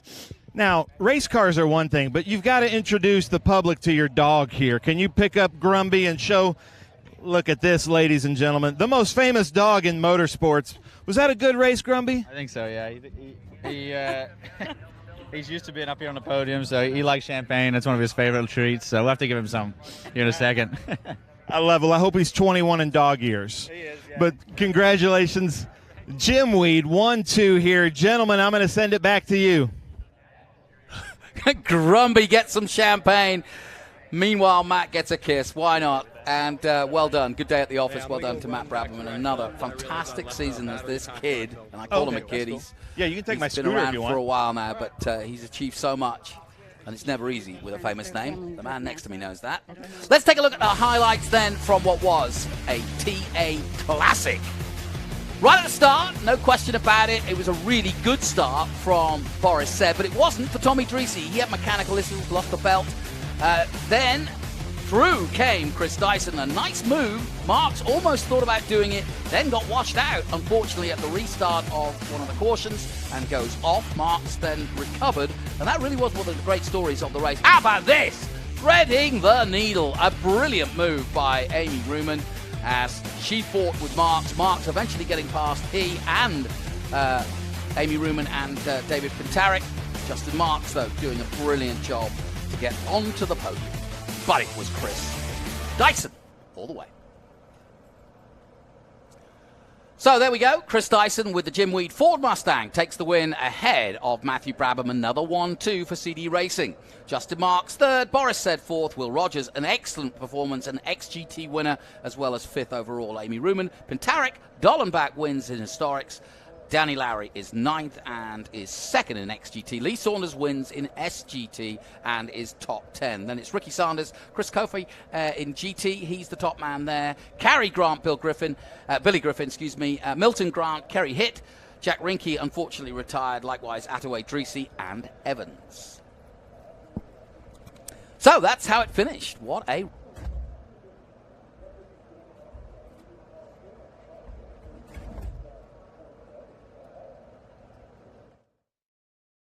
Ruman racing at home. The Cool Shirt Systems cool move of the race was that needle thread. How about this? Into the right-hander. Watch it again very closely. She had to think quick here because that was brilliant. She was under pressure. She chose to take it, and look how she pulled that off. Excellent stuff. Marks also with her, but that's the cool move of the race. So first time I think they should have like a multiple cool move of the race because there were so many great ones. But yeah, that one definitely gets my vote for sure. Great job, Amy, and congratulations for that cool move award. So that's the TA highlights, but let's take a look at some of the highlights from the other classes, including SGT and XGT. And away we went. And remember, they all start together, so it's always a little bit complicated at first for the midfield because they're battling not only with their own class, but also with some of the other classes, i.e. SGT, XGT, and GT. Sadly, for the turnkey team, it wasn't to be. Naparowski out, and likewise Rinky out as well. Milton Grant on fire as always with that little soldier on the side of the Porsche 55. And a little trouble for Boris said as he came across the other classes. That led them to go off. But in the end, it was a great victory for that man of the moment, Will Rogers. So, in a moment, we'll get the podium and celebrate with Grumby and the kids, as they say.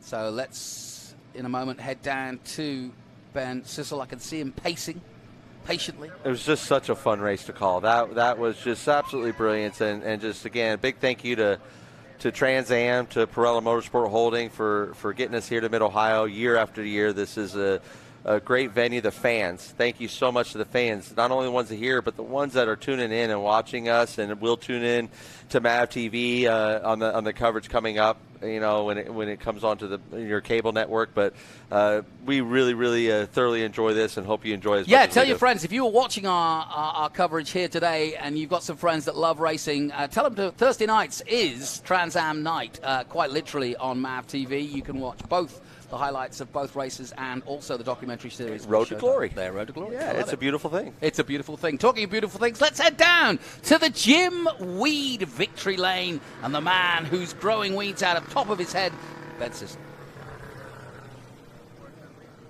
Well, now I need you guys to get loud for TV. All right, ladies and gentlemen, the Trans Am Series presented by Pirelli Mid-Ohio Sports Car Course. Get loud for the Jim Weed victory lane. Come on, let's hear it, Mid-Ohio. Nice. I love it. Look at this. The Amy Army's marching in. Come on down, Ruman Army. GT Masters, the number 91. Where is Michael Attaway? This guy keeps finishing races. Let's hear it. Michael Attaway, GT Masters. Come on up, Michael. Nice job. Top step.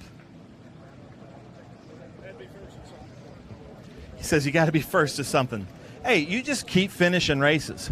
That's the name of the game. That's all about being there at the end of the game, end of the race. I love it. Now, anybody you want to thank? Thank Danny Lowry, Ricky Sanders, Sweet Cheeks again this week, Garrett, Jason. I would say all the guys back at the shop, but they're all up here. But that's NASCAR guys always say that, so I figured it'd sound good. I love it. Yeah. All the 200 crew you've got working back at. Back in the shop, yeah, absolutely. Now, your cool shirt worked? Absolutely. I didn't have to come in pit road for nothing today. I love it. Ladies and gentlemen, Michael Attaway, GT man. Hold that up high. Proud. There we go.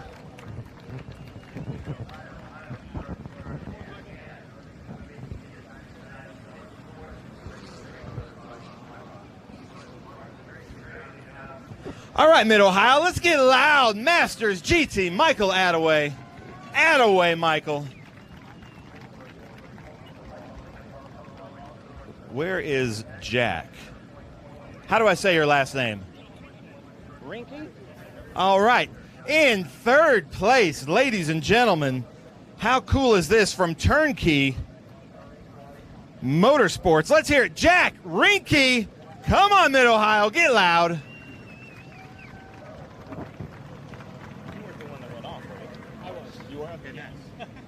So we're going to ask him about his little adventure. He went to the beach today. Nice job. Jack Rinke, ladies and gentlemen, second place in GT. He's third. I'm bringing up second place in GT in a Ford Mustang. Let's hear it. Billy Griffin, ladies and gentlemen, all the way from South Florida. And then in first place, and we need to all make sure that he gives us a Ric Flair woo when he gets up here. In that Maserati, let's hear it. Chris Coffey. There it is. Wait, Chris, one time somewhat near the mic, but not on the mic. Woo! Nice, there it is. That's his patented Ric Flair Nature Boy. Rinke. Nice recovery. You had a little trip to the beach. Everybody that races Mid-Ohio ends up in the beach at some time, but you were able to pull it out, and, man, that car is beautiful. Yeah, thank you. We've been working on the car for about a year now. We brought it to the track with maybe 3 laps of testing, so we're ecstatic with the third-place finish. But I do want to say, though, I missed my cousin's bachelor party for this race, so I wanted to wish them luck this weekend. Sam, Lexi, so happy for you guys, and we'll see you at the wedding. Nice. See you at the wedding. I'm sure there's a story there. I love it. Jack Rinke, welcome. Billy Griffin, I was at Madness filming the first couple laps, and your car just didn't sound right. We hung out last night. I could tell you were disappointed. You were cleaning a lot of mud out. And then the last lap, I saw that your muffler was starting to, not your muffler, but your exhaust was starting to go a little bit. What was happening to you in the car? I think the whole track was madness for me. I felt it was like bumper cars. Go, Renee. But it was rough out there. We'll pause. He did give a little shout out to Renee Tursilla, who just drove by, which is one of his cars also. But we're going to pause for some beautiful American V8 music. You guys like that? It's pretty good. I like that 65 Vet right there. Little E46. So cool. Look at this. You got this American muscle, then a Lotus Elan, a Ford Fiesta. See, this is just fun. We might have the best seat in the house right here. But I'm going to try to get to you before they start because it's about to get loud. All right, what happened out there? I fought hard to get the pole award yesterday and got out there and got hit in the tush a little bit and spun me around in the keyhole. And I had to fight to go almost a lap down and fought myself back up to second place. And it was a hard fight. Couldn't catch up to him at the end. And then I got hit again at the end trying to get out of the way, TA's way. Milton came up from behind me. I didn't see him coming, and he gave me another kick in the butt. So tired of getting kicked in the butt today, that's for sure. I want to thank my whole friends and family that took the last 10 days with us. Really beautiful trip. Nice, good memory for all of us. I get to see my family from Ohio that lives here, which is wonderful. We don't get to see them much. Thank you for being here. Thank you, everybody. I had a lot of fun. Nice. Billy Griffin. Hey, try not to kick him in the butt anymore, okay, guys? Chris Coffey, love having you here in the Trans Am Series. You joined us at COTA for the first time, and now you're back on top. Yeah, it was pretty chaos at the start. Unfortunately, I had to start dead last on the grid, so I had to work my way through the field, and the first lap was really interesting. But I got to thank Colin Cohen. Without him, there's no way I could be here. He is the best friend and sponsor I could ever ask for. And Jack, my truck driver / crew chief / everything I can't do. We're basically a two-man show, so it was a blast, and I hope to keep doing it. Nice. Chris Coffey, ladies and gentlemen, I'm sure he'd like to thank Norwood Auto Italia and the crew there back at home. Yeah. Lift them up high. Come on, Mid-Ohio. Jack Rinke, Billy Griffin, Chris Coffey. Jack, that was a hard-fought third place. Nice job. That's a good comeback. We're going to pause for some beautiful music.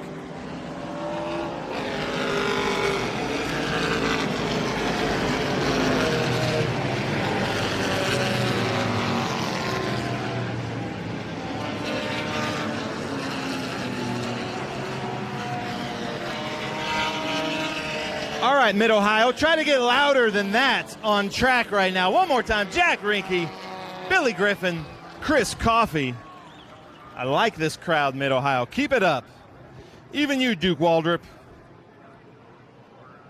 Uh-oh. Look out.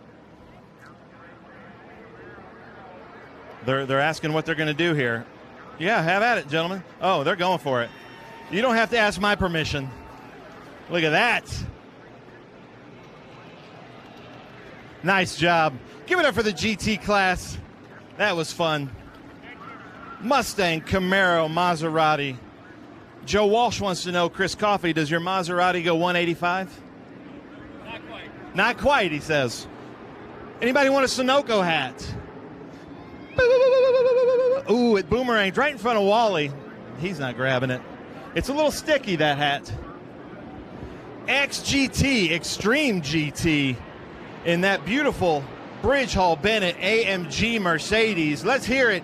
Danny Lowry, where is Danny Lowry? Come on, Mid-Ohio, get loud. Danny sponsors about half the field out there. And then this gentleman was, you're in second, so that's this one. A little tip, I learned this from Bill. You go 2-1-3, and then you got it. We're going to wait for this to pass.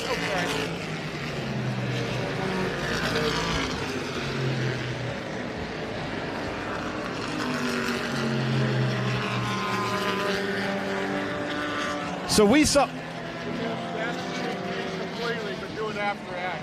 Okay. Yeah, I will. So we met this person at Sonoma and WeatherTech Raceway, Laguna Seca, super fast in that XGT car. Get loud, Will Rogers. Come on up here, Will. Extreme GT. Nice job.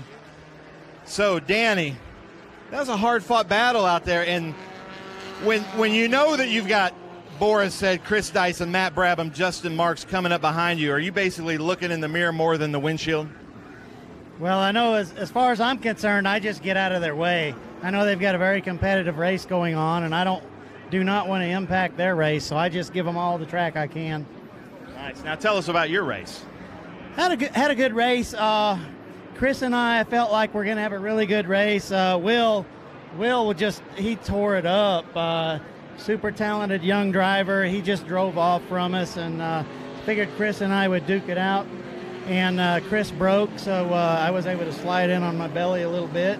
And it's a good thing I could, because I started getting a little bit nauseous about 10 laps in the race. And I'll tell you, I was glad to crawl out of that car. But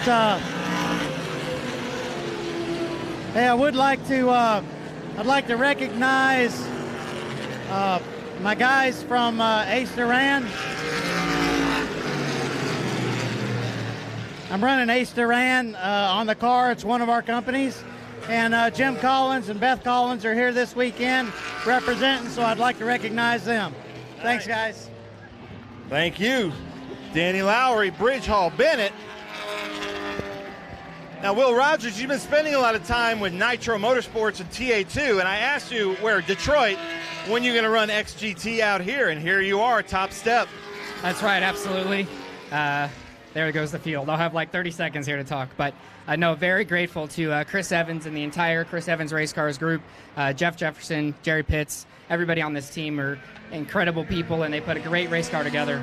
This XGT car that they built is it's a badass machine, and I just get to be the lucky guy to drive it. So thank you to them. Great race today. Obviously, kind of in a class of our own there, but still, I feel like ran really well. The equipment was really great, and can't wait to do it again. Nice. I love it, ladies and gentlemen. Danny Lowry, Will Rogers, hold them up high. Keep it up, Mid-Ohio. I'm liking this crowd.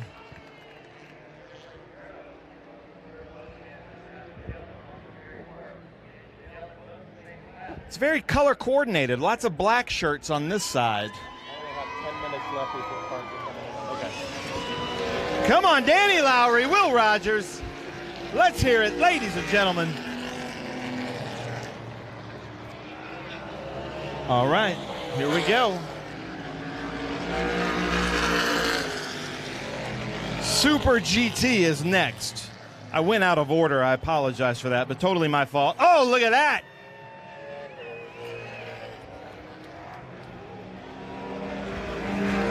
Nice job. Extreme GT, the Trans Am Series presented by Pirelli. Thank you, Joe. Oh, Danny's wanting to throw a hat. Who wants a hat? Go grab it, man. Yeah, there we go. I like it. Super GT.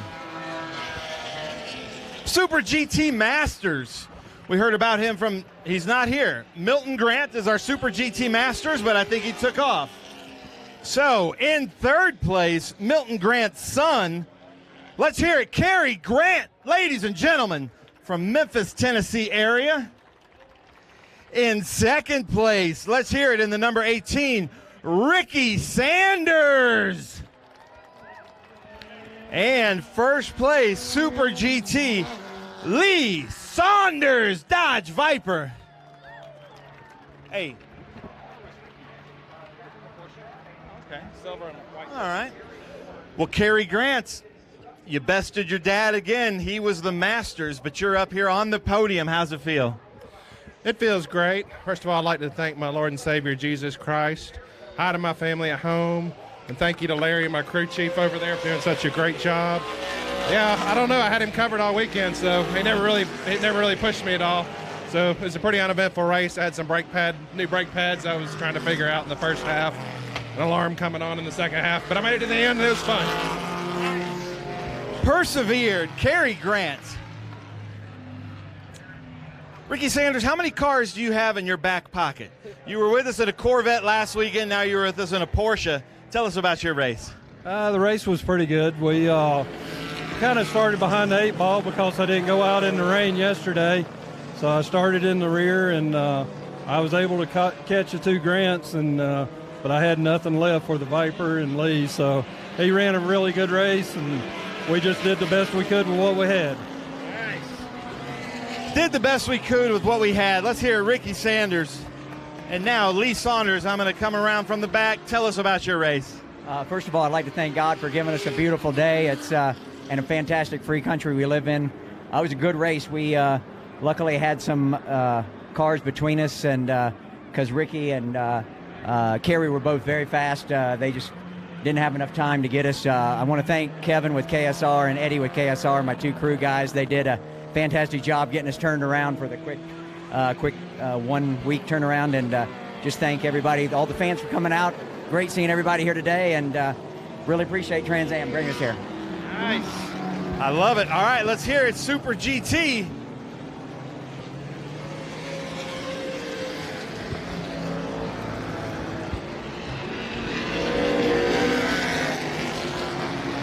They're going to put on their Pirelli hats. Uh-oh.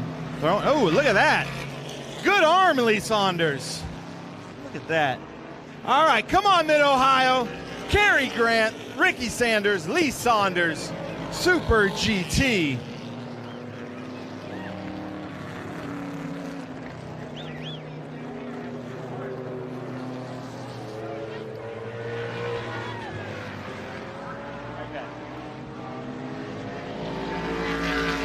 Let's see what we got. Look at that. Let me explain this, ladies and gentlemen. I think these 3 guys are driving home and don't want to get pulled over smelling of alcohol. Very smart. Thank you, Kerry Grant, Ricky Sanders, Lee Saunders. I'm about to bring up a legend, a Trans Am legend, a former Trans Am champion. Ladies and gentlemen, racing a car that I think calls its home Medina, Ohio, or somewhere nearabouts.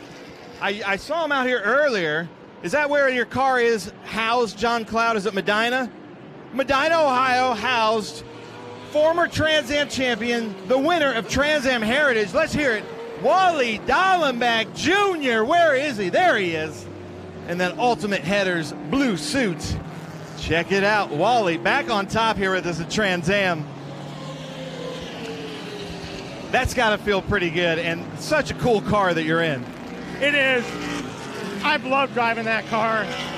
This is the last race we're running that car, and you know, so great. John and Debbie are amazing people to drive for. Steve and Tommy and TJ, they've been working on that car in Cobra. I love driving that car. You know, Tony and I were trying to build something here with the Heritage class, and we didn't have any takers, so it's time to get real and play with these guys a little bit, hopefully at Watkins Glen. Nice. Yeah, I heard a rumor you guys might be building a new TA car. Yep. We're getting a having a Meissen car built right now, and we're hoping to debut it at Watkins Glen. So we got our fingers crossed. Nice. Who wants to see Wally Dallenbach Jr. in the TA class? Back in the TA class. How cool is that? All right. Anybody? You got to thank some people. And Ultimate Headers. We got a big party over there. They're all here from John's company, so it's going to be fun tonight. All right. That might have been an invite. They're having a big party over there. We'll just call it that, and Debbie can bounce you. Debbie Cloud would be a good bouncer. Is that fine, John? John says thumbs up. Debbie might bounce you, though. TA Masters. Where is another huge name in Trans Am history and probably Trans Am folklore? Where is Boris Said? The third, I believe. Your Boris Said the third, is that correct? Are you three? He says, yeah. Come on up here.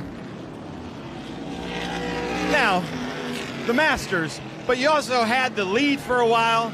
You really, going through madness, turn 4, you took the outside, but then you stayed next to Justin so that you had him at turn 5, and man, that was quite a show. Yeah, I mean, me and Justin had a lot of close races over the years, so I had to give him a little bit of the door on the Ultimate Headers car, but I just want to thank John Cloud. He's celebrating 30 years of racing, and Sportscar car this weekend with Ultimate Headers, so we had a good car in the beginning. I was just a little hard on the rear tires and burned it down, but it was a lot of fun, Trans Am. Nice. Hard on the tires, like Boris said usually. The only person out there, I think, right, with a standard 8 shifting pattern? Yeah, I only have 4 gears. They have 5, but, they're young. They need more gears. He said, wait, you're not excused yet. You got to put that on. He says they're young. They need more gears. How about that? Boris Said Masters TA. I believe 4th place overall. Look at that. And Boris, your son, is racing tomorrow? Boris Said the 4th tomorrow. You'll see him in the paddock because he's got the same fro. I call him, as Boris Said, Junior legally, because I never knew the first 2, and I thought because Dale Earnhardt Jr. sounded cooler. Yeah. So Boris Said Junior, ladies and gentlemen. He's got the same fro, just less gray hair. I'll pay for that later. All right, TA, what a battle. Some huge names in TA today. It's an honor just to be up here saying these names. But here with Trackhouse, the number 99, there's his daughter who was riding bikes with him last night. Qualified first, really good here at Mid-Ohio. Give it up, Justin Marks, ladies and gentlemen. Look at that. Justin Marks comes up here drinking the competitor's product. I love it. The camaraderie here in the Trans Am paddock. In 2nd place, ladies and gentlemen, he won the race at Indy last weekend. 2nd place here. He won here last year. Let's hear it. Matthew Brabham.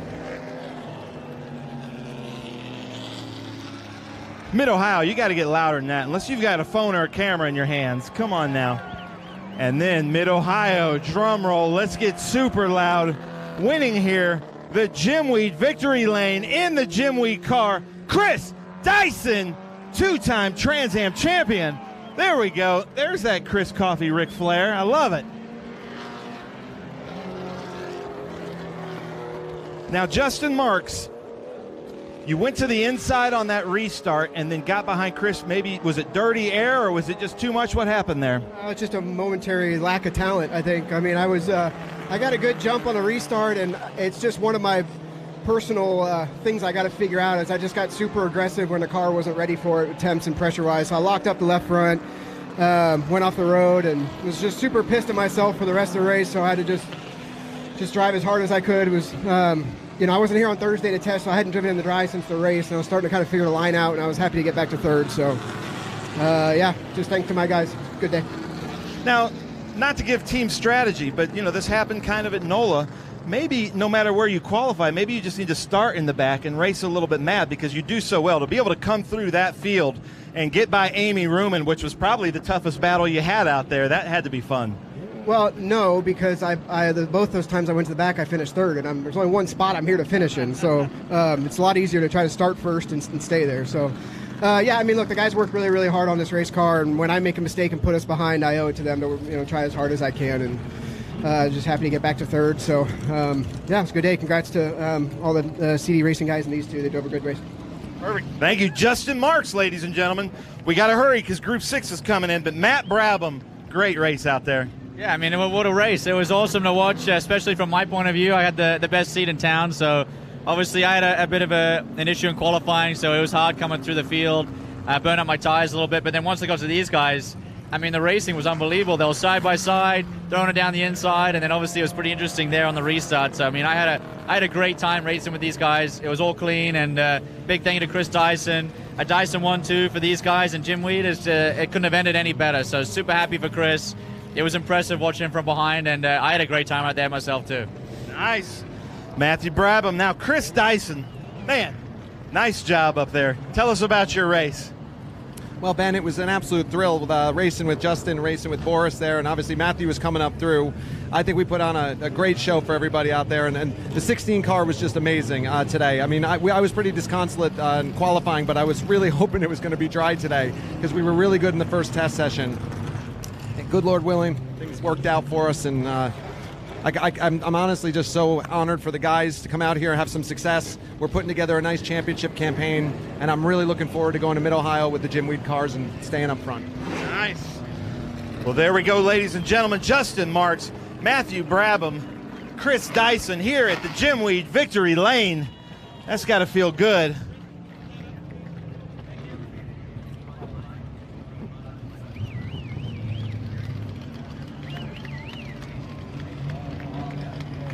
All right, guys, throw out some hats here. Throw out some hats to some fans. Who wants these cool Power 80s Motul hats? Justin Marks got an arm on him.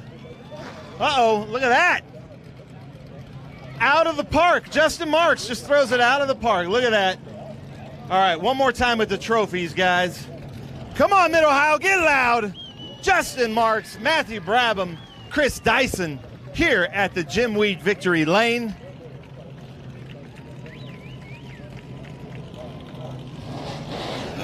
All right. We're going to do the PERMCO. So the PERMCO top... Oh, wait, champagne. Chris, I'm going to stay way back. What are you going to do, gentlemen? Uh-oh. What do we got? Oh, I guess they're just drinking the champagne. Go for it, guys. There we go. Oh, look at that. Right in Dyson's eye. Dyson pours one out for the homies. I love it. Oh, right in his eye. Thought you guys were teammates. Justin, nice job out there. Oh, you just get him out. You got half full, dude. All right. Our PERMCO Top Gear Award winner. Yeah, you're good. Chris Dyson, ladies and gentlemen, $500 for some new PERMCO gears. Come on, Mid-Ohio, get loud. Your girl's coming up next, don't worry. Hold that up there. One for the car. He says, that one's mine. That's going in the trophy case. All right, Chris Dyson, our PERMCO Top Gear Award winner. Check that out. All right, thanks, Chris. Thanks, Grant. Amy Army, get loud. Our cool shirt, cool move of the race goes to one of our fan favorites. And man, did she make that red Corvette wide when Justin Marks was behind her. Let's hear it. Amy Ruman from the Buckeye State. I got to get a comment, Amy. This has got to feel good. Yeah, I mean, after a tough weekend yesterday with the rain and all, we were happy the sun was shining. I got to thank McNichols, of course, and Valley Automotive Group for coming on board this weekend, and everybody for coming out to support us. It's a big deal for us here at Mid-Ohio, so we were just glad we got a good race in today and a great battle with David. Battle of Ohio continued, and today I prevailed finally. Nice. The Battle of Ohio. She got him at Thunder. Wait, Amy, hold on. Stand up. We got. Let's hear it. Amy Ruman. Come on, Amy Army. There we go. All right, we're good. John, Mr. Claggett, we good? All right. Okay, yeah. All right, ladies and gentlemen, that does it for here. The Trans Am Series presented by Pirelli at Mid-Ohio for the TAX GT. But we do have TA2 coming up tomorrow. And right now we're about to bring up our Detroit podium here with TA2 and then Group 6. So come on up here, Barry, I believe. Connor Zilich.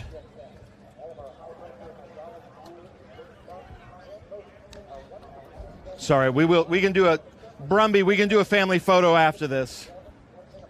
All right, come on. Yes, there we go. Chris Clark, are you ready for this? Do they have, wait, I think, do they need trophies and hats? Okay.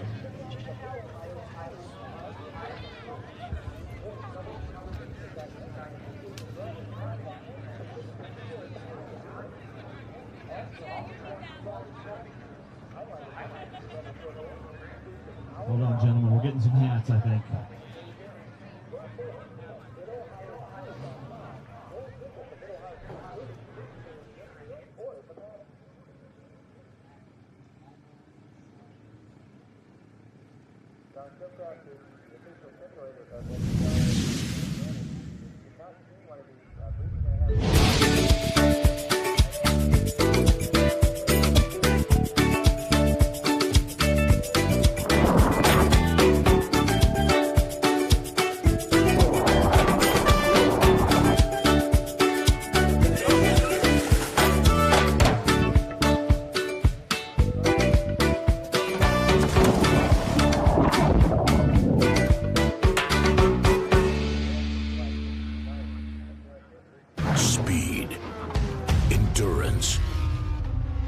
Desire. For 160 years, Motul has helped engines and drivers go faster, further, and stronger. Tested in the heat of battle, driven with passion, with one aim, to give you superior powertrain protection and performance. Motul. If your tooling isn't quite ready, and you need parts, and you need more parts than just a few, or if your run is just not that big, look to the experts in low-volume production, 3-dimensional services. Whether it's 10, 100, or 1,000 parts, we can meet your needs. And if it's 10,000, we can do that too. 3-dimensional services delivers high-quality parts for short runs, 70% faster than industry standards. 3-dimensional services. Prototype, production, proven. We're at a commercial break.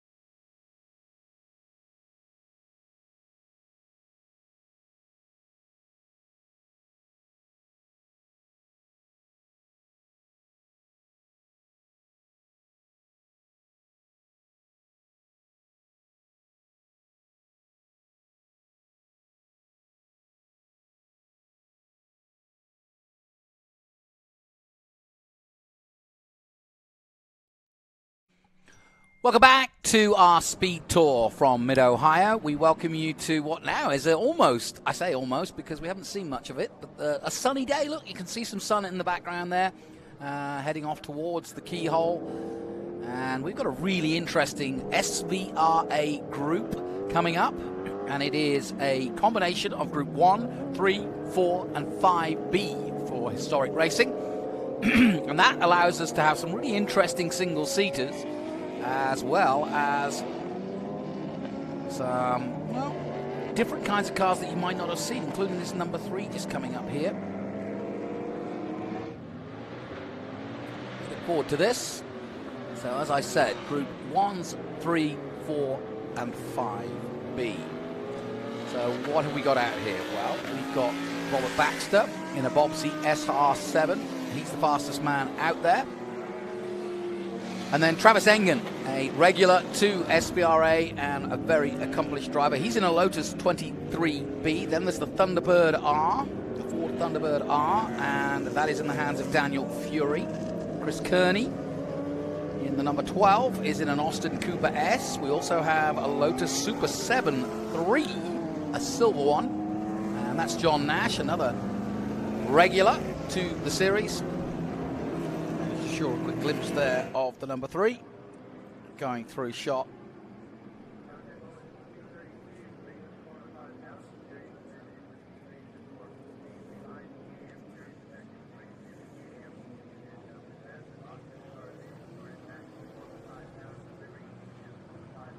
And also, we've got some, well, a Norma. How about that? A Norma M20F.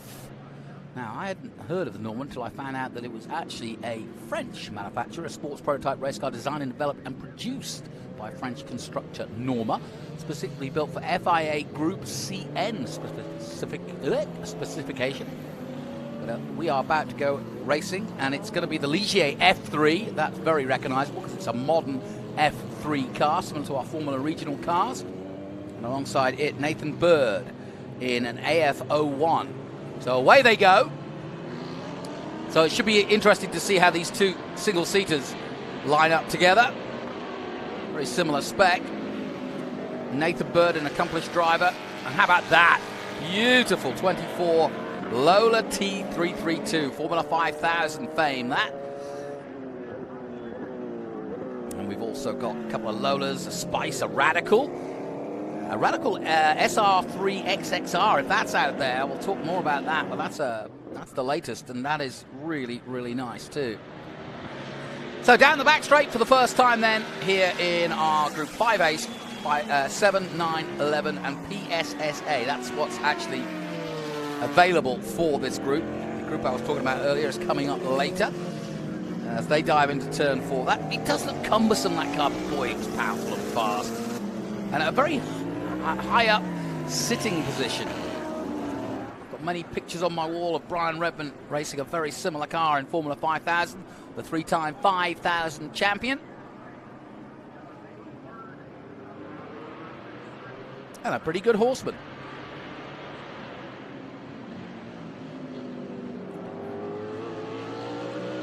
And from high up above, you can see how the field already starting to spread out. The top 3, Justin Garrett is the third man out there in that Ligier F3. So we've got 3 single-seaters out there leading the way. There's the 21. That's Stephen Lisa.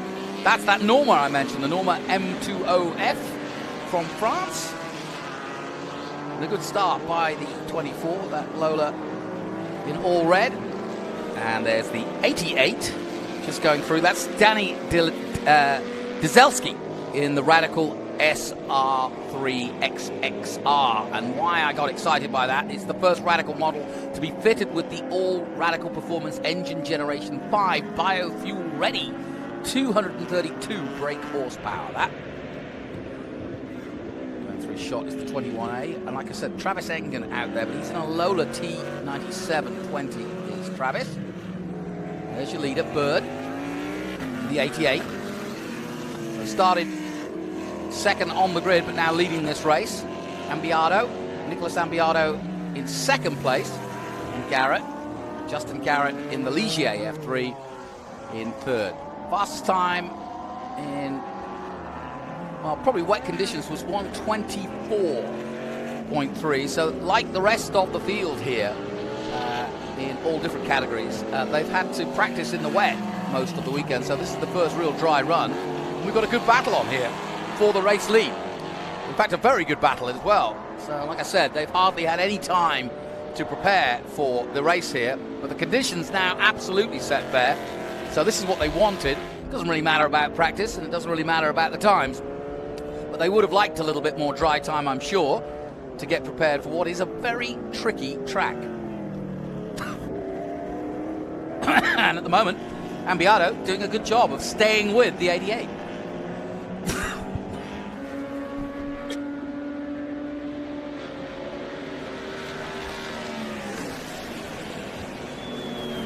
Nathan Bird and what I kind of call like but that's not the leader, Nathan Bird, is it? Yeah, that's Nathan Bird at the front. And, yeah, I see cars in front of him. He's moving in that number 88, but that's kind of like a new version of a Formula 5000. It's basically the F3 car with a 5-liter engine in it.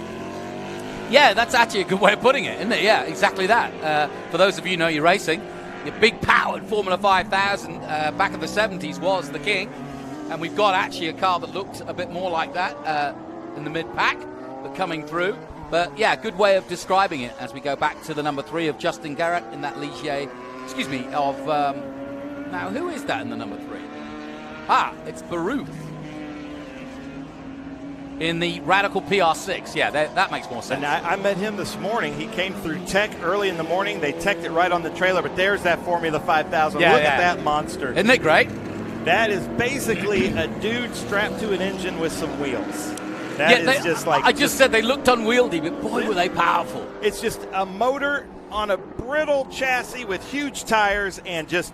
It's basically what a driver wants to make, and engineers are like, I don't know if that's going to work so well. You know, I keep thinking that would be a great subject to talk to Brian Redman about, because he drove 3-time champion, of course, at 5,000. But I don't think the story of 5,000 and how amazing those cars were, or like you say, brutal they were to drive. And Brian just seemed to have this affinity for driving brutes, whether it be Le Mans, Porsches, 917s, or... this 5,000 car. So, yeah, he's driven some nasty monsters, but managed to wheel them well. Yeah, that Baraxo white car that he That's drove. right, That's yes. the one I always think about. But look at this, Travis Engen coming up behind what looks like 2 Radicals battling it out there into 4.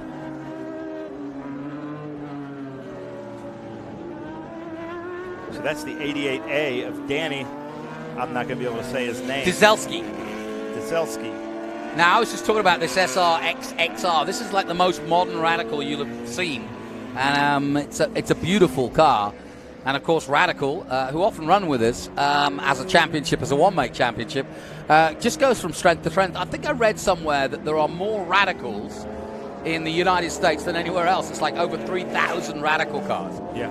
Ridiculous. Yeah, lots of... And that's why we kind of started this PSSA group. Yeah. A place for the Radicals and the Revolutions and the Wolves to race. But look at that. Nathan Bird has Nicholas Ambiato right behind him. This should be a pretty good battle. Yeah, they're staying pretty close together. You can see them from the drone here, hiding down through the woods, down into turn 4. You get a nice view of turn 4 and the cambered turn 4 that is. And then up the hill to 5. The brute force of the Nathan Bird car there, really pulling them on the straights, but then they come into the braking zones, and the lighter, more nimble car, Nicholas gets to him. So now Nicholas has the advantage. I tell you who'd be interested in watching this would be Nathan Hearn. He's the current 5,000 champion of Australia. Of course, races in our TA2 championship, but he knows all about big power single-seaters.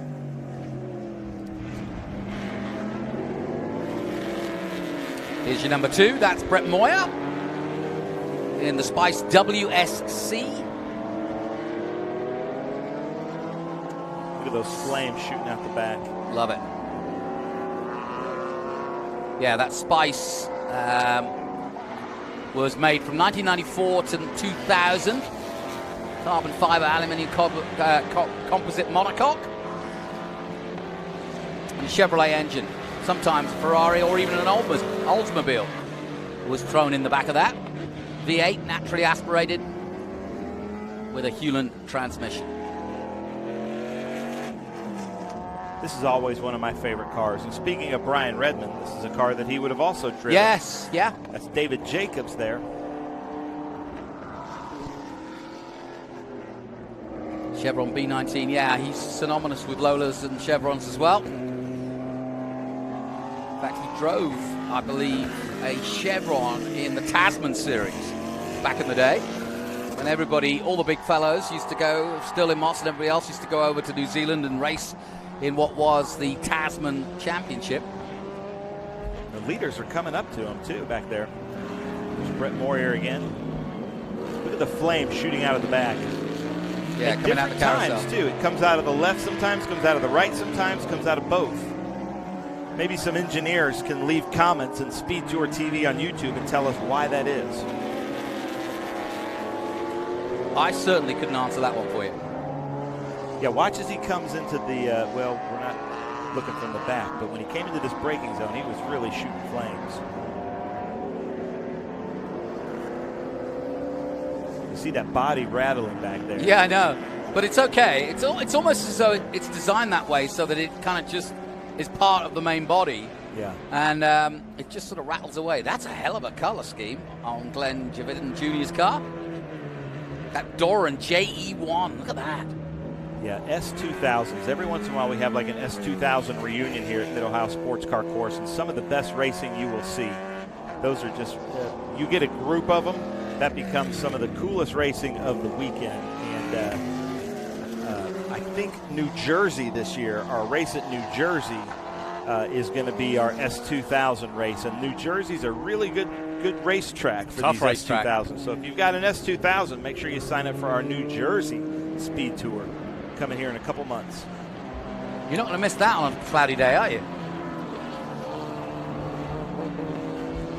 Yeah, I'd hate to be the driver that gets in an incident and says, I didn't see that car. So yeah, ladies and gentlemen, if you're joining us on YouTube, leave us a comment, what you'd like to see, what you'd like to see more of, or if you need us to tell you more about something, or if you have some expertise on some of these cars or drivers, please let us know as we see the leader coming in through the Big Machine Vodka Spike Cooler section of the track. Yeah, I was just, before you came in, Ben, I was just mentioning the fact that they've had hardly any, well, no dry time. And in fact, the pole position was set some 2 seconds slower than what what Bird is circulating now. So yeah, they're going to be enjoying this as Jack Baruth goes through.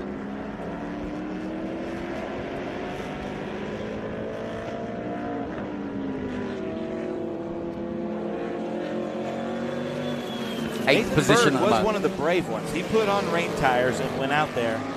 And Mid-Ohio is a treacherous track in the rain.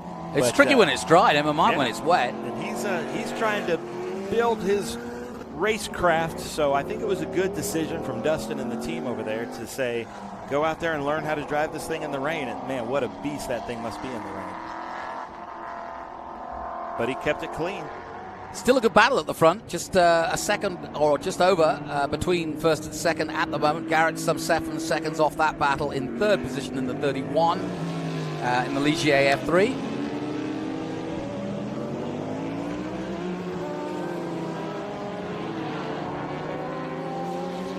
Currently in third position.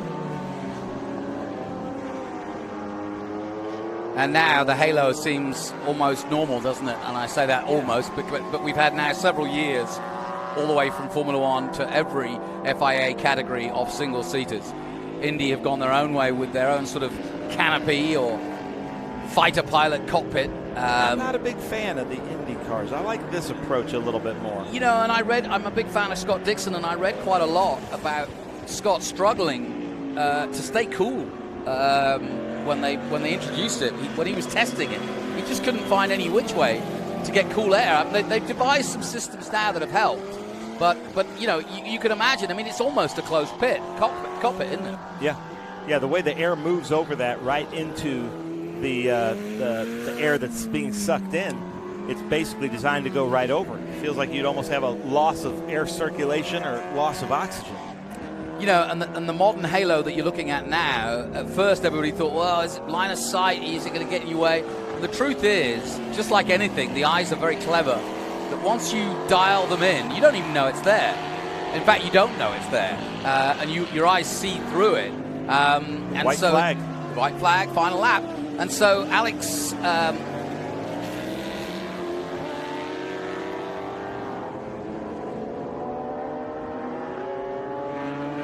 Nicholas Ambiado, I'm not sure how to say his last name. Beato, yeah. Are these both Ligier JSS3 chassis. Is that what they are? Yes. Does it say what engine he's got in that car? No, it doesn't. Wait a minute. No, it doesn't. But I'm guessing. I don't know what he's got in the front. I don't know what Bird's got in the back of that, but it says a 9 Boss. Yeah, Boss would be a 302. Yeah. So that'd be a 5-liter. Yep. And I see his cameraman right outside. They're making a documentary about Nathan Bird. Ah, right. And he's right out here to get this checkered flag. What's his deal, Nathan? Why has he got such? Nathan is he was with us, remember, last year, and he was running, I think, 49 race weekends out of 52. Wow. And just trying to get his racecraft. His father was a famous race car driver. And I believe next year they might be racing in the Carrera Cup. So oh, wow, cool. I think we're going to be seeing Nathan racing on big-time TV here soon on He's Sundays. still a young man, right? But here he comes to the checkered flag. Yeah, very young. Here he goes. Nathan Bird to take the checkered flag right there. So congratulations, Nathan Bird. Led all the way. Got at the start and never looked back. And Ambiato coming across the line some 2 seconds afterwards. But a good run by him. And Garrett is now going to cross the line in another F3 in 3rd position. Waving to the fans. I like the look of that car. I don't mind it being with the longer or the bigger engine. I like the low-slung wing. Yeah. Maybe we could get some people interested in starting up another Formula 5000. Yeah, no question. Now, we have more SVRA coverage from the Speed Tour here in Mid-Ohio coming up. Myself and Ben Sissel will be taking you through it. We'll take a short break, though. We'll be back with more from the Speed Tour after this. Feel the power. Experience the excitement. You're in the driver's seat. At Skip Barber, you learn from the best. Whether you are a new driver that wants to learn accident avoidance or a seasoned racer looking to improve, we have a program for you. We're your #1 destination for auto racing and driving schools. Skip Barber. Feel the power. An important decision is afoot. This man is about to buy tires on TireRack.com. Tire Rack is the leading online retailer of tires in North America and a repository of advice and expert reviews. And it's done! All that's left is to arrange for safe, easy installation at one of our independent recommended installers. Well, I guess he did that too. TireRack.com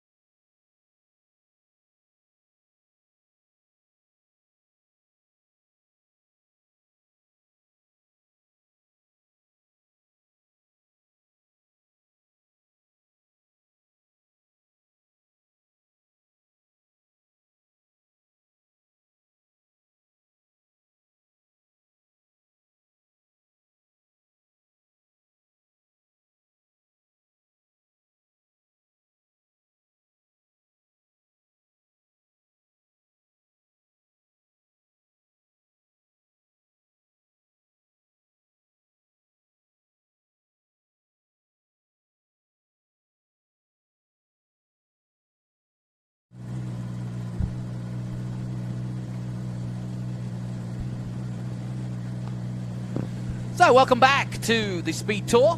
And as you can see, those fantastic signs which my mate Ben and Lincoln put up earlier in the week, I'm sure. Yeah. That did the job. Yeah, that Speed Tour right there. But look at this, my favorite group. I love this. Group 1345B, and right there, right at the front, Robert Baxter and that Bobsey SR7. Yeah, I was just looking at the history of the Bobsey. I was looking at that. That's not an oiler, that's a chiller. So that must be a cool suit. A cool suit thing. Yeah, yeah. And there's Travis Engen, again, racing the 23B. He was just out there with us in a Indy Lights, the Red Bull Indy Lights car. But Travis Engen always really fast. Let's see if he has anything for the Bobsey. Now look at how small this car is, because when we go to the next car, the Dan Fury. Oh my gosh, look at that. The Holman Moody, I believe, Thunderbird with the wing on it. I love this car. And Fury actually raced in the Trans Am Series back in the, I want to say the 68 championship. That is an interesting looking car, isn't it? Yeah. And then a Mini. Yeah, of course. And man, Mid-Ohio is a fantastic Mini Cooper racetrack, especially if there's a little bit of rain. Yeah. Charles Kearney. Chris Kearney. Chris Kearney, excuse me, yeah. Chris Kearney's about my size. When he gets out of the car, people are like, you were in that thing? But that's what's always amazed me about a Mini. You can actually be over 6 foot and still get in one. There's Mr. Nash. He's Lotus 7, number 7. I used to live near the Lotus factory. Really? Yeah, Norfolk. We would say Norfolk. Norfolk, right? yes, you would. Because you have your own Norfolk, don't you, in Virginia? Look at this. Look at those clouds. Those are Simpsons clouds. There's that Morgan. Oh, that Morgan. We love that. So here they come. Morgan 4+4. I was talking to him at the grid this morning. That isn't a rear tire under his cover. It looks like a rear tire, and I'm like, surely you're not running a rear spare tire. But that's where it would go, right? Yeah. But most racers, so he basically built this thing out of fiberglass to look like a tire. Yeah. Or else it'd be kind of a hole in the back. But it wants to be a lot lighter. Why doesn't he make it into a boot, as we would call it? Why doesn't he make it into a trunk? I don't know. There's the TVR Griffin. Let's see, is that Chris Zappa? Who's in that? Or is that his dad? Oh, Michael Zappa. Now, this is the 60 years of the Formula V, so there's Elliott Barron. That looks very lightweight. Or is that Hunter? No, that's Elliott. Elliott Barron, yeah. I don't know. It looked like Hunter in it. They keep changing. Oh. Quite an eclectic group, though, isn't it? Got some Miatas in there, some Bug-Eye Sprites, Midgets, Minis, Morgans. Yeah, so that number 23 is a Pegasus. Ah, fair enough. Now we're going to go through the Formula V. Since you stole my only list, I'm relying on you. Oh, sorry. Why don't you do the grid? Thank you. So Robert Baxter in first in that Bobsey SR7. Travis Engen in the Lotus 23B starting second. Dan Fury in that Ford Thunderbird, followed by Chris Kearney in that Austin Cooper S. John Nash in a Lotus Super 7 starting fifth. Sixth is David Bauman in the SCCA Enterprises SRF. Mark Gobble in a Mazda Miata. Andy Nelson in the Austin Cooper S, the blue one. I haven't seen him yet. I hope he's out there. He's actually out there in the Goodwood Dunlop tires, so sliding everywhere. It's really fun to watch him. Perry Tennell in a Porsche 356. Devin Booker in the Formula V Petunia. Hunter Barron in the Pegasus.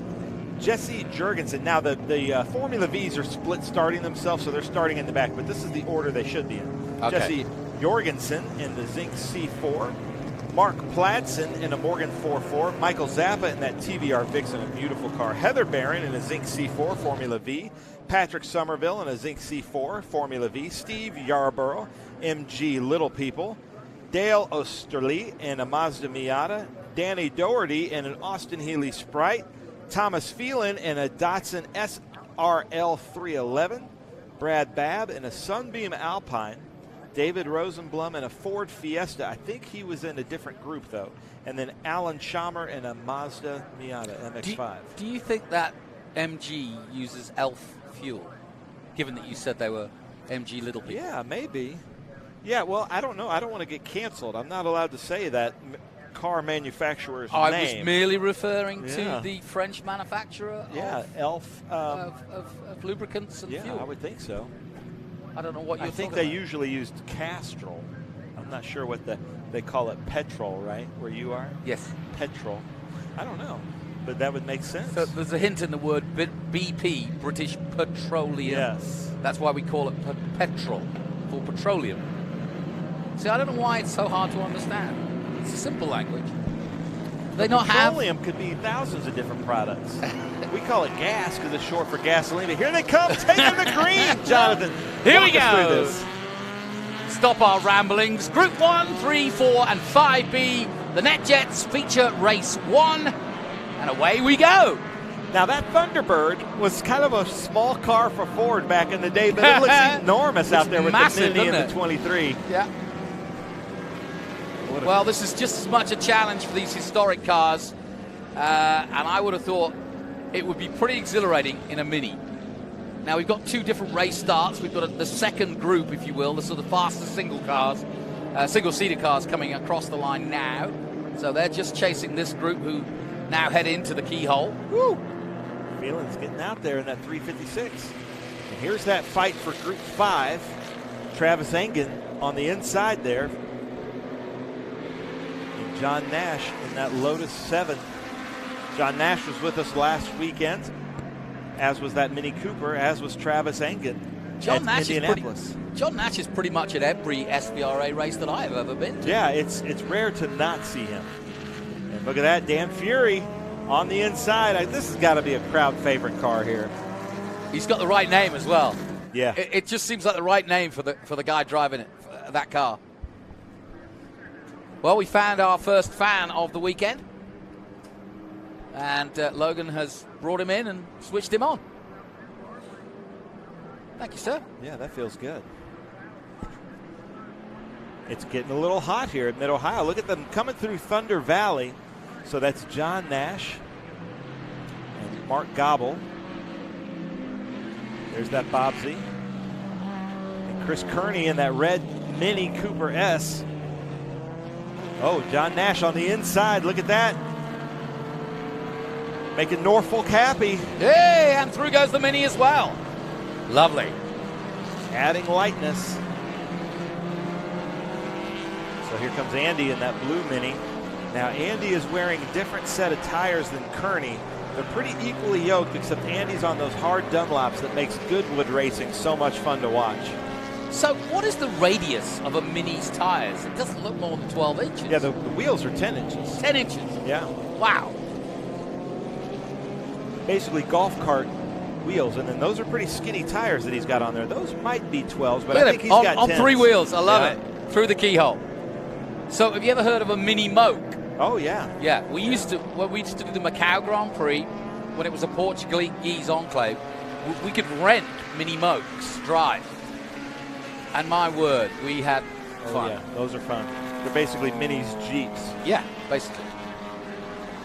There's that 356. Perry Tennell. He was with us last weekend at Indy. It's kind of just a good way to do it, a 2-for-1. They say, like, we've got a lot of drivers from the West Coast. They'll do Indy, then it's about a 3-4 hour drive to here. So let's look at this Bobsy versus the Mini. Who's got the... Now I'm thinking that the Mini has the advantage of these twisty bits, which you can see he does. Look at that. As those tires come to him. He's hanging those things out there. Have you raced... I know you own Minis, but have you raced them?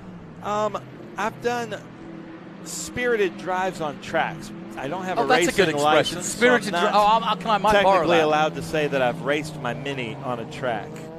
Okay, But, so can I use that expression? Yeah. I'm not a race driver. I'm a spirited competitor. I've done spirited drives around a few tracks in a Mini, and they are so much fun to drive. Not stirruped drives, spirited. Yes. Okay. Yeah, you can see there he was hanging out. His right rear tire was off the ground because they're just hanging there. You know, the power's in the front wheels of those cars. Yeah, let's watch him go into turn 1. He probably won't lose a wheel here, but he'll get light loaded, as you can see. He does drop a wheel or put a wheel in the air as he comes through the keyhole. The good mini drivers like Swift and like there's a centrifugal force like the Segways use. Yep. And if you can keep your foot planted and just turn the wheel the way you want it to go, the balance of the car will eventually, the rear of the car will move around and go to where the front tires want to go. It's almost counterintuitive for a lot of race drivers because you just, no matter which way you're sliding, you just steer the car where you want to go and keep your foot planted. The car will come to it, and that's not the case in almost any other car. Yeah, exactly. Now, why is that, do you think? Just the balance of the car? Yeah, the balance, the front-wheel drive, the centrifugal force with the cars over-rotating. What do they call that? Gyroscopic gyroscopic effect. Yeah. You'd think that the Miata would do the same, but it doesn't. No, that's rear-wheel drive, so then it would be pushing the front wheels. Yeah, that's true. So, car 55, that's Perry Tennell in that white Porsche 356B. That's a pretty car, I must admit. I mean, you know, that 911 shape, but when you look back at the 356, you can see where it all began. Yeah. And I still would love to have one of those. Yeah, I've driven a few of those. Those are a lot of fun to drive.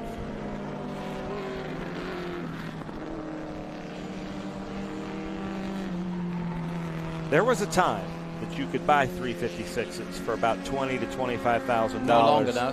And not long ago, and I wish I would have done that. So if you're watching on SpeedTour TV on YouTube, what's the car that got away from you that you wish you would have bought? And what was the price that you could have paid?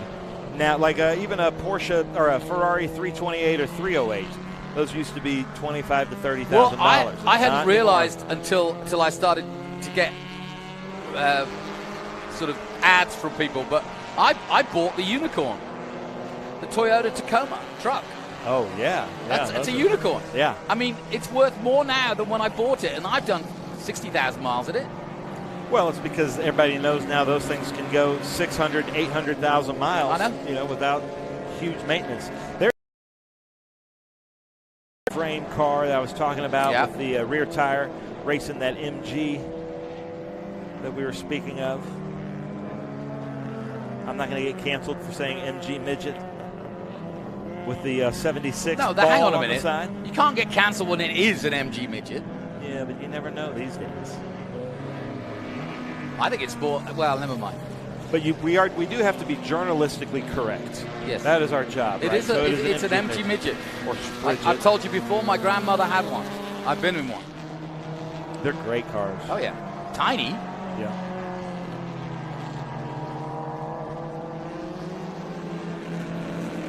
A bit like the Triumph Spitfire, tiny but powerful.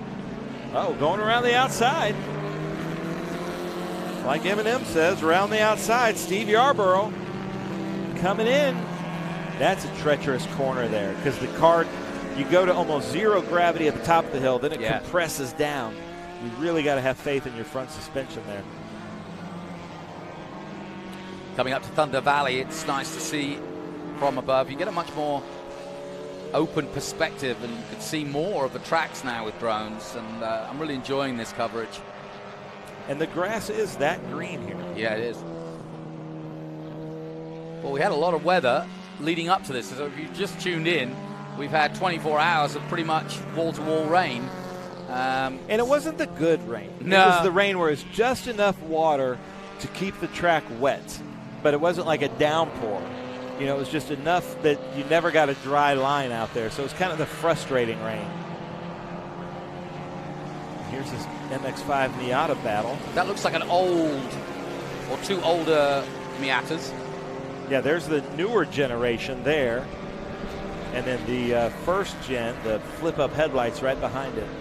I really like that first gen Miata. The gray one's the first gen, is it? Yeah. Because it's just got a bigger smile. And it's also got the flip-up headlights. Yeah. And a lot of our racers have you can buy a mechanism that changes the solenoid where only one opens, so it like winks to the crowd after the race. How do you get to do that? There's a kit you can buy online, I'm sure. It just kind of changes it so they can hit a switch. And I'm sure some people have put highlight lids on. Now, here's the other battle. Here we go. This is the 60 years of Formula V, and I believe that's Hunter Barron out there in the lead in his dad's car, Elliott. We went canoeing with them Tuesday and had just a blast. That's kind of our tradition between Indy and Mid-Ohio. We go canoeing with a bunch of our racers. So right now he's in the lead, but if they can keep on this draft, look at that thing sliding through. So which river you canoe on? The Mohican. Oh, nice. Went to Mohican State Park. Really pretty area here. I strongly recommend it to anybody visiting this area, and it's reasonably priced. So that's Hunter Barron, followed by Jesse Jurgensen, followed by Heather Barron, his sister. 4 started, but only 3 are left, which is a normal ratio for Formula Vs. They usually finish about 75% of what they started with. V standing for Volkswagen. Yeah, but back in the day, this was the way to get into racing, and a lot of major Formula One drivers cut their teeth in Formula V. Yeah. Including who you were talking about just last time, Well, Scott Dixon. Yeah, these would be the Formula 4s of the day, wouldn't they? If you would. Yeah. Sort of the simple, okay, it doesn't have the wings and the downforce, but this would be a, you know, straight out of karts or at least straight into racing. That would be the way to start. Yep. Or, yeah, Formula Ford maybe would be a better comparison. Look at this, looking on the inside of Hunter. Look at the camber in those wheels. And that's Heather Barron. Heather wasn't with us at Indy, so we're glad to have her here with us.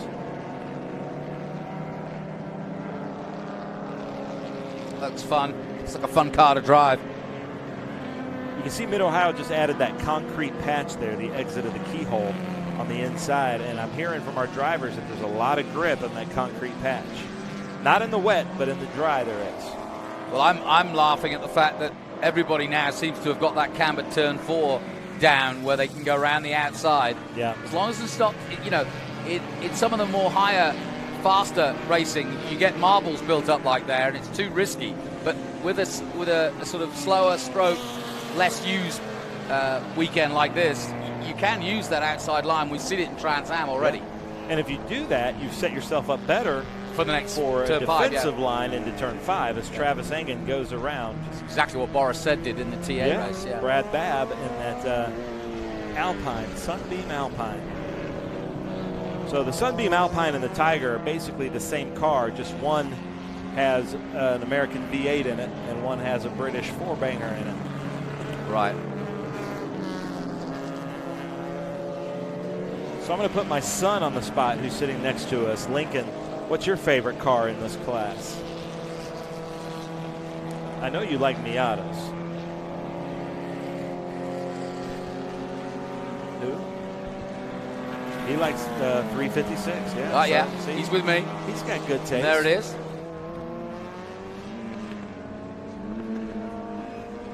Yeah, he likes the minis. Now, I had a couple right-hand drive minis, and when he was about 4, I would put him in the front seats in his, like, booster chair, and then everybody would look at us like, gosh, is that 4-year-old driving? Because, you know, the steering wheel's on the other side. That's funny. I would drive him to school like that, and the people out front of the school did not like it. Well, they did not think it was funny. That white flag is out. I used to drive to school. My mum used to put me in the back of her Spitfire, which there isn't much room. The tray. Yeah. But hang on. But then she'd add Omar and Khyber, there are 2 Afghan hounds. So I would emerge in my school uniform from these 2 huge dogs that were twice the size of me and would take me for a walk now and again. But that's how I arrived at school. All right. Why I never learned anything. White flag on Travis Engen. Look at this. As he comes around in that Red Bull helmet in that beautiful Lotus 23B around Madness. You can see the car kind of get light there and the suspension fully suspend, and then it comes down and compacts there. And the drivers like Travis that really get a feel for that are really fast through that section. And the other ones that that are a little bit more timid through there just can't get that section right. But here we come to the checkered flag, Jonathan, so you get the call. Well, no surprise to see Travis Engen. He started on the front row, leading the way in that Lotus 23B and bringing it home in style. Down through Thunder Valley for the last time. Engen ahead of Fury in the Thunderbird. And Baxter, I think, is going to come across the line in third place. Robert Baxter, who started from pole in the Bobsy SR7. And here they come. That completes our coverage then of the groups 1, 3, 4, and 5B. And a nice clean race and some fun out there had by all. Travis Engen, as always, a busy weekend of racing. Boy, does he get his money's worth of laps in of an SVRA weekend. When you look at that car, and I've talked to JR about this at GMT, it doesn't look like it's tall enough to house an engine. No, I know what you mean. It's not a box door engine. It's not a side-by-side engine. It is an upright engine. So where is it? It just doesn't look like it's right behind the driver. No, he's pedaling. And, yeah, but it just never looks like it's tall enough to house an engine. Do you know, that's the first time I've heard anybody say that, but you're absolutely right the more I look at it. Now, without further ado, let's take a look at the highlights of the action we've just seen from groups 1, 3, 4, and 5B here at Mid-Ohio as part of our Speed Tour. I'll do sound effects. Okay. Thank you very much. John Nash in the Lotus. They went through the Thunderbird into turn 1. And look at that, the 99. Massive car. There's a 356 looking on resplendent form in yellow and white. And the 25B. David Bauman doing the tricks. The Morgan 144. Yeah. And then came the single seaters, just 3 in the end. But they put on a good show. And Baxter started first, but it was Engen who would take it to the line and win this race in style ahead of Daniel Fury. Well, we'll take a short break here from the Speed Tour here at Mid-Ohio. I thank you for my sound effects man, Ben Sissel. We'll take a short break. We'll be back with more action from SVRA after this.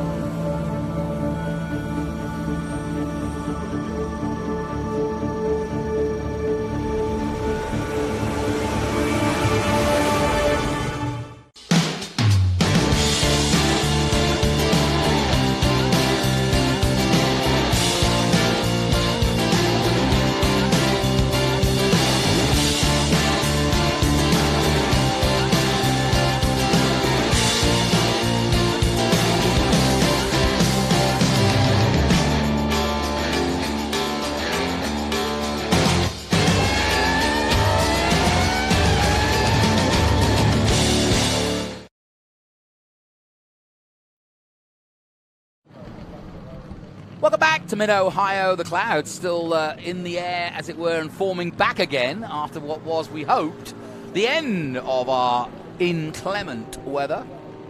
But I don't know. I don't know. We'll rack the shot, as they say in TV, and it looks brighter when you do that. But either way, it's not going to rain for now anyway, but there's lots of clouds out there. As we get ready for our Group 10 action from SVRA, part of the Speed Tour, Jonathan Green and Ben Sissel. Boom! Look at that. Randy Walker right out the gate, Chevy Camaro. On my sheet it says red. I'd call that a maroon. I'd say burgundy. Burgundy. Ron Burgundy. Yes. But what a beautiful car. Look at that. Brian Pritchard. Now, my grandma had a Toyota Camry. That wasn't Didn't it. look like that. Nah. But I tell you what, if it did look like that, boy, would everybody get out of the way at the grocery store. Yeah, exactly. Your grandpa, yeah. That. Little thumbs up. See, we like that. He's done his homework. He's watched our telecast before. Brian Pritchard in a Group 10 SC4. I think at the end of season dinner, you should give prizes for the most thumbs up. Yes. And speaking of, there's your Cadillac. grandpa's car. Yeah, Cadillac, right? But man, I love these things. Yeah, I tell you what, your grandmother would be pretty fast in that too, because when Cadillac decided that they'd done with luxury and they wanted to go fast, this is what it all started with, this CTS VR. And now they've just kind of run away with everything. Yeah. Heck, they've been doing Le Mans now. Yeah. So that is Bill Heifner. Bill races here with us quite a bit in that car, and that's always a crowd favorite. Pretty famous car. Great driver. Look at that cockpit. There are not golf clubs in the trunk of that Cadillac. You don't know that. You think there are? A little ballast. Look at that MGD. John Cloud. Would that be the Rusty Wallace car? I think that is, yeah. That's Jeff Rocco. It does look like that is John Cloud's car, but Jeff Rocco is, let's see in there. I met John Cloud for the first time this weekend. Oh, what a great guy. Yeah. He's having a big party here. It is a Rusty Wallace car. You're absolutely right. Look at that. Now, that's not John Cloud. John Cloud wouldn't give us the hang loose. That's Jeff Rocco in there. Pontiac Grand Prix of Rusty Wallace. What year would that be? Oh, man. That's just after Days of Thunder, I think. So what year would that have been? Early 90s? Yeah, early to late. Late 80s, early 90s? Mid-late 90s, I think. Okay. I don't have the sheets. I don't have the years here. Mark Mercurio in the Howe TA2 late model Camaro. You see, there is an unwritten rule in motor racing that you can't race if you're called John Smith. But if you're called Mercurio or Fury, then that's okay. We have a Thor Ricky Johnson. Bobby. Thor Johnson racing Thor with Johnson. us on the West Coast. That's Scott Speed. These are all good race names. Will Power. See, my name is no good for racing. You'd be a great golfer. Yeah, Jonathan Green works as a golfer, but Juan Verde, which is my race name, that you see, it suddenly says speed to you, doesn't it? Van Verde at the Green front. flag, yeah. Now, Randy Walker up there in pole position, he would not be a good baseball pitcher. Nah. But let's get back to it. That's Alan Davison, FPEC Ford Mustang. Alan Davison is the owner and operator of Food Processing Equipment Company out of Arkansas. So if you have eaten a chicken nugget, it came from an FPEC piece of equipment. Have you had a chicken nugget? I had a chicken nugget last night. I had the chicken fries at Burger King. I have had. Look at that. Come on, Alan. Give us a thumbs up, Alan. Come on, Alan. George, don't leave until he gives us a thumbs up. Let's make this awkward. Go back in there, George. We got to get real awkward. Come on, Alan. Give us a thumbs up, buddy. Don't leave, George. Did he give a thumbs up? I don't know. Come on. Oh, my okay. gosh. Well, Alan, I'm going to have to talk to you because we've got Scott Dolphy, who at our Sebring event got engaged to his girlfriend, now fiance, and was a former NFL player. Who in was? the NFL? Scott Dolphy, the car we're looking at right now.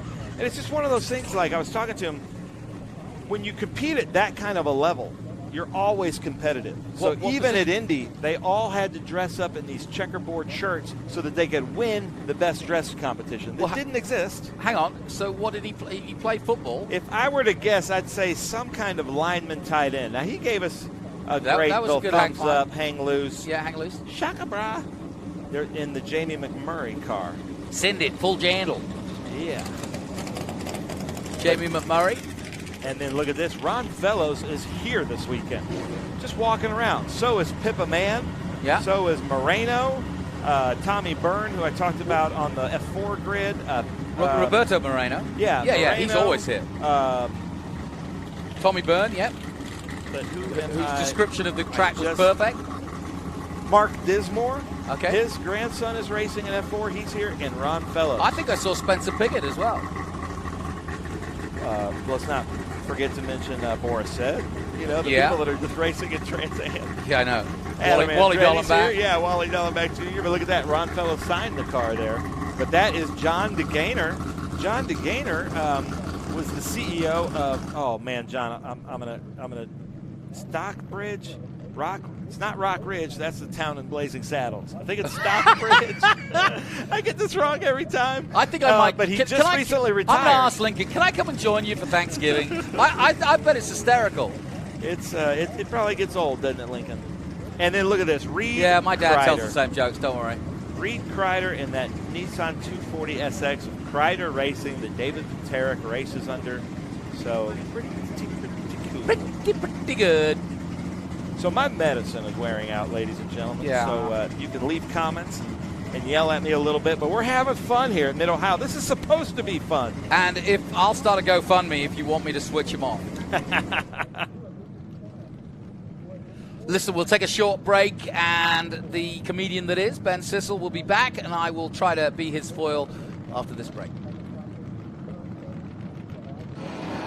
The Trans Am Series presented by Pirelli returns to Road America for the Road America Speed Tour July 7th through the 9th, featuring the Trans Am Series presented by Pirelli, International GT, PSSA, Formula Race Promotions, and Saturday, take part in the Haggerty Cars and Caffeine Car Show with Parade Lab. You do not want to miss the Road America Speed Tour July 7th through the 9th. For tickets and information, simply go to roadamerica.com. We're about to get underway, and as you can see, the Honda Civic, our safety car, pace car, whatever you want to call it, is now leading them to the fray. And a really interesting group of muscle cars here in action in Group 10. See that person splitting? Yeah. That's Chelsea. That's RC's daughter. She is our black flag, but what she's doing there is the pole position car gets to pick driver's right or driver's left, and then she's splitting every other based on that person's call. And here at Mid-Ohio, I'm guessing most people want driver's left, but at some of the tracks, that like way at you Coda, have to start on that side of the track. It's kind of 50%. Yeah, then that car has to start on that side of the track. I got you. And I did split at NOLA, and it's kind of nerve-wracking. I'll bet. One, you got to make sure the cars see you. Then you also have to make sure you just put the car in the same position he just told you 5 minutes ago. Well, luckily for her, she's a pretty girl. Unfortunately, they may not see you. Yeah, they don't. Yeah. I'm hard to miss. Who's your signage guy? Hit. Great job on those spike coolers Yeah, there. that's Lincoln. Lincoln helps put Really those good. up. Very nice. You know, a lot of people don't get the credit, you know. The guys that put the flags out, the signage, here weeks before. You know what's sad, though, is I'm a motorsports fan. But now with my involvement with this and putting all the signs and banners up, when I watch Formula One, I'm almost watching for how the signs are placed and all the pretty colors. Well, that means you're doing a good job. Yeah, well. And then I'm like, oh, I need to do that. I've stolen a lot of ideas from watching, races like that.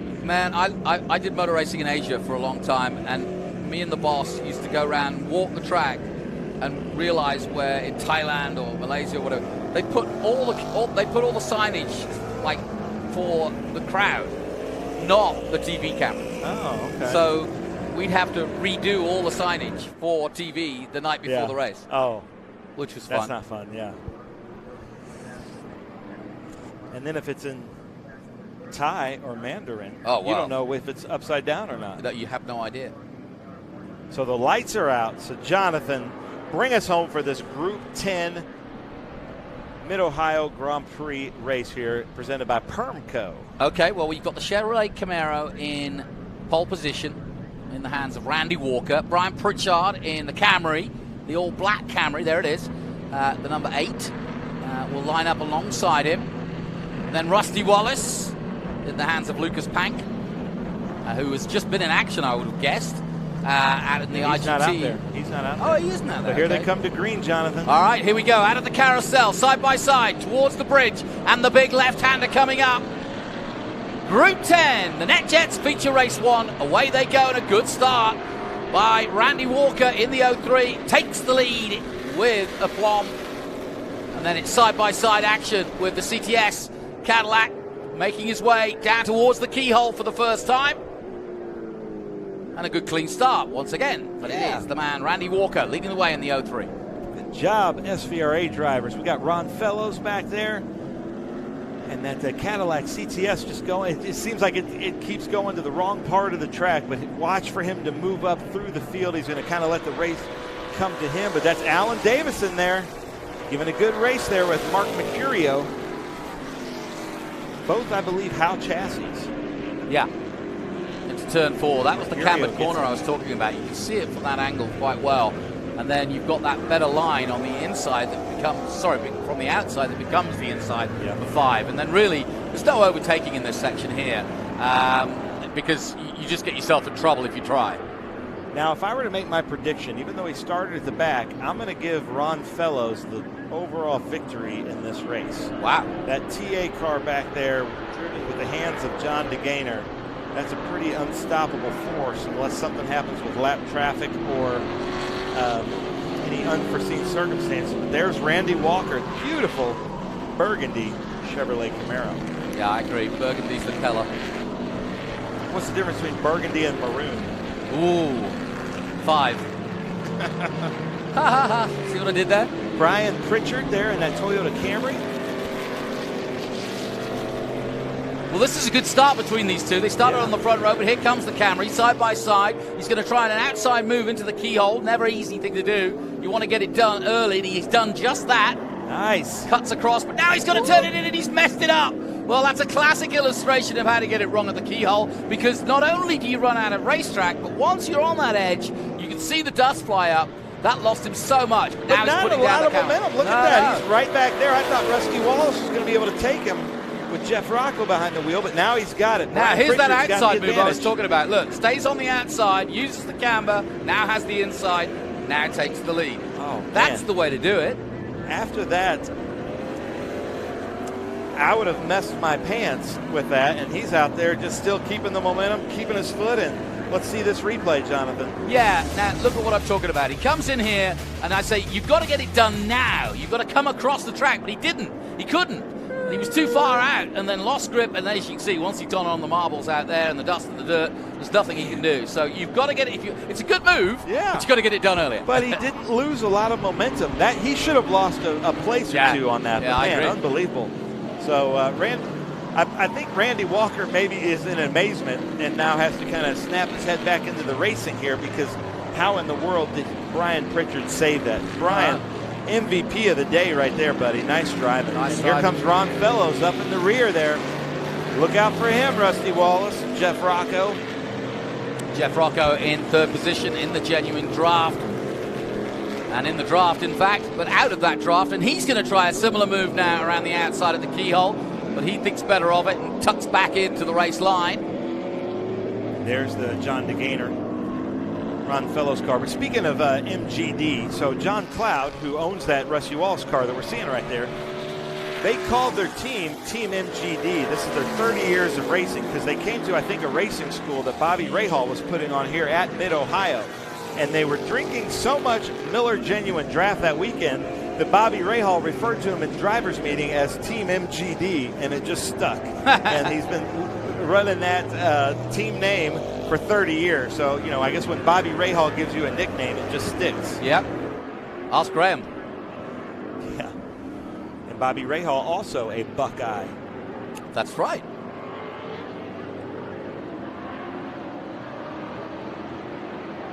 Just outside Lexington is the Mid-Ohio course. My mum was asking earlier in the weekend, where are you? I said, I'm at Mid-Ohio. She goes, well, where's that? Thinking it's somewhere in the middle of Ohio. And she's right in that perspective. It's about an hour north of Columbus. You know, I've always wondered this, like, when you were growing up in school, did you have a sense of our states? Like yes. Where they were? Yes. Because that's something I don't think most Americans could point out European Well, I countries did, or Canadian provinces. When I was at high school, my parents lived in Houston, so I kind of made it my job to learn American history. Yeah. And therefore, as part of that, American geography as well. But yeah, you're right. There's Scott Dolphy there. In the Crown Royal car. Alan Davison, FPEC. And Alan Davison, I got to give it up for him because he really helped out early in the season in TA2 with Dylan Archer, making Dylan Archer's dreams come true in TA2. And how cool is that, Alan? Thank you so much. Alan races with us in this TA2 car. He's got a Panos that he races with us. He's got a Mark Martin IROC car. Just a really good driver here as he's the CTS now gets around. And the tires have come to that CTS. This is going to shape up to be a pretty good battle. Look at the lines of those Cadillacs. You know, Cadillac did a very good job of turning a luxury car into a race car, or making a race car that was capable, but not without losing that distinct Cadillac front and look. Kind of like how BMW used to do. You never second guess a BMW coming at you from the front. Yeah, they kind of have their token. You know, the BMW has their kidneys, they call them. in the front. The Cadillac has its kind of boxy look with sharp edges.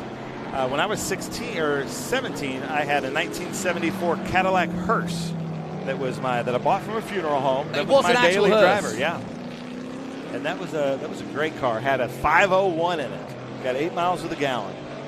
Why did you want a hearse? Well, I was in a band, and it had the casket rollers in the back.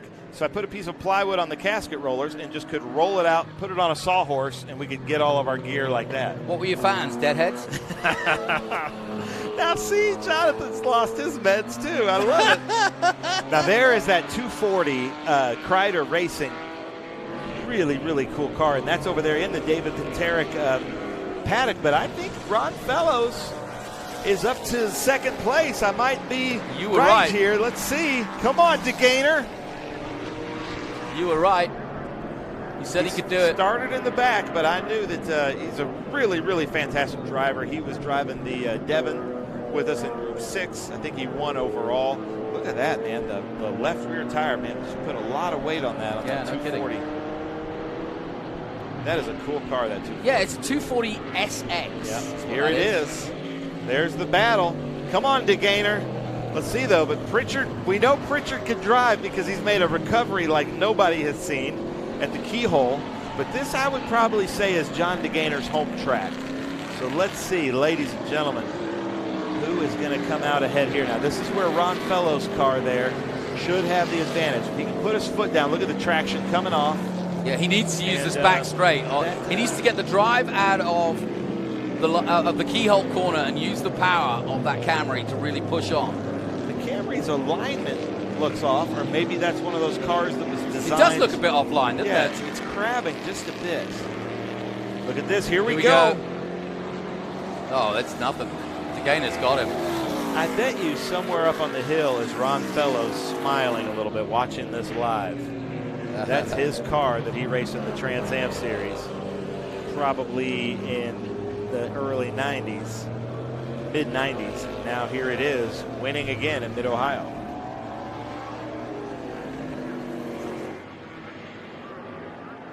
So we're watching the NetJets race 1 of 2 for the weekend here in Group 10. Each of the SVRA groups gets 2 runs at the track in terms of races. About 20 minutes on each, and plenty of practice time, although it's been slightly curtailed a little bit this weekend by the inclement weather and rain we've had. But, you know, hey, can't control that.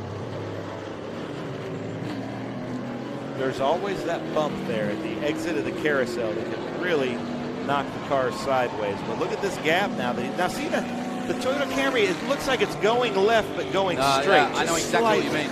It could be the bodywork rather than the actual chassis. Yeah, that's how they build those cars sometimes for different tracks.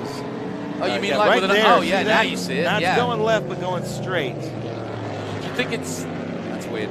Do you think it was designed that way, i.e. for ovals? No. Most of the drivers that use their stock cars buy the actually road race stock cars. Yeah. But, you know, I'm sure a few of them can do it like that.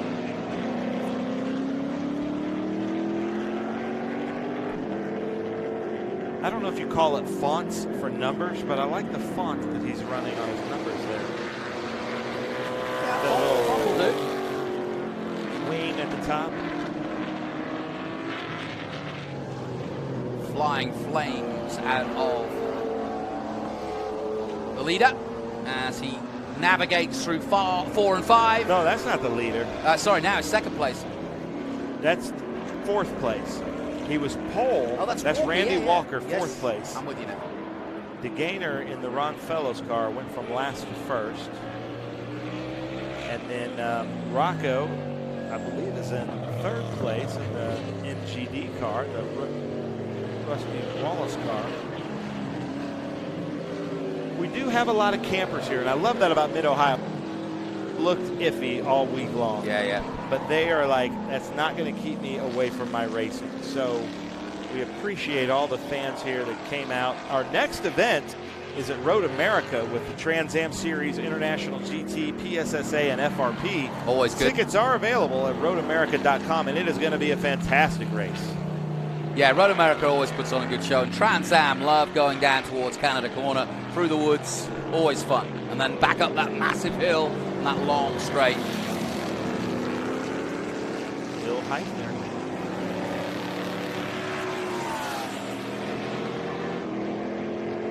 So there's Mercurio. Hope I'm saying that right. I like the Yeah, livery. Mercurio, that sounds right. 5th place at the moment. And he just put his fastest lap of the race in, personal best of 1:33.053, but we're not counting. Uh-oh. Here we go, Dolphy. Like I said, always a competitor with Alan Davison here. Alan Davison in the Mustang TA2 car. Dolphy in the Battle for 7th and 8th. What is that, a Ford? Is that like a Ford Fusion that Dolphy's in? Let me tell you. Yes, it is. A Ford Fusion.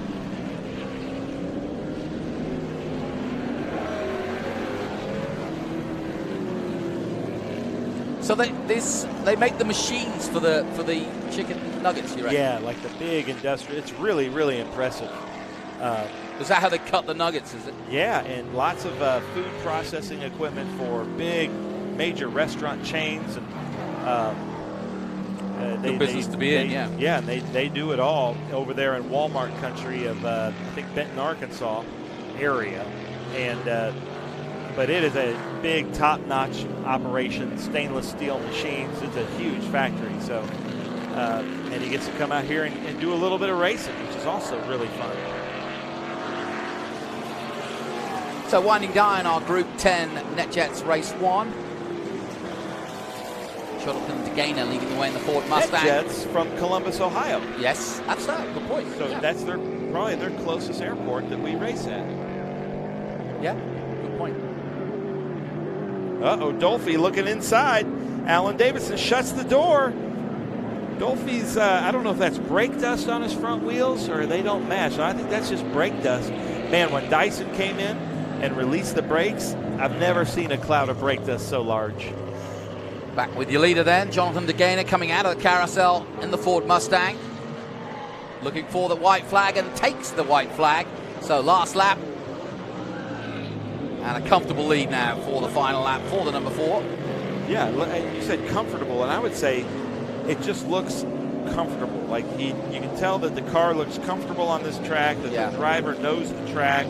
I do think he considers this his home track, and he's just getting around here really well. Mustang Cobra. His dad raced the car and designed the car that he was racing in Group 6. And John has just kind of grown up around racing. His dad was a very competitive race car driver in the SCCA. His dad is here this weekend and comes to almost all the weekends with him. So it's really cool to see father and son having fun here at Mid-Ohio Sports Car Course like they did probably 40, 50 years ago. And didn't his daughter sing I Will Survive? Oh, no, that's Gloria Gaynor. Gloria Gaynor, not Gloria not DeGainer. Right, okay, good. Just checking. But see, I can do music references because you can get it. Yeah, and so do the producers in the Isle of Man usually when we shout out some. They've gone home. Lyrics. They're at the pub. Yeah, they're gone, right? But look at this, John DeGainer, another green flag victory from last to first. Bring us home, Jonathan. Here we go then. DeGainer coming out of the carousel, the three-dimensional services group carousel to take the checkered flag, and nicely done. As we take that checkered flag from a different angle, Rocco will take second place, but he's a long way behind, as you can see, some 15 seconds, in fact. So a bit of a dominant Group 10 win. Here they come. Rocco and Pritchard, second and third. And a good little battle there between Pritchard and Walker for third. Won by Pritchard. Randy Walker, Mercurio in fifth. Hefner in sixth. Davison, Dolphy, and Ryder. That's how it finished in Group 10. My thanks to Ben Sissel. We'll be back. We've got more coverage from the Speed Tour here at Mid-Ohio. Join us after this break.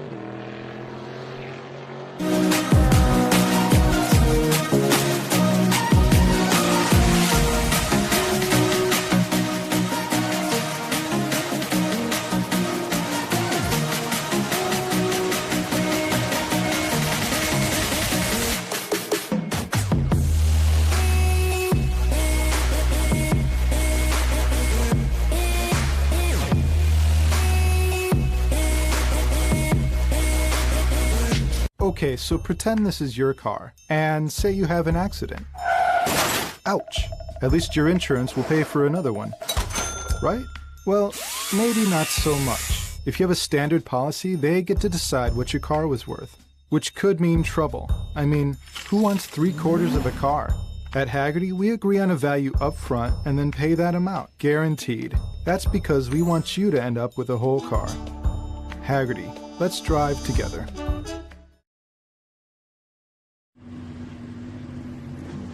Welcome back. It's time for a Mohawk, and a famous one at that. Tell us, Ben. Kim Madrid, and a really good friend of mine from Rancho Cucamonga, California. Looks like she's not running her camera this time. Come on, Kim, you got to give us a thumbs up. Nope. Thumbs Look up. at the camera. Come on, Kim. Come on, Kim. Give us a thumbs Come up. on, Rudy's Kim. watching. You know, the Dana's Mohawk's watching. cool, but we need a thumbs up. Now, there's that deadhead sticker, but it's not a Cadillac. It's not a Cadillac. See, that's classic rock reference right there. Cheaters suck. Now, Kim runs the Formula Ford Challenge Cup out west, so I'm sure she says cheaters suck. But I got to give it up for Kim. Won first place at Indy last weekend. So and, if I come to Thanksgiving, can I get $1 for every dad joke? Oh, yeah, Okay, sure. good. That's Bob Hatley also from – there's the Formula Ford Challenge sticker there. Bob Hatley all the way out from California. He doesn't give us a thumbs up either. Come on, Bob. Well, they're kind of thumbs up. You know, our helmet winner from last year at COTA. Now look I at like this. This is a Formula pretty B. looking car. This is what we were discussing off camera, that this is what every year Formula One drivers should all get together and have to do a race in equally yoked Formula B cars, the Chevrons and the Brabhams, and really see who the drivers are. And that's Travis Engen there in that beautiful Chevron. Yeah. That's his third race on the pole. Yeah, man, they do just love racing. And really good race car driver, too. Notice how his rev meters turn sideways there? What is the deal with these Group 2 drivers not giving us a thumbs up? Oh, there we go. All right. Well, my new favorite. Who is that? Who's the number 76 in that cross lead? Steve Yarborough. Steve Yarborough. Kale's brother. Yeah. See, there we go. Oh, look at that. And he even gives us a 3 for 3 minutes. The Reverend Steve Gassman. I hope that means the petrol and not, the other kind of gas. Reverend Steve, he's a gas. Jonathan, it was the snow cone. I brought Jonathan a snow cone, shouldn't and have that given me rush sugar of too early. Gave it to him. Yeah. Now, what kind of car is that?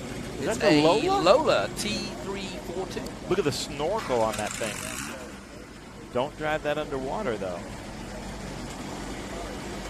Bruce Domick.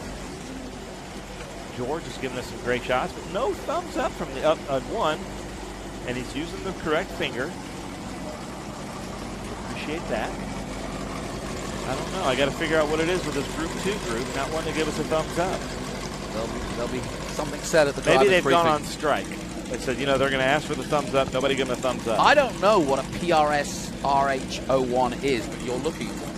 Okay. PRS is a Paul Reed Smith guitar. I didn't know he made Formula Fords as well. That is a water line there going down to the radiator to the nose. And a lot of these cars have a water line on the driver's right and driver's left. One is a return. And then there's Duke Waldrop. We've talked about Duke. This is his last season racing with us in vintage. He hopes to retire at Circuit of the Americas. We're going to have a big shindig for him there.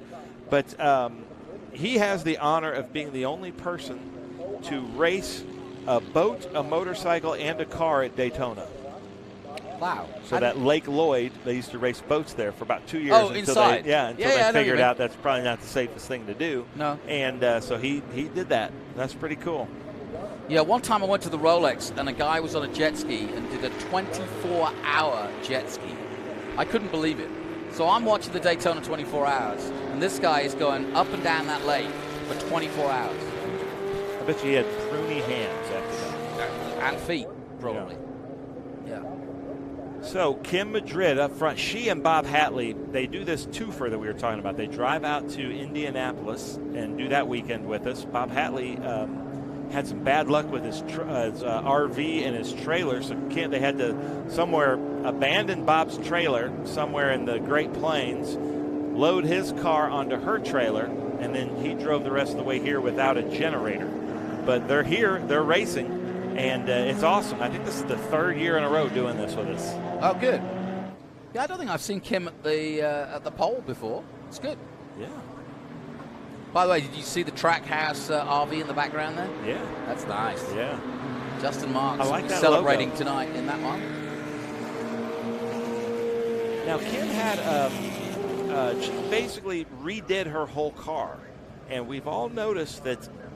I don't know what happened, but she has gotten faster. She had geared her car absolutely correct at Indy, and we love seeing that.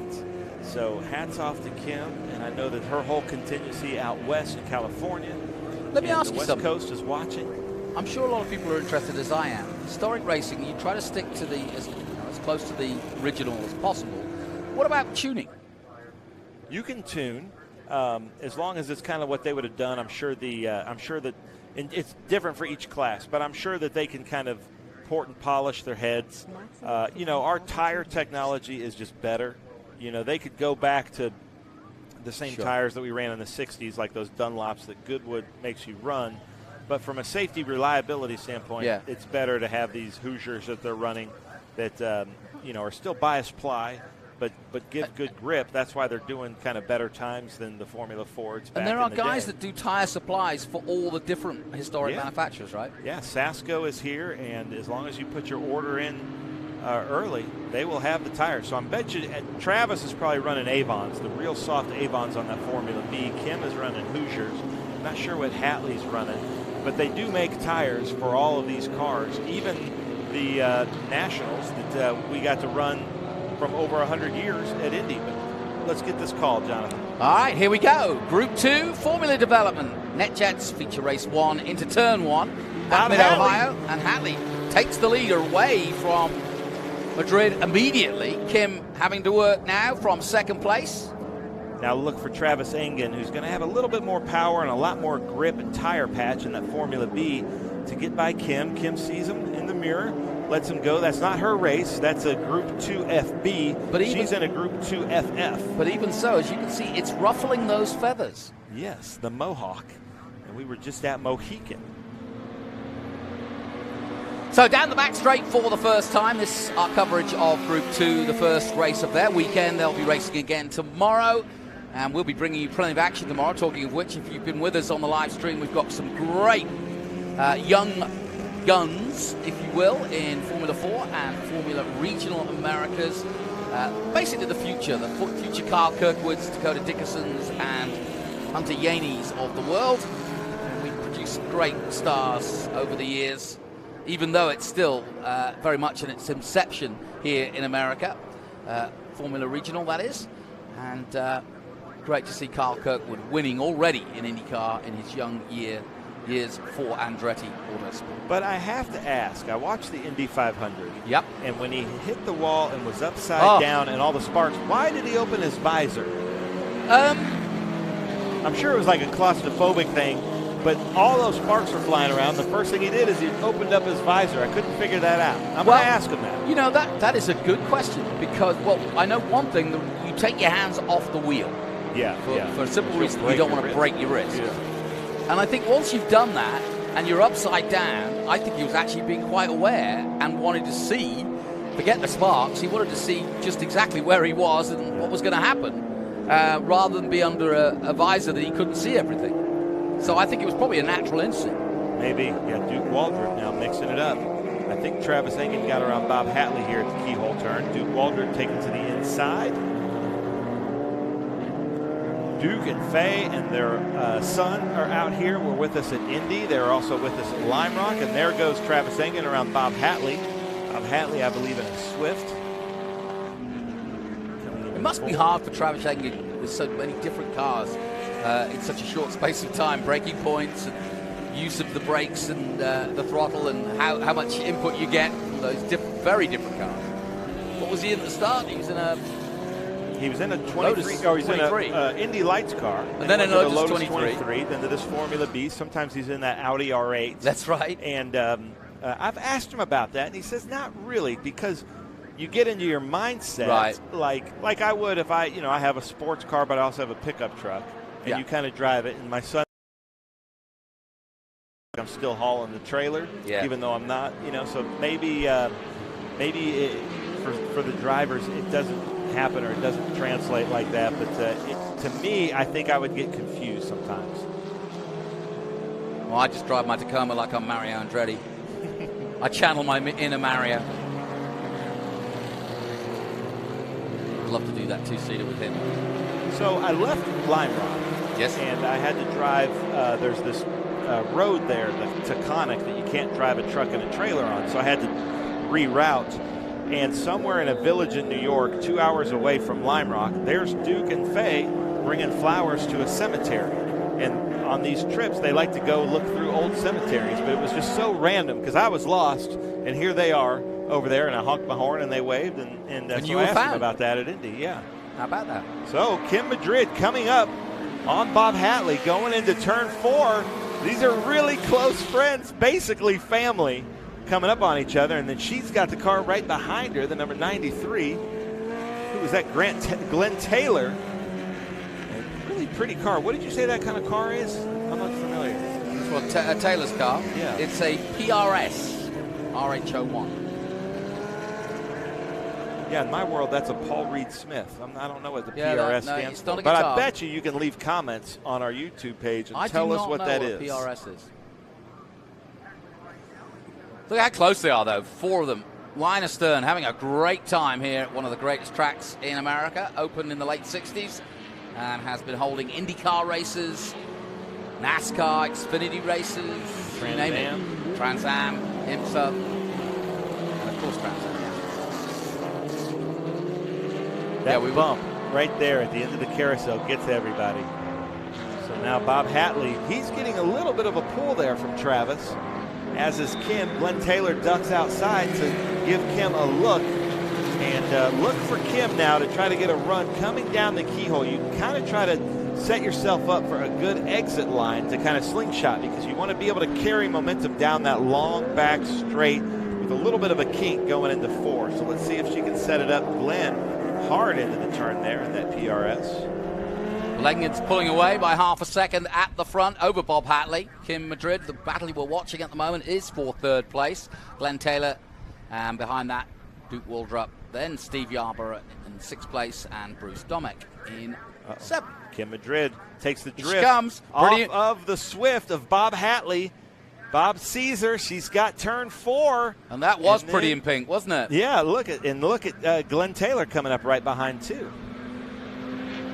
Well, she started pole. She didn't get the start she wanted, but she's starting to recover well. Now, Jonathan, I hope you don't take offense to this, but my wife and now both of my sons at different times have come and sat in the booth, and you have put them all to sleep. Remember 2 years ago, Levi was sitting here and he fell asleep. Now Lincoln's over here sawing logs, snoring, and my wife in Nashville fell asleep. Must be something about your voice. I might need to just start playing recordings if I want my family to go to sleep. So you think it's me? Maybe. It could be me. Because all of those times you were sat next to me. That is true. That is true. And certainly talking to your wife, she's more than happy to go to sleep when you start talking. Probably. Yeah, I think so. Now Glenn Taylor, let's see if he can get around Bob Hatley. Sam Madrid back up to 2nd place. Taylor. Bob Hatley shuts the door on Nicely Taylor. done. So we're looking at our 1st place in Formula B there up front. This is the podium for Group 2 Formula 4 right here with Kim Madrid, Bob Hatley, Glenn Taylor. And it's anybody's guess who's going to win this one. What's your guess, John? What, this 3-way battle? Yeah, this 3-way right Well, here. I think Kim's now got the she's got the bit between her teeth now. Yeah, but I feel like Glenn Taylor's in the fastest car, and he may be a local here.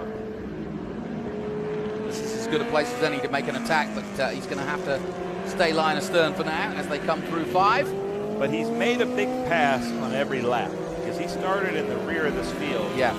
Now he's coming through. You can see Kim checking her mirrors there. Now the question is where? Maybe at Thunder Valley, and that's just coming up in a moment. We see it from above. He's the 3rd car you're looking at. Let's do a little trivia question, John. So don't answer this because I know you know it. Okay. But the deadhead sticker on a Cadillac is the lyrics from what Oh, classic rock song. Oh, I know. We're going to have our audience answer that. Or maybe the producers over in the Isle of Man. No Googling. They don't listen to the Eagles. They're way too young. So out of the carousel again, Madrid under massive pressure now as she approaches turn 1 here at Mid-Ohio. This is the battle for second place. Up the road now, Travis Engen has increased that lead. There he is, some 2 seconds ahead.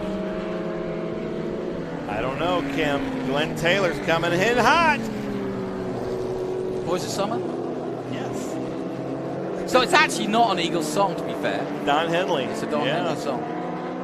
But the Eagles now play it because it was such a huge hit. There you go. I don't know. Kim is doing a really She's good doing job. a very I good thought job. Glenn was going to have her at the keyhole. Now he's going to look out here. He's looking inside. She's right in the middle. The trouble is she can only move once. Yeah. We saw this with Amy Ruman in Trans Am. If she can hold side by side, she's in the better position. Yeah, but she tucks back in. No, that's smart racing. She'll live to fight another day, as it were. Into 5, but that was a nice overtake by Taylor. Now can Madrid come back at her, come back and see if she can overtake Taylor in 3rd at the moment. Well, Kim. 2nd, I mean. That's what you get for not giving me a thumbs up at the grid. There you go, you see. Karma. Karma, no question. And now he's gapping. I love the drone shots because you can really see who's outbraking, who's gapping. And in an equally yoked field as this, you can really see who the late breakers are. Now, there's Domek. First real look at him. Bruce Domek in the Lola T342. Good-looking car, actually, isn't it?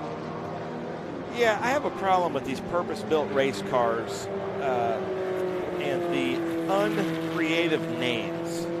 The 234, the R2D2s, you know, the C3POs, all that stuff. Like, I guess they're doing so much into the engineering. They're like, well, we can't call it the Spitfire or the Mustang. We're just going to call it alphanumeric numbers.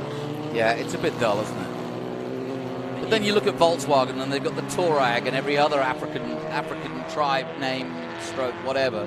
So, you know, but like horses for courses. E30s, E36, E46. Yeah, that's dull. Come on, people.